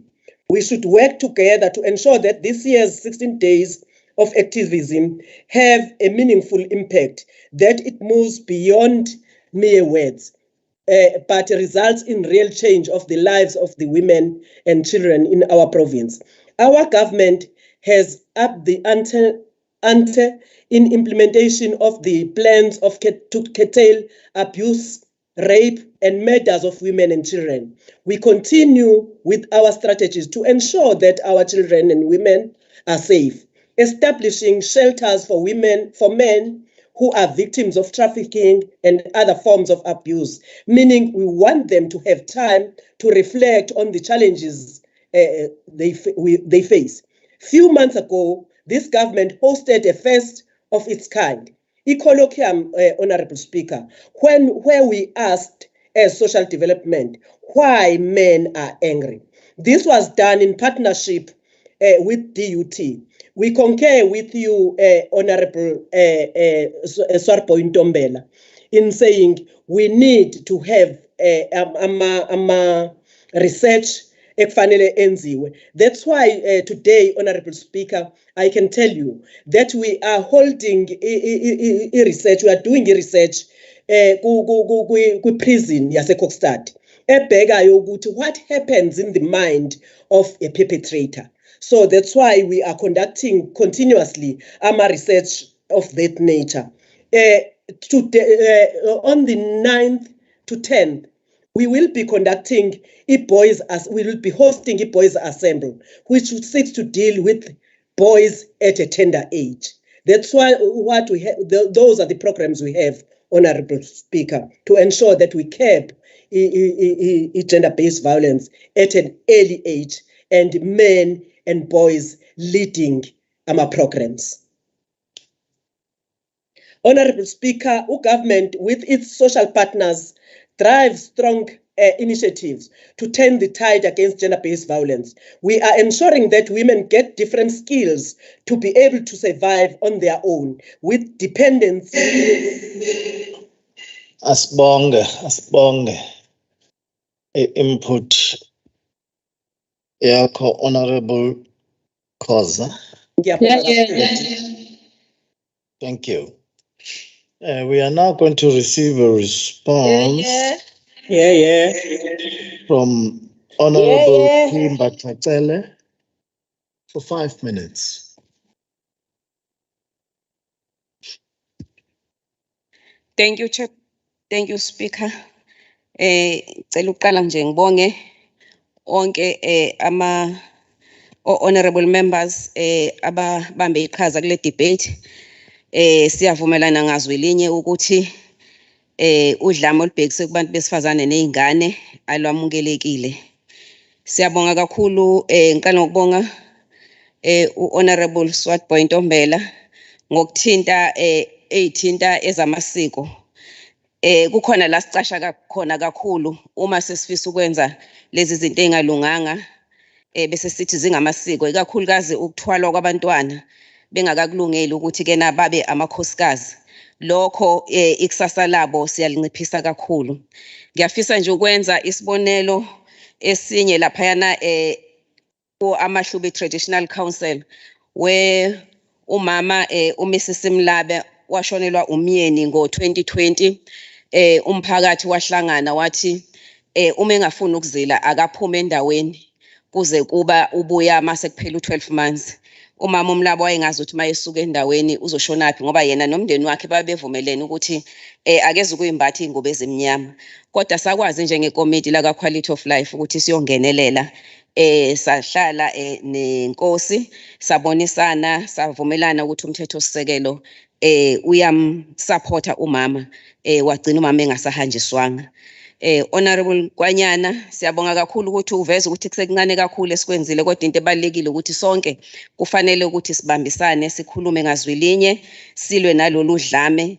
Lapho sihlangana khona kuma car wash kusey'inkundleni zemidlalo noma kuphi nje lapho esihlangana khona silikhulume lolu daba ukuthi alilunganga kangakanani. Udaba liqala ekhaya la kufundiswa khona ingane yomfana ukuthi udade wabo akamhloniphe uye kwamakhelwane nasestradini nakumphakathi. Sikhulume ngalolu daba ukuthi akulunganga ukuhlukunyezwa kwabantu besifazane kakhulukazi izingane sifundise isencane. Honorable Rabe, contribution yakho siyayizwa, but into ebalekile ukuthi akuqali namhlanje ukuthi kube khona ukuhlukunyezwa kwezingane nabantu besifazane kulo hulumeni ka1994. Ukuthi lo hulumeni esikuye utransparent, izinto ibeka obala. Kwakade vele ekudaleni kukhona ukuhlukunyezwa kwabantu besifazane nezingane ukuthi kwakucashisiwe kwakungaveziwe. Wawubona umuntu wesifazane osebenza eindaweni zabamhlophe kwesinye isikhathi umthole esekhulelwe kungaveli ukuthi ukhuleliswe umlungu wakhe lo wasebenza kuyena. So siyabonga kakhulu ukuthi lo hulumeni okhona ube transparent ngalendlela yokuthi zonke izinto ibeka obala, wenza isiqiniseko ukuthi imithetho uyayibeka, ngisho ibudget yokuthi akulwisane nokuhlunyezwa kwezingane nabantu besifazane uyayibeka. Ikhona uyayi-approve ngaso sonke isikhathi.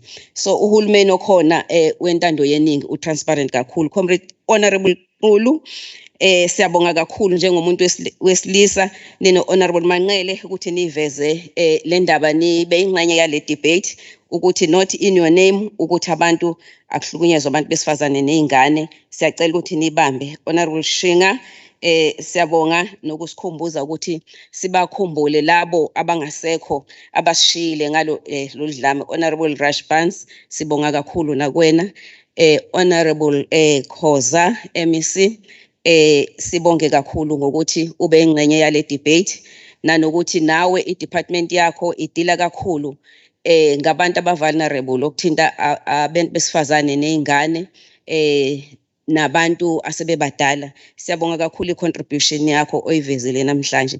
Ngiyafisa ke sengiphetha somlomo ukuthi kubalekile ukuthi sonke sibambisane silwe na ukuhlukunyezwa kwabantu besifazane nengane kwi-gender based violence and femicide. Singakhombi iminwe ukuthi usibanibani okufanele ngabe uyakwenza. Sonke asibambe iqhaza ngoba ukuhlukumezeka akukhethi ukuthi fanele kuye kusibanibani. Kubamba wonke umuntu, akunapolitiki, akunabala, akuna-religious ukuthi wena ukholelwa kule nkolo ngeke uhlukumezeke. Sonke uma sisebenza ngokubambisana sinaso isiqiniseko ukuthi ekugcineni sizonqoba leli gciwane libi lokuhlukunyezwa kwabantu kwesifazane nezingane sizofinyelela ekugcineni kulona uma nje kuphela sisebenza ngokubambisana, senze isiqiniseko futhi ukuthi ne-justice system yethu siyayilekelela ekutheni isebenze ngendlela efanelekile. Ngiyabonga Honorable Speaker. Thank you, Honorable Batakala, which brings us to the end of this debate. Yes. Therefore, Lendluge Iyainota the report. Now, what's going to happen?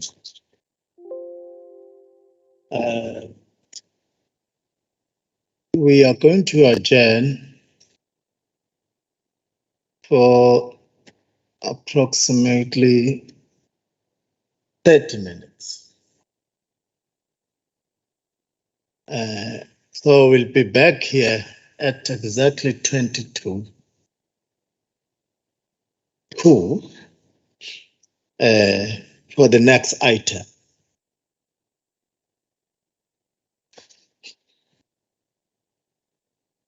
We can rise.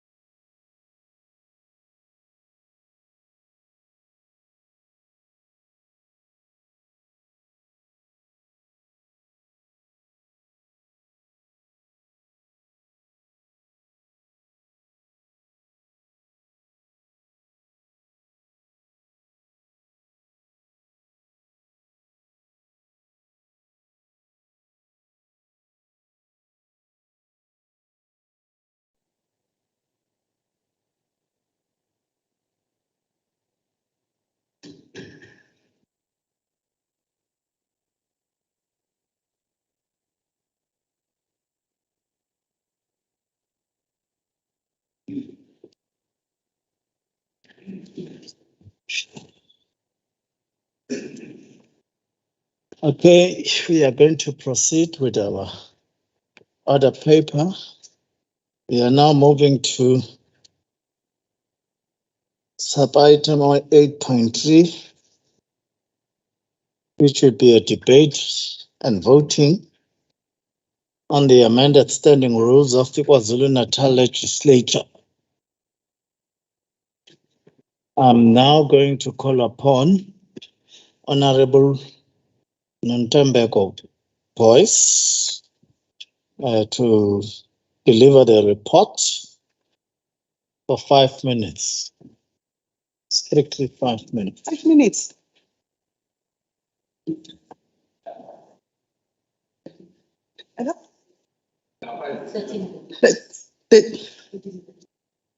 Okay, I think I would crave the indulgence of the Whips Forum because what is needed when you are tabling the report is also going to the exact rules on this one. I will need the indulgence also of the presiding officer.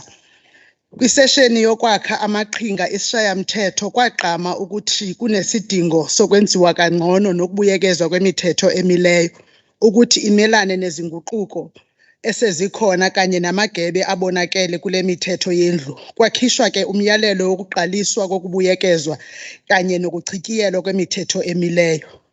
Lolu hlelo lwaqala ngokuhlaziywa kwemithetho emileyo wongoti bophiko lwezemithetho lapho kwenziwa ucwaningo lwezinye izishayamthetho ukubona amagebe nalapho kungalungiswa khona bese kwabhalwa izichibiyelo ezihlongozwayo emithethweni emileyo. Njengenxa yenye yalolu hlobo kwabandakanya neminye iminyango ngaphakathi esishayamthetho ukuze kutholakale eyabo imibono neziphakamiso. Wonke amaqembu amelelekile esishayamthetho abhalelwa futhi acelwa ukuba abheke futhi acubungule lezi zichibiyelo zemithetho ezihlongoziwe bese enze iziphakamiso mayelana nezichibiyelo zale mithetho. Ikomiti lemithetho lahlangana ngomhla wesine nowesihlanu kuNdasa lapho elabikelwa kabanzi ngazo zonke izichibiyelo eziphakanyisiweyo. Ngesikhathi kuhleli imihlangano yokucobelelana ngolwazi yekomiti yemithetho, kwaba nesicelo sokuthi onke amalungu achazelwe kabanzi ngezichibiyelo eziphakanyisiwe. Lokhu kwakwenzela ukuqinisekisa ukuthi onke amalungu abe sesimeni sokwenza isiphakamiso enolwazi olugcwele ngezichibiyelo zemithetho emileyo. Kwabe ke sekuhlela umhlangano wokucobelelana ngolwazi wawo wonke amalungu wabe sewusingathwa ngomhla wesithupha kuNtulikazi lapho onke amalungu achazelwa kabanzi emhlanganweni wokucobelela ngolwazi owawubanjwe ngobuxhakaxhaka bozobuchwepheshe. Amaqembu abe esecelwa ukuthi aqedele bese ethumela iziphakamiso zezichibiyelo zawo mayelana nemithetho emileyo. Iziphakamiso ezibhaliweyo zatholakala zivela kwi-DA, IFP, ANC kanye namaqembu amele labo abayingcosana. Ikomiti ke libe nemihlangano emininzi ethe yahlala, ibe khona ehlalileyo kwinyanga kaNcwaba nehlalile kwinyanga kaMandulo. Lezi zichibiyelo ke ezithe masiziqala sizidingida kwakhona lapho kuvunyelwana khona ngezichibiyelo. Kwase kuba khona lezo okwakungavunyelwananga nhlobo ngazo ngomhla wesishiyagalombili kuMandulo. Kwase kudingidwa ukuthi ikomiti lize livote kuzona. Lezi izichibiyelo zazimalunga nemithetho emileyo lowo wesishiyagalolunye omalunga nokushayela indesheni ingonyama yamaZulu kanye nomthetho omileyo we-25 nowama-26 lowo ephathelene nokukhethwa kwakunye neqhaza kanye nemisebenzi yabeluleki bephalamende kwingonyama yamaZulu. Ikomiti ke laphinde lahlangana ngomhla we-16 kuLwezi ukuthatha izinqumo malunga nale mithetho engenhla kanye nangokuphothula kwichitshiyelo kwemithetho emileyo.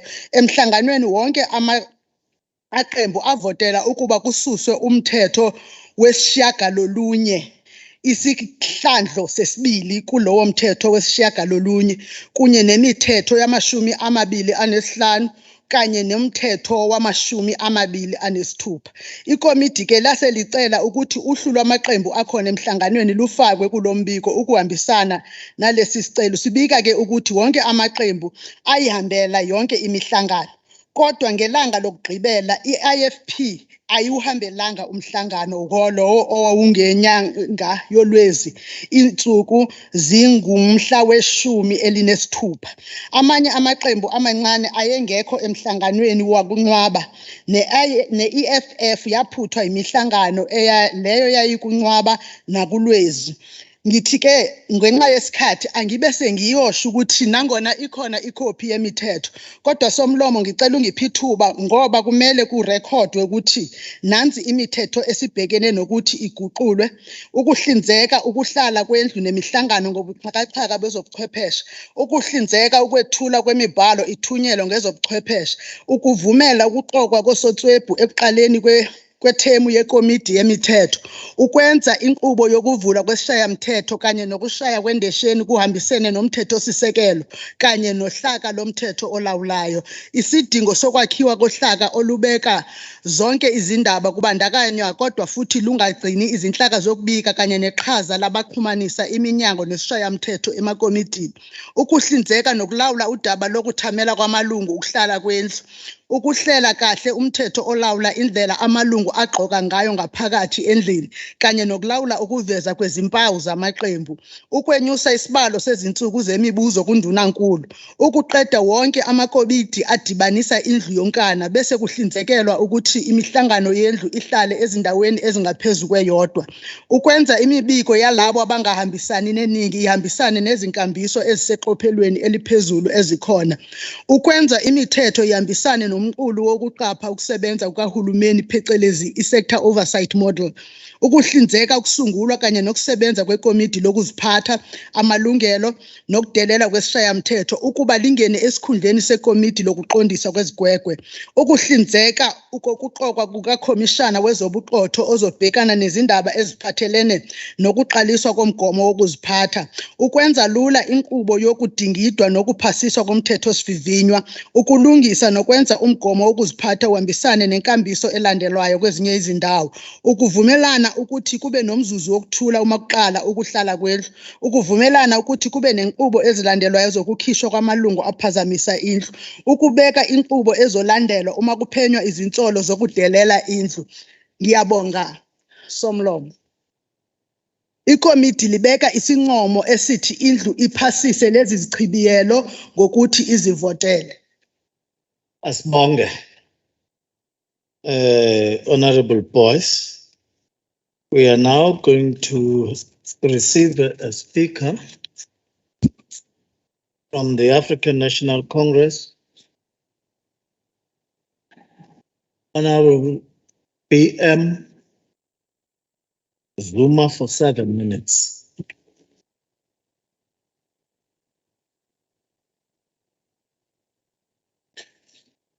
Thank you very much, Deputy Speaker.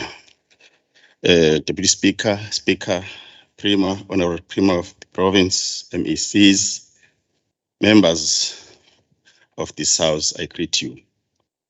The ANC rises in support of the adoption of the amendments to the Legislature Standing Rules. We strongly believe that a vote against these standing rules is a vote against stability in the governance, administration, and the preservation of the institutional decade. Honorable Deputy Speaker, we must remember that the standing rules provide a set of guidelines or regulations that members should use as a standard measure. Indeed, they create order and harmony within the institution. As a result, the Legislature Standing Rules must comply with the Constitution of the country as the supreme law. Chapter 1 of the Constitution of the Republic of South Africa, under the founding provision, Section 2, talks about the supremacy of the Constitution, and I quote, "The Constitution is the supreme law of the Republic of South Africa. Law or conduct inconsistent with it is invalid, and the obligations imposed by it must be fulfilled." Close quote. The Standing Rules Amendment were necessitated by the resolution of the strategic leader planning session, which saw a need for them to be updated in order to cater for new developments and also address various shortcomings and gaps that had been identified in the rules. As the Rules Committee, we considered a number of clauses, and we must say that generally members were in agreement of the proposed amendment. As the ANC, we want to categorically state that we highly respect the royal household and have enjoyed good working relations over the years. We must remember that from its inception, the ANC has had strong links with the traditional leaders. However, at all times, we must ensure that the Constitution of the Republic of South Africa is upheld in the legislature through the standing rules. Section 125 of the Constitution provides that the executive authority of the province is vested in the Premier of the province. Hence, during the deliberations, the Rules Committee resolves that Rule 9, Section 2, which provides for the salute to the monarchy, was inconsistent with the Constitution. Honorable Deputy Speaker, we want to emphasize, as stated in the Constitution, that any law and regulations that is inconsistent with the Constitution is null and void. We must say with all due respect that there is no section in the Constitution which accommodates or provides for the salute of the monarchy. The preamble on the standing rules is explicitly in the Constitution of the Republic of South Africa being the supreme law. Again, in terms of this SAPS national orders, Instruction 7 of 2020, which deals with the salute and compliments, it is provided that all SAPS members must salute the President as well as the Chief Justice, Deputy President, former President, Cabinet Ministers, Speaker of the Parliament, Deputy Minister, Premier of the Province, and the Judge of the High Court. The oath of office signed by us as the members of the provincial legislature also contains that the Constitution is the supreme law of the country. And we can all go back to what we swear. Honorable Deputy Speaker, based on the information given above, one has had these questions in mind. Is it the rule? Is this the rule in line with the Constitution of South Africa? The answer is no. Is this rule in line with the SAPS national orders? The answer is no. Will we be presenting or respecting the oath of office as members of the legislature if we were to keep this rule? The answer is no. Then what are we expected to do as lawmakers if we were confronted with this situation? Do we remove this rule or so that you are in line with the Constitution of South Africa, or do you keep it and be unconstitutional, therefore rendering the entire rules unconstitutional? It is this question that this August House should answer today. The second area or second section that was of concern to us was Rule 25, Honorable Speaker, which provides for the election of 2 members as parliamentary councillors to the monarch. The legislature has a clear line of communication with the royal household through the office of the Speaker. Therefore, we are maintaining that we must continue in this manner as it has been working very well for the legislature. Therefore, this means that also Rule 26, pertaining to the role and function of the Parliamentary Council, is also removed as it is no longer applicable to these rules. Honorable Speaker, we believe that strengthening the standard rules the standing rules will go a long way in ensuring that the legislature functions optimally. As the ANC, we fully support all amendments that are in these standing rules. Honorable Speaker, we thank you. Thank you. We are now going to receive a speaker from the IFP, Honorable MP Kwala, for 5 minutes. Honorable Speaker, confronted with the proposed amendment standing rule of the KwaZulu-Natal Legislature, the IFP can only express disappointment that African democracy has been replaced by the westernized governance. As we indicated during committee deliberations, the IFP objects to proposals that go against the very purpose of amending the rules. This proposal creates suspicion that amending the rule is aimed at aligning the monarchy.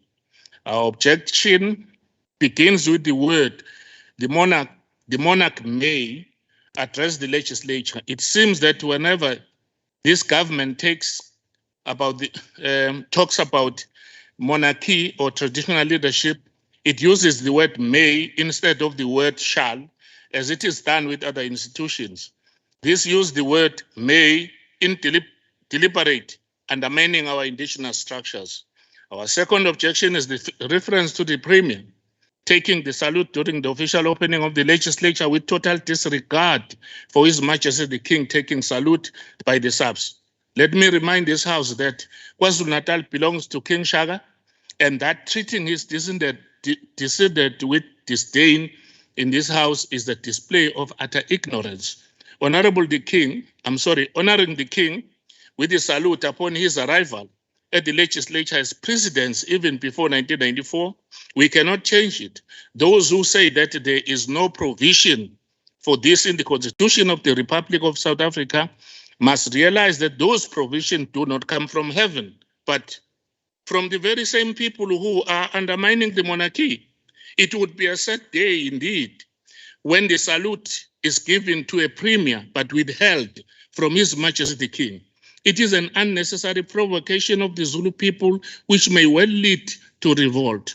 It is unacceptable to combine the address by the King with the state of the province addressed by the Premier. This is clearly aimed at undermining the King's message to the people in favor of the Premier's speech. Furthermore, the IFP is against the repeal of Rule 25 and 26, both of which relate to the election role and functions of the parliamentary councillors to the monarch.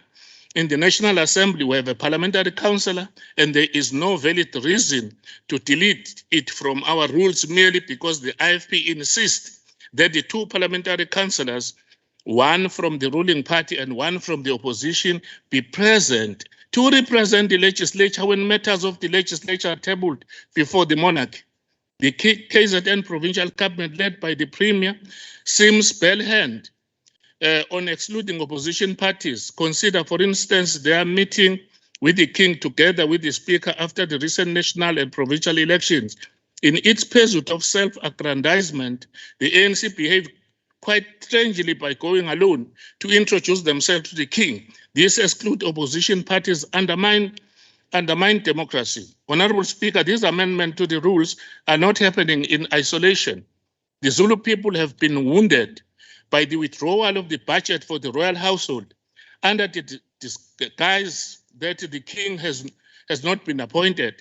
That is wholly misguided and disingenuous. For that budget, support the institution, not the man. The monarchy is being treated with absolute disdain in a step-by-step process to demolish this most fundamental traditional institution.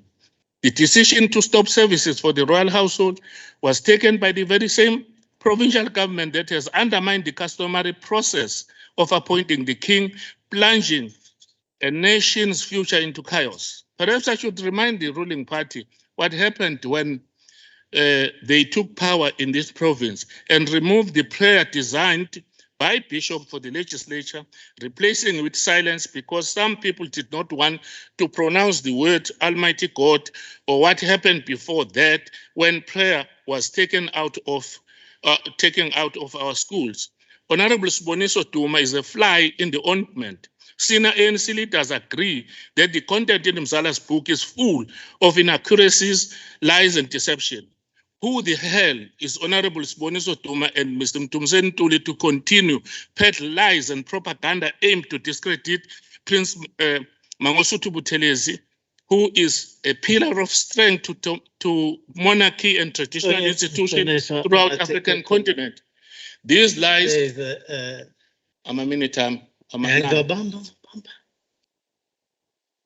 Honorable Speaker, I rise on 52B, the point of order on the Speaker. He cannot, in this House, call an honorable member a fly. He has referred to Honorable Duma as a fly. No, it is a lie.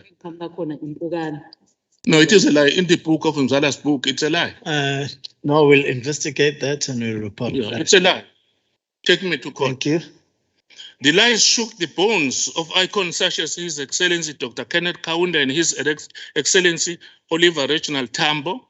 It would be wise for the ruling party to tread lightly when threats on such sacred institution as a sign of resentment and to show solidarity with the King and the concerned people of KwaZulu-Natal. IFP has no choice but to abstain from voting on this report. Thank you, Honorable Kwala. We are now moving to the Speaker from the DA, Honorable Z.M. Nwang.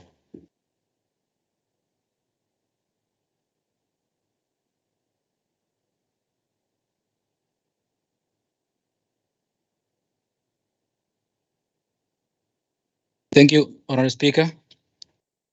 Honorable Speaker, I would like to firstly commend collegiality and teamwork that was shown by all parties during deliberations. I must say, Honorable Speaker, we didn't start well, as there was some kind of misunderstanding and some kind of arrogant tone from some members. But as time goes by, there was improvement. Honorable Speaker, the DA is happy with the process and how all parties were given opportunity to present their proposed amendments.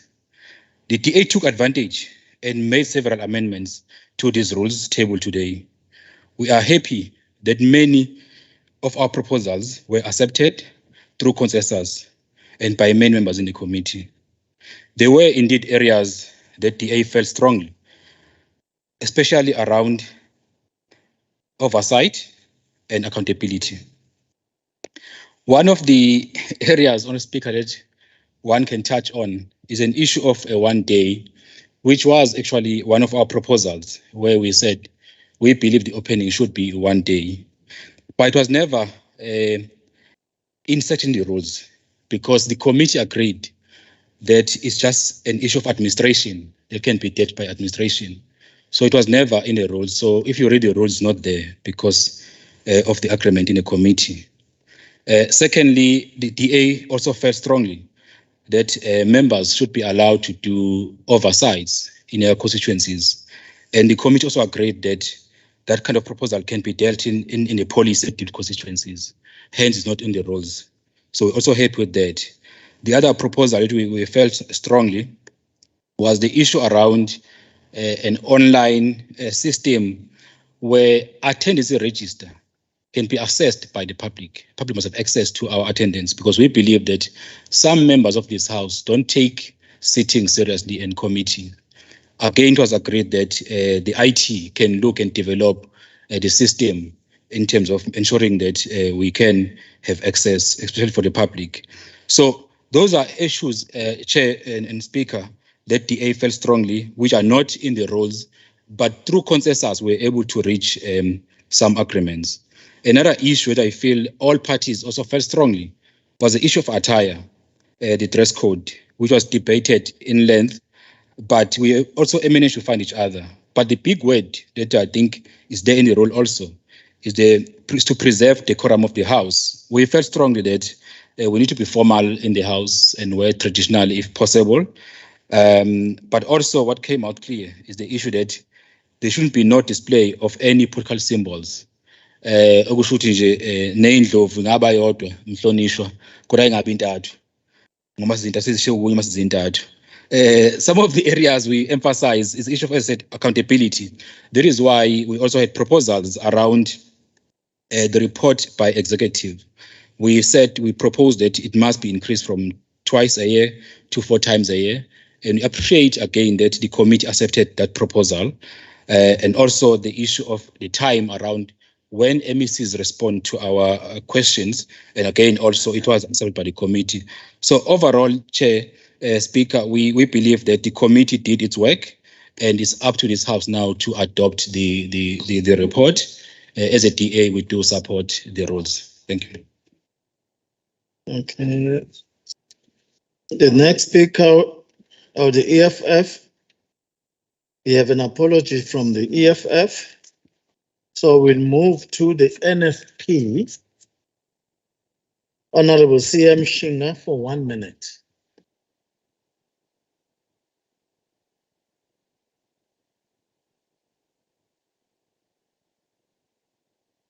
Thank you, Honorable Speaker. NFP wishes to thank the Honorable Speaker, Honorable Boyce, the Deputy Speaker, and all the members of the Legislature to constantly performing admirable work with lawmaking, exercise of oversight responsibilities, and public participation mandates.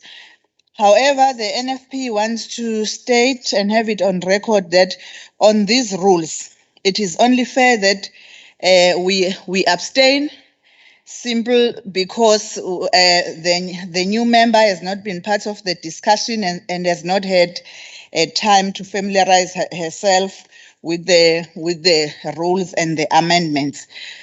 Otherwise, we congratulate the Legislature for continue to give life and meaning to the Constitution and its founding values: equality, dignity, openness, accountability, and transparency.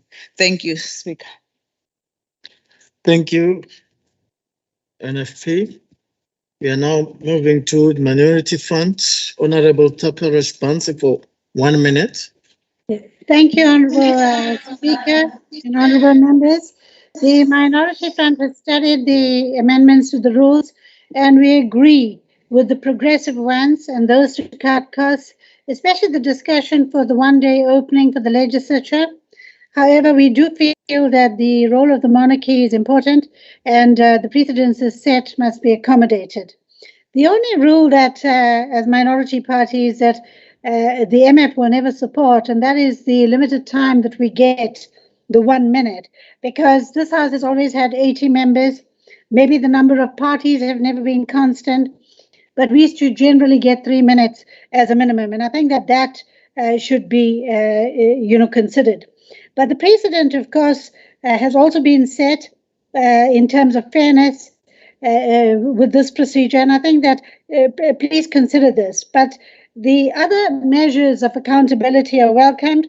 2 recommendations. One is that we need to go back to in the rules, and that is the don'ts in social media. Thank you. Members of Parliament, Thank you. as well as Honorable Taperesh Bansi, thank you.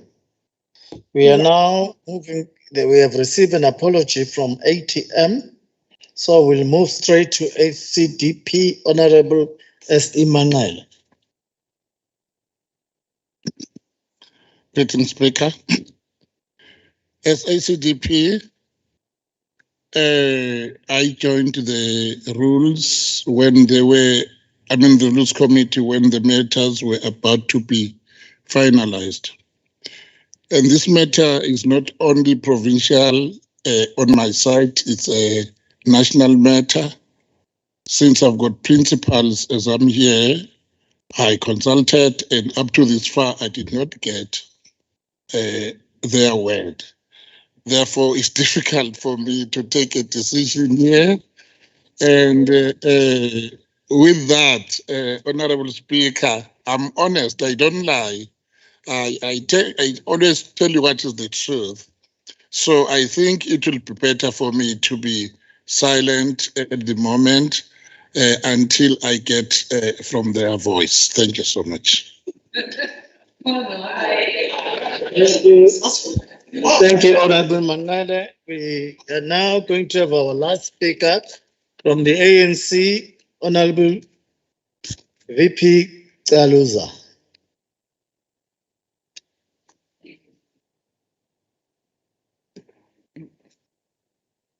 That is so loud.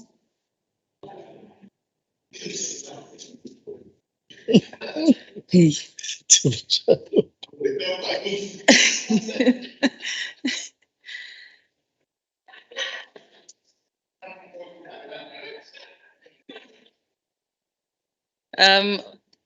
Honorable Deputy Speaker, Honorable Speaker, also the Chair of the Rules Committee. Mhlambe ubaba Manqele kumele ayitshele iqembu lakhe ukuthi cha emhlanganweni we-Rules Committee savumelana ukuthi zonke izincomo ezibekiwe siyahambisana nazo mhlonishwa uManqele. Uma befuna ama-minute abakuphethe singabanikeza. Honorable Speaker,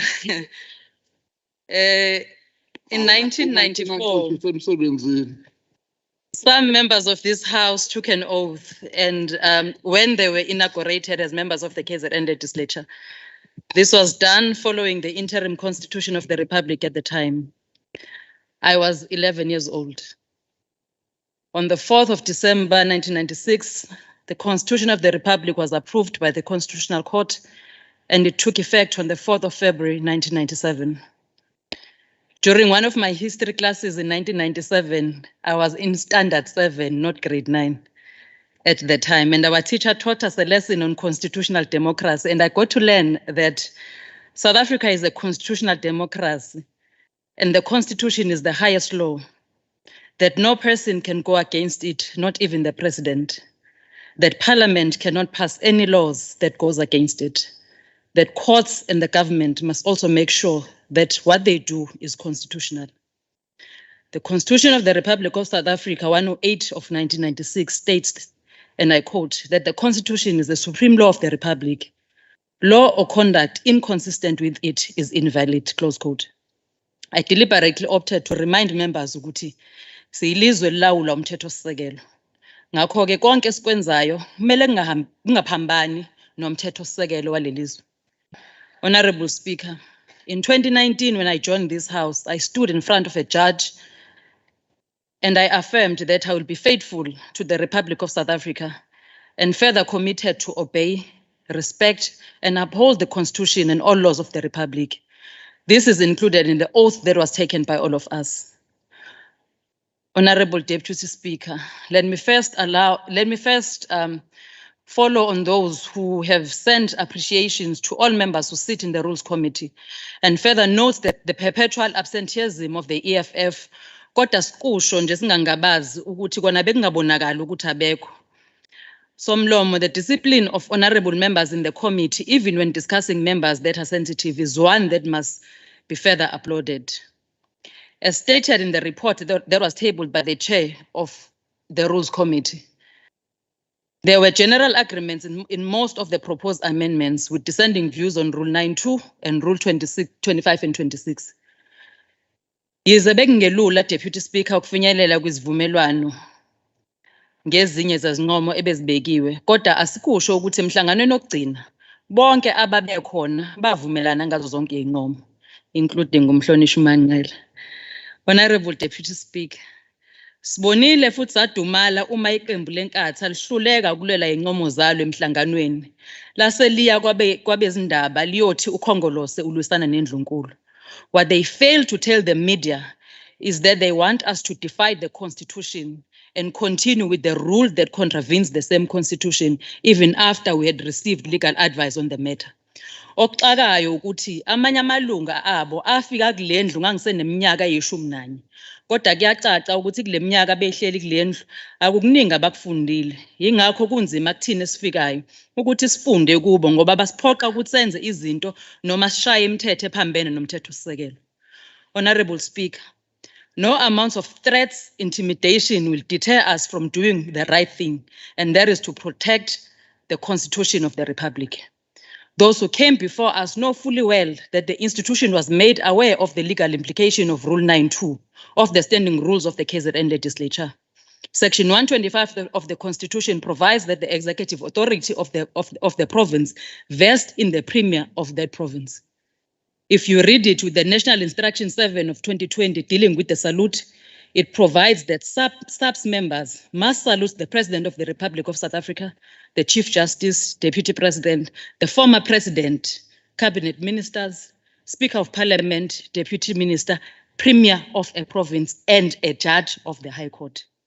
Those who are opportunists, Honorable Speaker, further went to the media and said that the agreement to remove Rule 25 and 26, I stand here rather confused as to do they even know what that rule is about. The committee received a report that this rule has not been in use for over 10 years, and hence we agreed that Rule 25 and 26 must be deleted. Honorable Speaker, we must indicate that as the ANC, we didn't take this process lightly. Hence, we ensured that we submit proposals that we needed to. Sehlela ngezansi, kwakumele sehlele ngezansi ngoba besazi ukuthi konke esikwenzayo bekuqinisa umthetho wakulendlu. So asizuvuma ke ukuthi uma ngabe sesifuna ukusebenzisa ipolitiki siyisebenzise ngegama likaKhongolose kulaba abakwenzayo. Siyavuma somlomo ukuthi ziningi inqomo ezenziwe ebeze ezizokwenza ukuthi lendlu ikwazi ukuthi isebenze ngokuthi iye phambili. Ingakho sivumelana nazo zonke izincomo ezibekiwe.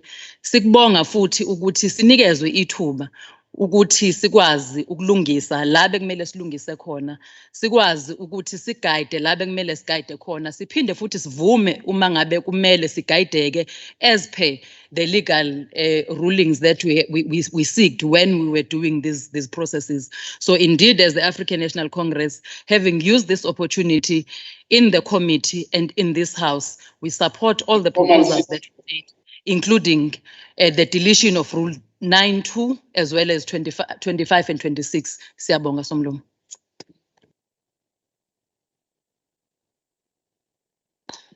Thank you. We are now going to receive a response from the chairperson of the Rules Committee, Honorable Ellen Boyce, for 5 minutes. Salo, somlomo kuzona zonke into ezibuhlungu ngowe-Rules Committee. Ayikho into ebuhlungu ngokuthi usotswebhu wesishayamthetho angixabanise nosotswebhu ophikisayo. Mina ngithanda ukuthi kuzindlukazi ihambe kahle. Kufanele ukuthi usotswebhu wesishayamthetho nosotswebhu ugwala bezwana. But it was clear that in the process of the amendment of the rules, they had some proposals that were not reconcilable.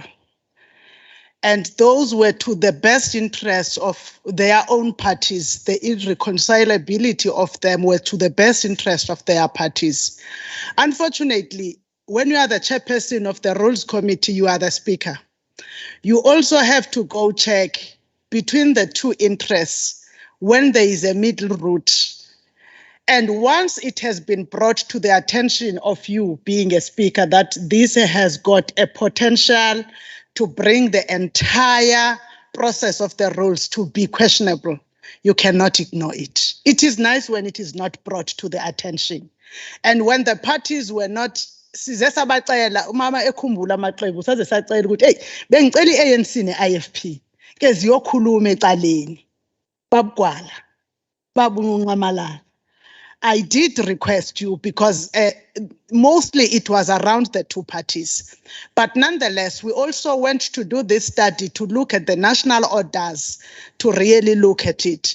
But I want to say that as the legislature of KwaZulu-Natal, at all material times, we have got no ill intentions against the royal household and any incumbent on the throne of AmaZulu. We commit that we will work with the king that will be given to us as the legislature by AmaZulu royal household. Once the king is put by government in place, that king will come to be here. And we will continue to do all our endeavors of working with the King, including what is put here today as the issue of the 2 days. The 2 days does not have any space in the rules, and it remains what we requested, that it must be left as part of the negotiations between the legislature and the royalty. We will continue to do that. I also want to implore all parties today, be true to yourselves and what you stand for. Go to National Parliament and ask your parties to ensure that they including in the national orders, for the inclusion of monarchs in the national orders. I will start to mute that also in the Speakers Forum, in the National Speakers Forum, because for as long as it is not provided both in the Constitution and in the national orders, we can't have it in the rules. But that does not mean that we must sit down and politic about that. Let's deal with it and find constructive and uniting ways of dealing with it. But let us not use it as something to politic. We may, all of us as politicians in this house, Chief Whip and Chief Whip of the official opposition and all Chief Whips, if there is bloodshed in KwaZulu-Natal, you will all be shamed. You will all be shamed. And I don't want us to own the royal household when we come here and debate. The royal household does not belong to one party. It belongs to all the people of AmaZulu origin, wherever they reside, even outside KwaZulu-Natal. May we allow the royal household to belong to all those who belong to it. Let's, when we want things to happen, go to the national and ensure that our caucuses amend things at that level, including those who sit in the Royal Council, speaking to SAPS also, to include things in the national orders. We will also try to do our own things at the National Speakers Forum. Ngiyanincenga nje. Kodwa ke sengibonga, ngiyabonga ukubambisana. Hawu saze sabambisana kahle, bengingazi ukuthi uzawuthi mase ulapha mfundisi ube sewuba nguPetros waseBhayibhelini. Hawu ngaze ngadumala, kodwa ke ngibonge nasenkatheni besibambisene sinazi apho ningavumelani khona. Siyabonga kakhulu. Okay. Thank you, honorable members. We have now come to the end of the debate on the amended KwaZulu-Natal Legislature Standing Rules 2021. So the House now needs to vote on the amended KwaZulu-Natal Standing Rule. As per the request of the Rules Committee, I now put the question to the House, which is as follows. Oh, Honorable Nene, Kunene.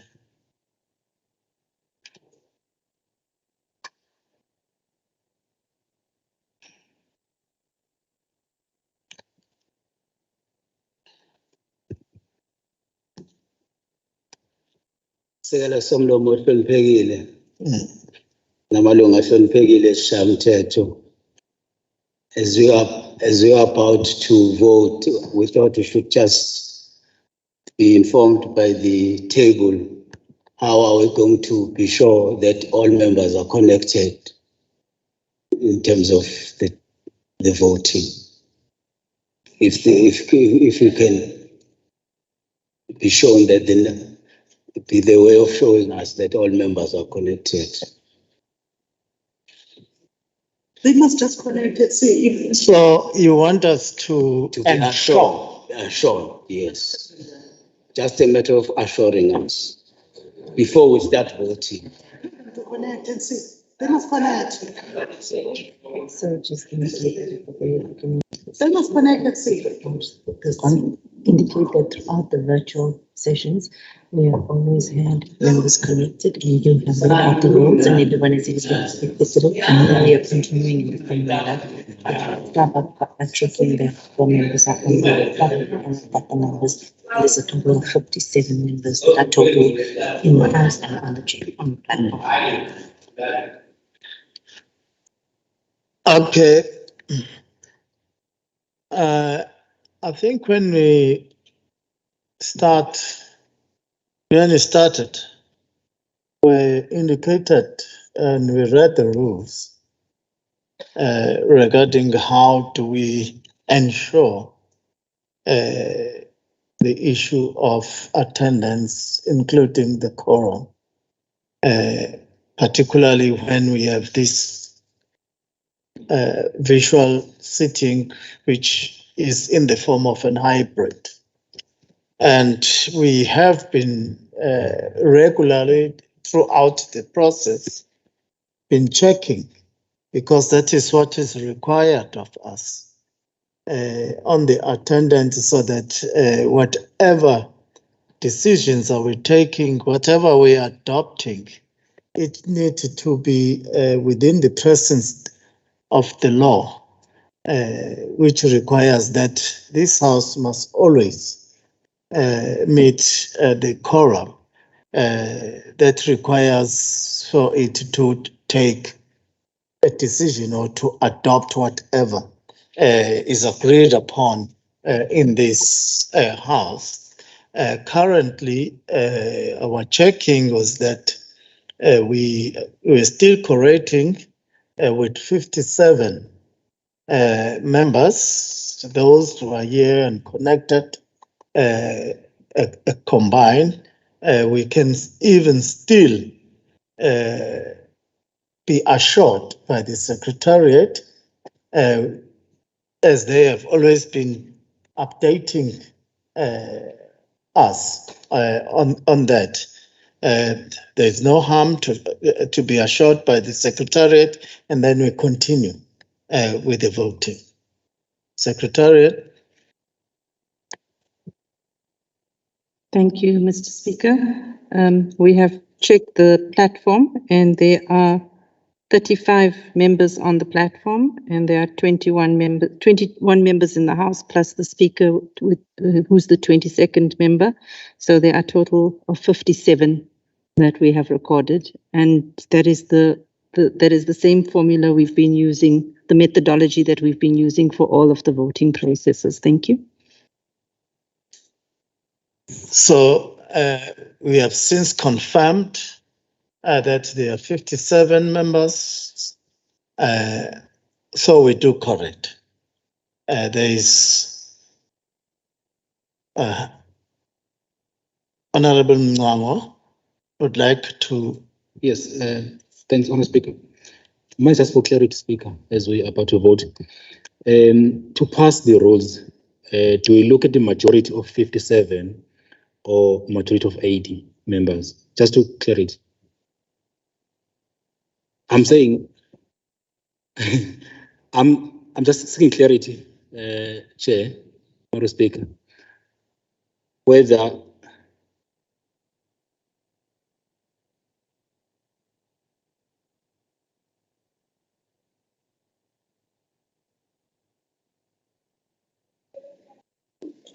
Honourable Speaker, on a point of order.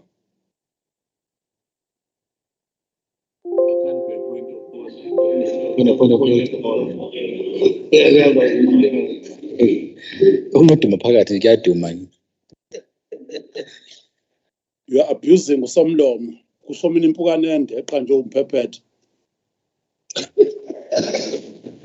Just as a response, as per the rules that were read, for the legislature, you know that the quorum is 51 on an audiovisual, and for this session, you need 27.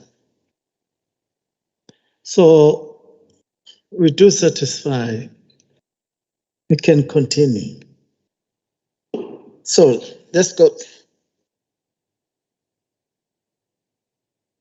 as somebody that rose to ask a question, we have no reason to not to believe the professional abilities of our secretaries. We accept the statement that they are assuring us with. We have no reason to doubt. Siyabonga demand. So we can continue. We are now going to go on and call party by party, starting with the IFP.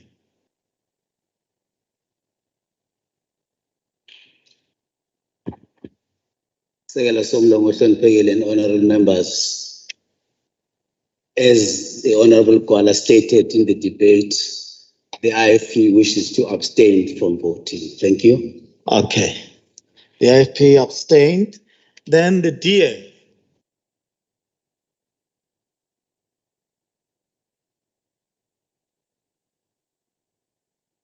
Thank you, Honorable Speaker. The DA believe there should be rules in this house. We therefore support the rules. Support the rules. Then the EFF is not here. The NFP.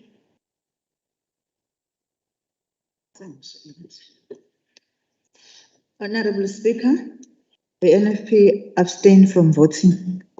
NFP abstained. The Minority Front.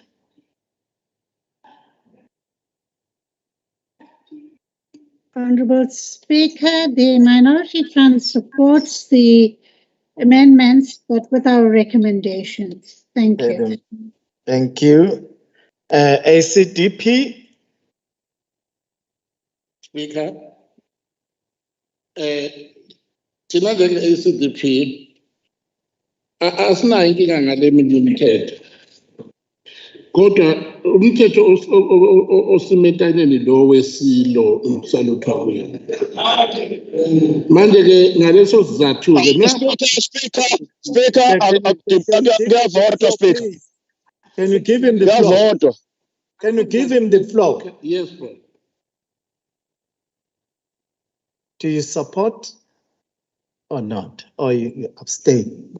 Yes, baba ngaleyo umthetho nje lo silimazayo sicela ukuthi ngingavota. Oh, we are abstaining. And then we go to ATM, which is not here. The ANC. Thank you very much, Somlong. Nathi siyahambisana ne-DA meyithi kufanele sibe nemthetho wesishayamthetho. Siyayisupport amendment. Okay, thank you. So members, I have the votes of the parties now. Is there any member who wishes to express an individual vote that is different from their party vote or to abstain?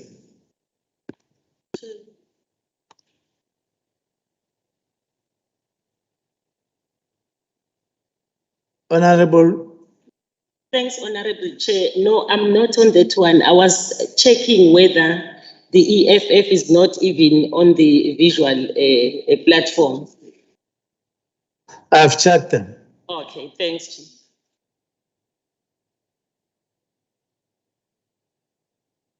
So there's no one. So if there's none, then Secretary, can I ask for the tally of the votes? Thank you, Mr. Speaker. Those in favor, 47. Those against? I can't hear properly. Those in favor, 47. Those against? No. Abstentions, 9. Total of 56, and the Speaker has a deliberative vote, so it's not included. Thank you. So can you repeat it? Those in favor, 47. Those against? Those opposed, none. Those who abstain? 9. Pardon? 9. Who abstain? Yes. How many? 9. 9. 9. Yeah, I can't hear you. Sorry, 9. 9, and then? The Speaker has a deliberative vote, so it's no vote. So there's 56 that have voted. 56. That has 5, 6. Yes. Okay. So, honorable members, I therefore formally declare the results of the vote as follows. In favor, 47. Vote against, 0.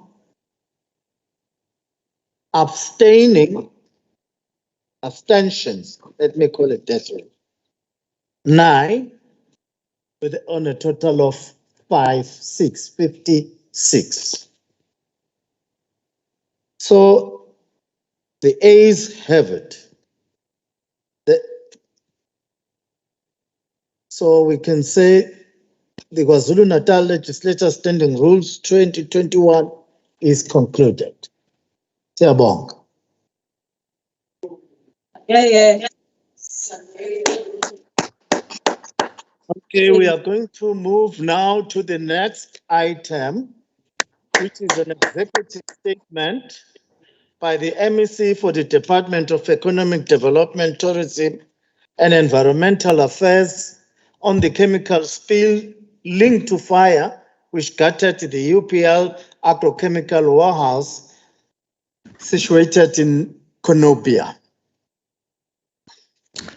May Thank I you very then much. call upon the MEC, Pillay. Thank you. Thank you, Deputy Speaker. We recognize all the honorable members who are present, including any MEC colleagues who are present. Speaker, thank you for allowing me this opportunity to table this executive statement. The aim is to apprise members of this House and our citizens about the recent toxic chemical spill which emanated from the UPL warehouse in Konobia in the north of Durban. The report will detail the cause of the chemical spillage, the remedial measures which have been taken to limit the impact on the environment and on human health, and the measures that will be undertaken going forward. The background of the incident is briefly as follows. In July, KwaZulu-Natal experienced civil unrest, which was characterized by widespread looting, damage to property, and loss of life. At the height of the unrest on the 12th of July, a fire broke out at the UPL chemical warehouse situated at 30 Mungano Road in Konobia. The warehouse stored over 1,600 different chemicals used to manufacture agrochemicals such as pesticides. It is alleged and now widely accepted that the fire was a result of an arson attack linked to the civil unrest. On 13th July 2021, UPL notified the KZN Department of Economic Development, Tourism and Environmental Affairs of the incident, but due to the volatile situation at the time, the department was only able to undertake the first site inspection on 16th of July 2021. During that site visit, ETIA officials observed that chemicals from the warehouse had spilled into the stormwater drains and into the Mhlangana River, which is a tributary of the Oshlanga River. The water in both rivers had been discolored with a color ranging from blue to green, and the pollution reached the Mhlanga estuary as well as into the main beach.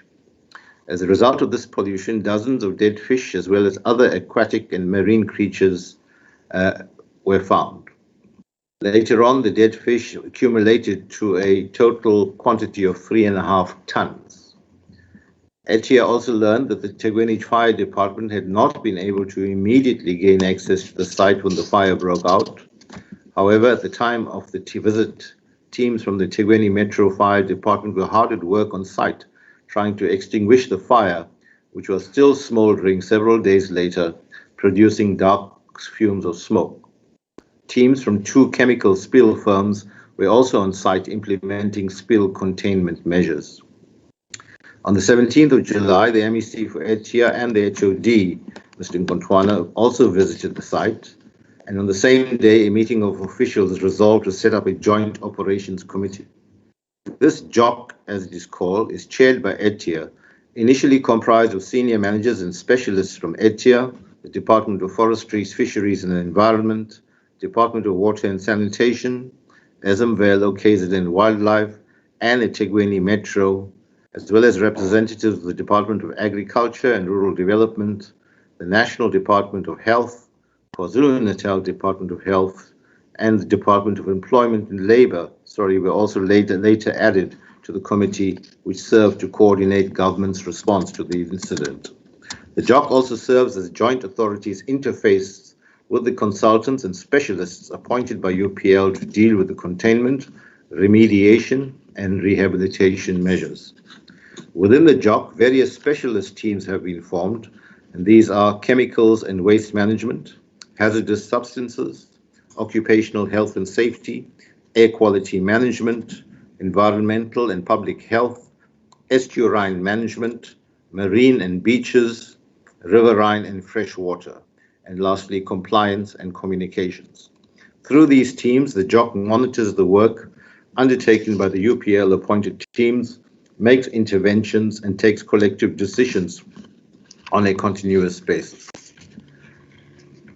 The process is guided by lots of legislation, and so the incident is being dealt with in terms of Section 30 of the National Environmental Management Act. In terms of this legislative provision, UPL had to submit a detailed report within 14 days of the incident, and the report was received on time. Due to the severity of the incident, ETIA decided to issue a duty of care pre-directive in terms of Section 28 of NEMA, and the pre-directive was first issued on 20th of July, and a revised version was issued on 28th July, integrating instructions from other government departments. It detailed urgent measures that UPL needed to take.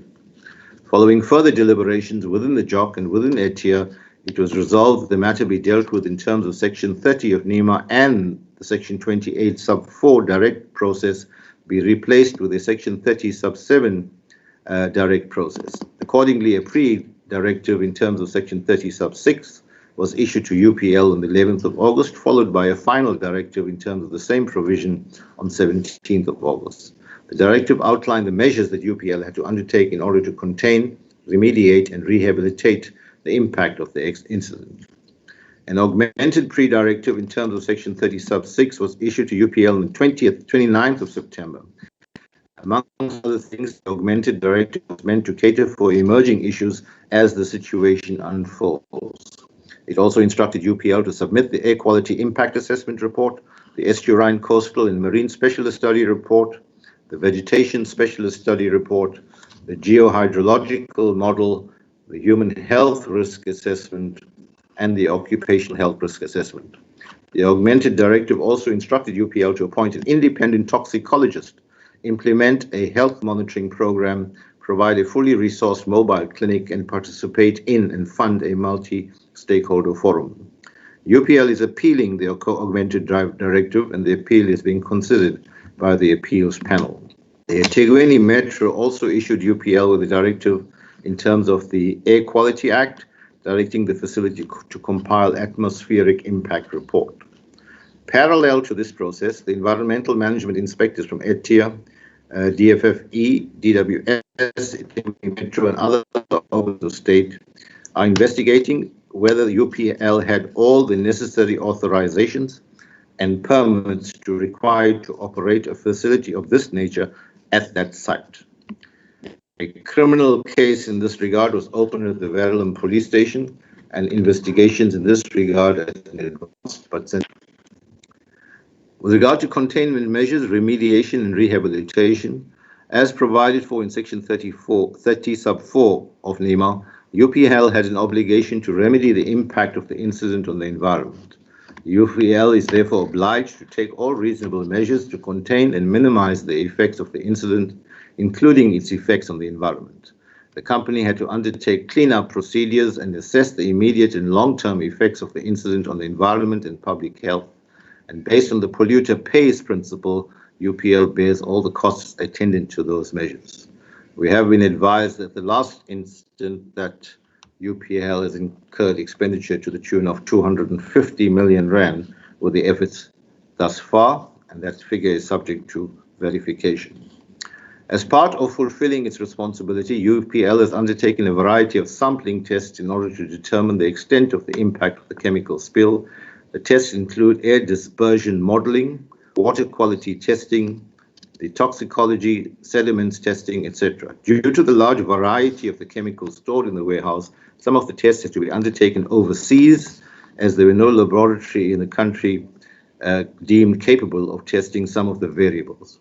As a precautionary measure, all beaches between the Umgeni estuary and Salt Rock were closed immediately after the incident and were only significantly but not completely reopened from the 2nd of November 2021. This means that 96% of the beaches were reopened for recreational use, but fishing and harvesting of marine life remains prohibited. The 4% that's not open is 1 kilometer on either side of the Mhlanga estuary. The decision to reopen the beaches was based on the opinion of the specialists that are working on the recovery, but it was deemed necessary to have this peer reviewed, and this was peer reviewed by UK-based specialist Professor Jason Weeks. Public health and community engagement. The fire at UPL resulted in environmental hazards to the surrounding communities, including the areas of Konubia, Mount Edgecombe, Mhlanga, as well as the informal settlement of Blackburn. During the peak of the fire, residents in the affected areas complained about a range of issues, including odor, asthma, and itchiness of the skin and eyes. Itegweni, together with ETIA's Environmental Empowerment and Awareness Unit, engaged in a number of public awareness activities focused on the affected areas. Notice boards were also placed by Itegweni advising residents of Blackburn against using or coming into contact with water from the Mhlanga River. Various initiatives were also undertaken to keep members of the public informed of development, and such included a media briefing on the 23rd of July 2021, regular communiques and updates issued by Itegweni, and various engagements with stakeholders such as civil society formations and residents associations. These engagements were led by ETIA. There was also door-to-door outreach activities led by occupational hygienists, which were undertaken by Itegweni. The Provincial Department of Health will be undertaking surveillance on the impact of the incidents on the health of the people in the surrounding area. Despite all these efforts, some communities and other affected stakeholders felt that there was no proper flow of information. Some of the stakeholders, like civil society formations, also demanded representation on the job. Matters were also raised during the oversight visit by members of the DFFE Portfolio Committee, which was undertaken on the 11th of August 2021. On the 2nd of October, the MEC for ETIA, together with Minister Barbara Creasy, undertook a site visit to the UPL site. On the following day, we convened a meeting with various stakeholders where progress on the remediation measures were given. At that meeting, we undertook to set up a multi-stakeholder forum and a website where all information pertaining to the incident was deposited to ensure easy access to all stakeholders. We launched the multi-stakeholder forum on 23rd of October 2021. An interim committee comprising representatives from the affected local community and members of civil society was appointed. The committee is expected to finalize the terms of reference and convene a meeting to elect 20 people, from which the MEC for ETIA will appoint a committee of not more than 15 people. In conclusion, Honourable Speaker, the UPL chemical spill was an unprecedented environmental disaster. It will literally take years to recover, both in terms of vegetation, fauna, and flora, as well as the aquatic life, including fish. While we are satisfied that there is no longer chemical spillage emanating from the site, long-term monitoring of the impact of the spillage is required, and this will extend to the impact on human health. We will continue to pursue our investigations and act accordingly, and we undertake to keep all stakeholders informed of the developments, including the honourable members of this House. Honourable Speaker, I thank you. Thank you, Honourable MEC. We are now going to go for a debate.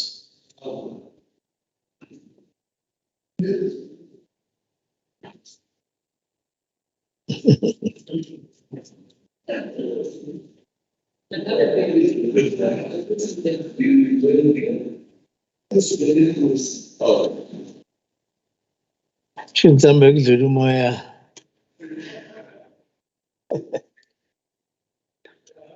Bengilinde lokho. Honourable Zuma. no somlomo ukuthi nje sixolise before simkhumbuze ukuthi phela akukhona esontweni kesishamthetho anginganyuka nje kanje kesishamthetho. Siyathemba uzoxolisa naso. Ula ma-minute akho. Okay, can we, ATM, we've got an apology, then ACDP.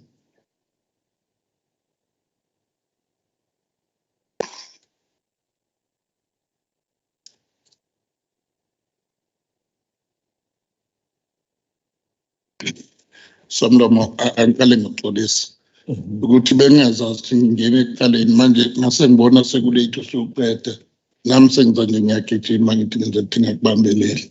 I'm sorry, ngiyaxolisa chief, ngiyaxolisa nalo yonke into. I'm sorry. Xolisa nakophezulu ngoba.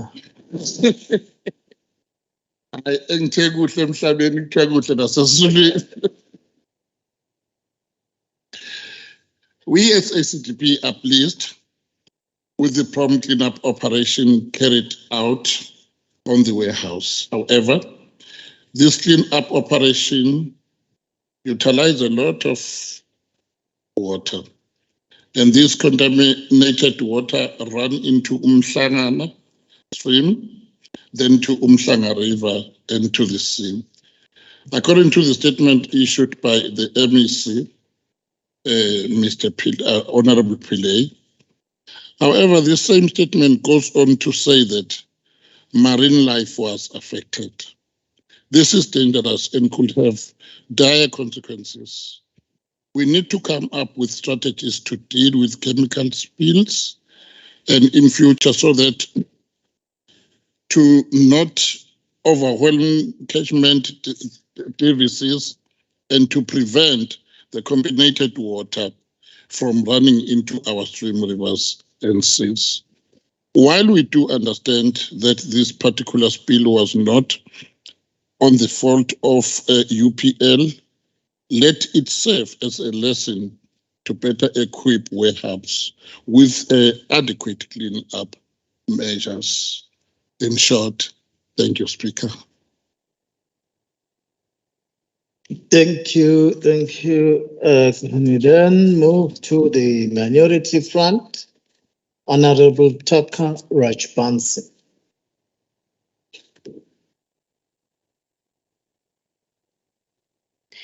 Thank you,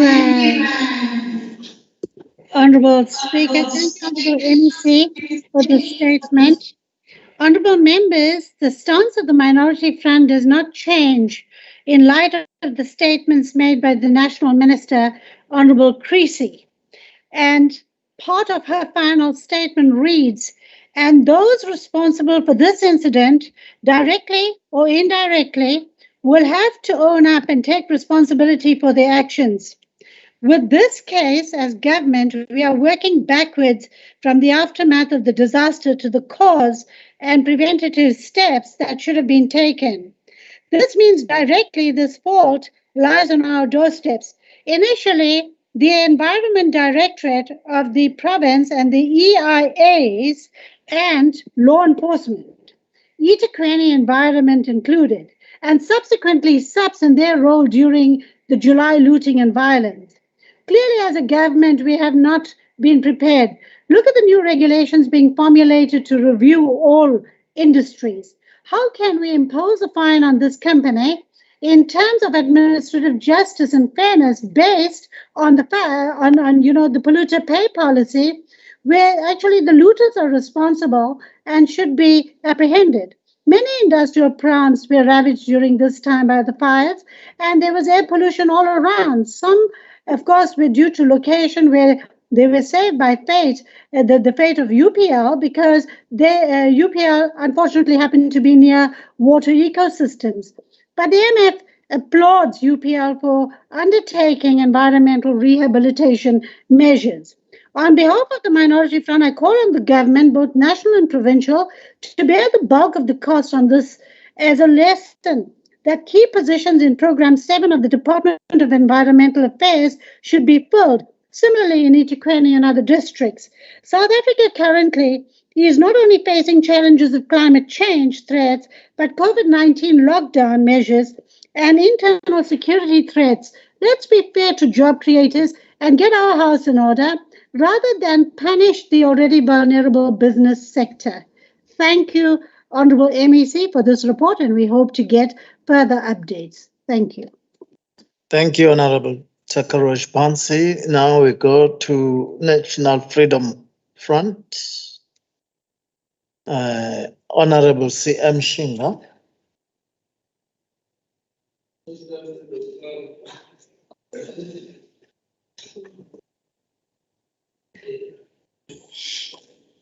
Honorable Speaker and honorable members, thank you for the opportunity.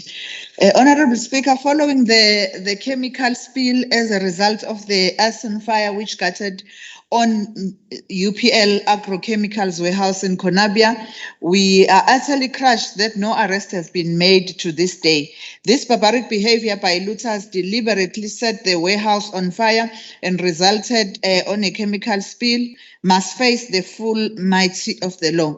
The spill caused a negative impact on food security, as we note that the warehouse was providing local farmers with vital inputs for their farming and agricultural purposes. Our hearts bleed as the potential health damage to nearby residents is significant. Pollution.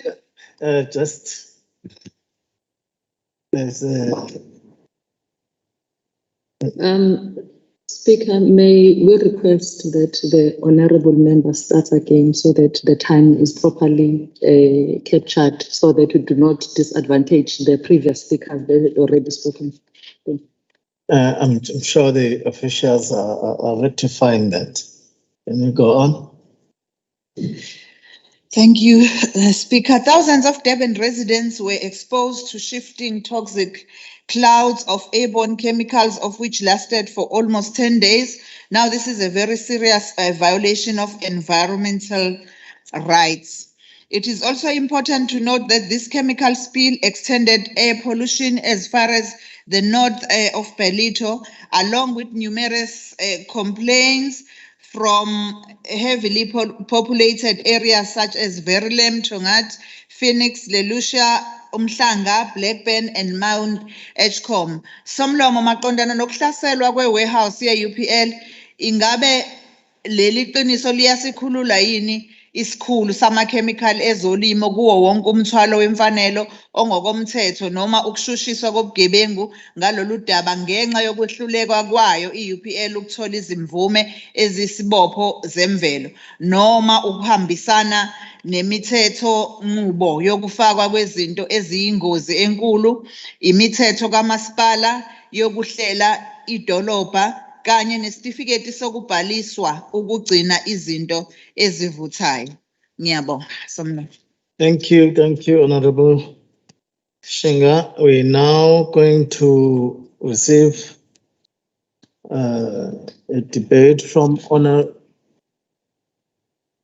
supposed to receive EFF, which is not here. EFF, are you here? You may be back by now. They are not here. Then let's receive a debate from Honorable Ashu Dabur for 3 minutes of the DA. Thank you, Honourable Speaker, honourable members.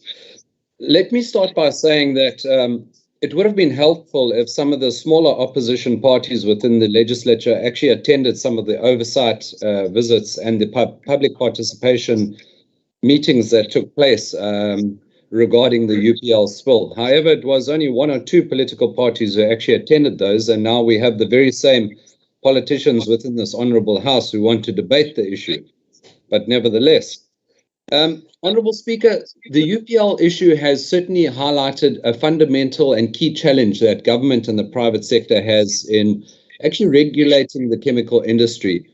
And it has exposed, I think, the Economic Development, Tourism and Environmental Affairs Department, and more in particular, the National Department and Environmental Affairs at a provincial level, for the complete lack of transparency, for upholding the key cornerstones of democracy, and for also upholding the National Environmental Management Act. And I'll say this because it took weeks upon weeks, and it took the intervention of lawyers, it took the intervention of advocates and the threats of legal action from the Democratic Alliance before we actually had a full inventory, an official one, of what was contained within that warehouse. How was the public supposed to make informed decisions on their own health when they didn't even know officially what was in the warehouse? But let me get back to an old Chinese proverb that runs true, that a fish always rots from the head. And the MEC has spoken earlier about an unprecedented chemical disaster. Well, I'll put it to this Honourable House that this was nothing but an unprecedented political disaster. And I say that, Honourable Chairperson, because we know that the root and the cause of the UPL disaster was not a random arson attack. It was factionalism within the ANC. It was the support for the former President Jacob Zuma, which led to factions and insurrection. It led to people damaging billions of rands of the economy. It led to thousands of jobs being lost and the whole country almost being plunged into the very verge of a civil war, all because of one man, Jacob Zuma, and all because of the ANC. The UPL disaster is nothing but a symptom of this. Now, I support the MEC in some of his actions, and I also support the MEC when he says that the polluter should pay. Now, if we are to apply this principle fairly, then surely the causes of this unprecedented insurrection and the arsonists and the cause behind that is the ANC, well, perhaps the ANC should pay for the damages. Perhaps a bill should be sent to the ANC directly for the cleanup operations. And perhaps the ANC should be held politically responsible, socially responsible, and perhaps even held responsible in the courts for causing what can only Susie, can you just stop there and hear Honorable Aluza? I'm rising on 52D. Can we give the honorable member an ANC membership card? Okay, you can continue. Thank you, Honourable Chairperson. I would rather poison than take your membership card. Thank you very much. Okay. Can we then move to the next from the IFP, Honourable S. Moodley, for 3 minutes. Honourable Speaker, honourable members. In July this year, one of the buildings in KZN that were affected was a chemical factory in Konobia, known as United Phosphorus Limited, UPL, in what the media has since dubbed the UPL spill. We have since learned that the UPL was not properly authorized to operate this chemical factory, and the severity of the spillage disaster could have been averted had the right protocols been observed. The authorization should have been secured from the KZN Department of Economic Development, Tourism and Environmental Affairs. The disaster is of national scale and it reached the Minister of Forestry, Fisheries and the Environment, Ms. Barbara Creasy, who put together a joint investigation team that put together a UPL compliance report. The preliminary findings of this are quite severe as it is, and Minister will publish the full findings with the recommendations, and this will be made public. For the benefit of the House, the preliminary findings in the compliance profile reports are as follows. UPL operations were involved unlawful storage of chemicals classified as dangerous, goods even before the unrest-related fire. The volumes of chemicals stored on the facility exceeded the 500 cubic meters, which in terms of the National Environmental Management Act, NEMA, should have been constituted as a listed activity, which requires environmental authorization before commencement. UPL did not possess environmental authorization from the municipal nor provincial authorities. The UPL company operated outside the checks and balances by the relevant authorities, meaning there was no monitoring and hazardous effects of the operations went unchecked. The provincial government in KZN must be our local custodians to prevent tragedies such as the UPL spill. Already we know that there are adverse effects to nearby communities in terms of quality, soil, life, water sources, fish, plants, and general animal life that come into contact with these chemicals via the ecosystem which stretches to Durban North and its beaches.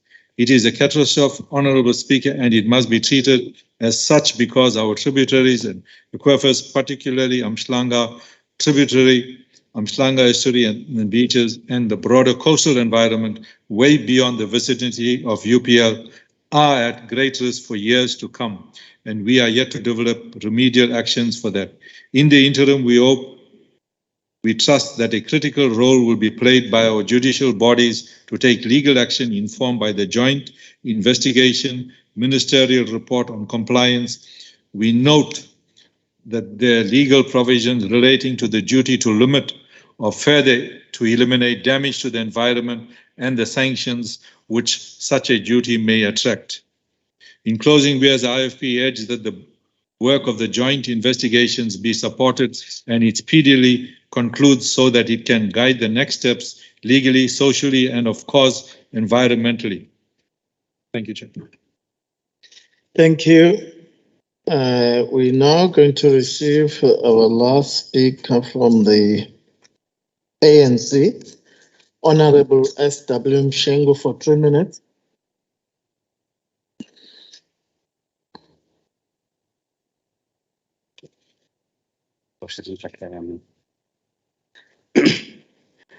Thank you very much, Honorable Deputy Speaker, Honorable MSC, members of this House. Let us welcome the opportunity to reflect on the statement by the MSC as part of appraising this House on the historical background of the incident that led to one of the biggest environmental trauma that left the biggest trail of toxic devastation for human and nature in the north of Durban in the recent times. Honorable Deputy Speaker, having appreciated the prompt response by the department and the city of eThekwini in extinguishing the fire as well as giving out notices to the neighboring communities, including schools and businesses, on the impact of fire, including toxic fumes and contamination of streams leading to the sea, a few questions need to be asked. Was the warehouse suitable for the kind of chemicals that were kept there? Was the municipality and the Department of Environmental Affairs aware of the nature and toxicity of the chemicals? Did the municipality certify the company to operate within such close proximity to environmentally sensitive radius? We welcome the criminal case opened against this company as they chase profit with no regard to regulations that governs the dangerous products they manufacture and distribute. We appreciate and welcome the establishment of a multi-stakeholder forum where members of civil society and affected nearby communities will participate and engage with the matters related to the ongoing investigations. This is a practical demonstration of a transparent administration, Honorable Deputy Speaker. This legislature must stand with the poor and marginalized, resist any form of environmental degradation in the name of providing economic opportunities. Human nature and environment cannot coexist with polluters who exploit our unassuming communities and operate dangerous businesses that poses or threatens future generations and our ecosystem. We call upon the department to undertake an audit of all hazardous chemical companies that operate within the province, prove that their operations are within the prescribed regulations and they have all the relevant systems to curb any devastating effects to the nature and humans in the event of fire or damage of any nature. Once more, we welcome the statement by the MSC, Honorable Ravi Pillay. Perhaps, Honorable De Boer, you can send the bill to the ANC. We'll pass it on to Honorable Papas. He is a mayor now, and I'm sure he will cash his pension, and so he can pay if you believe that the ANC was responsible for that nonsense. The ANC has nothing to do with those July events. Thank you very much, Honorable Speaker.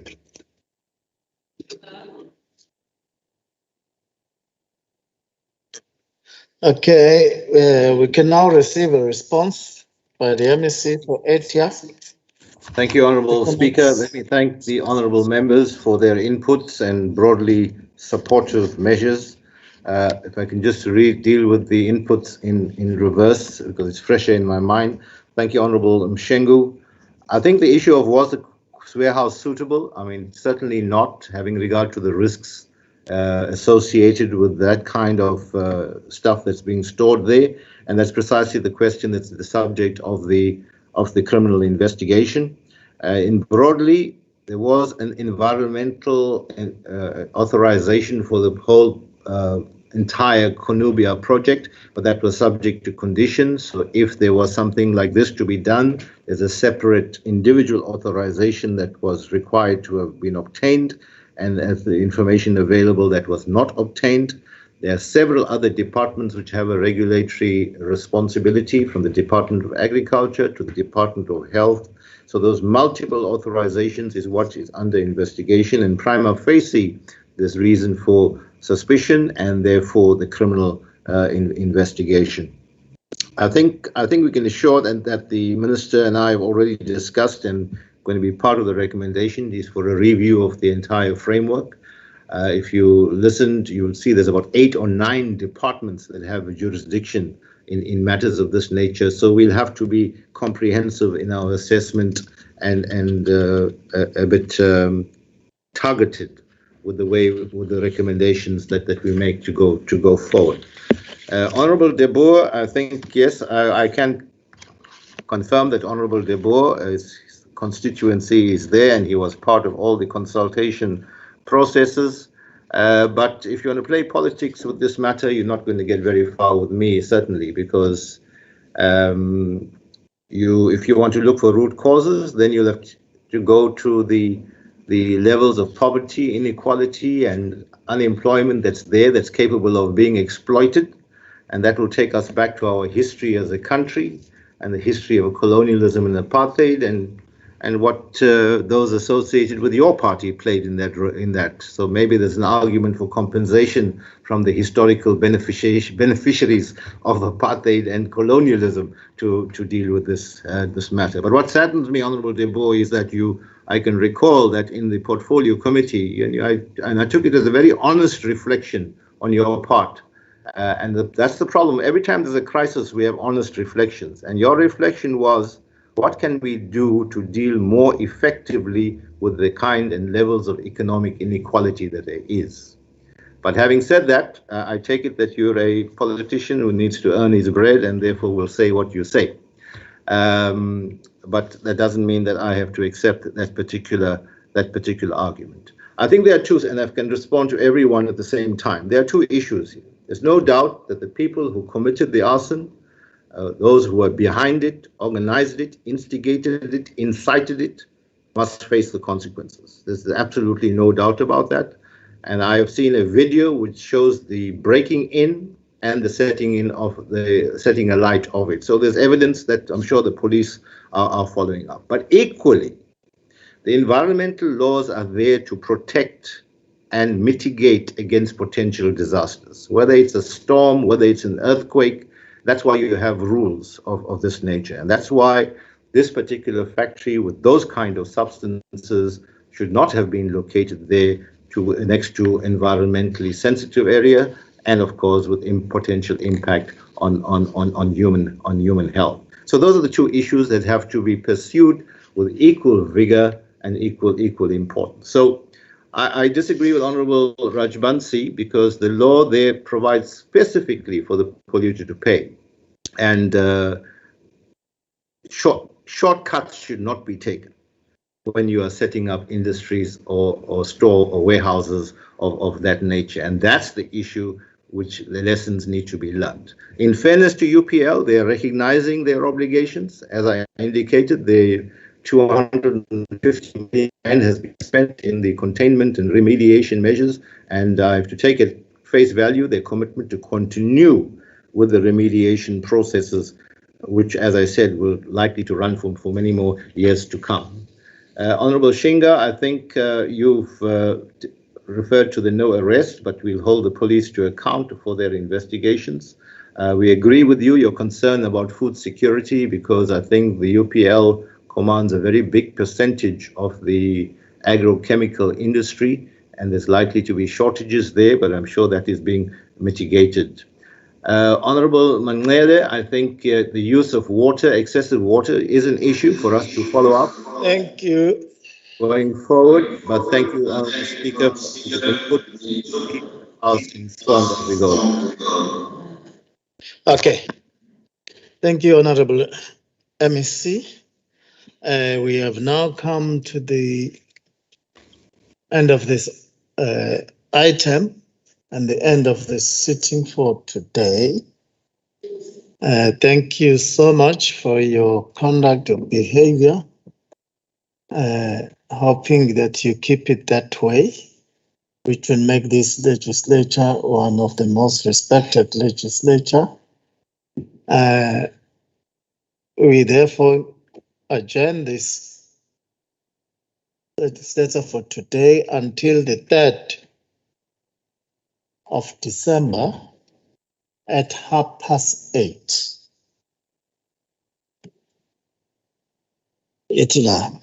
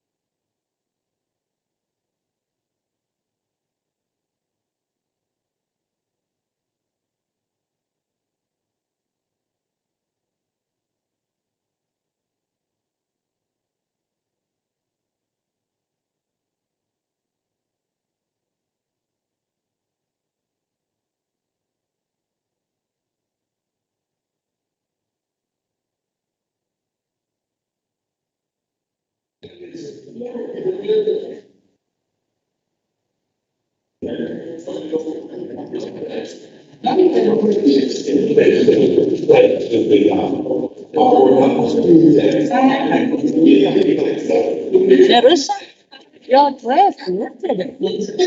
Your yesterday's dress. Now it is 3 years old. And I didn't know, I picked up on that. I think that is, but everyone complimented me. Oh, yeah.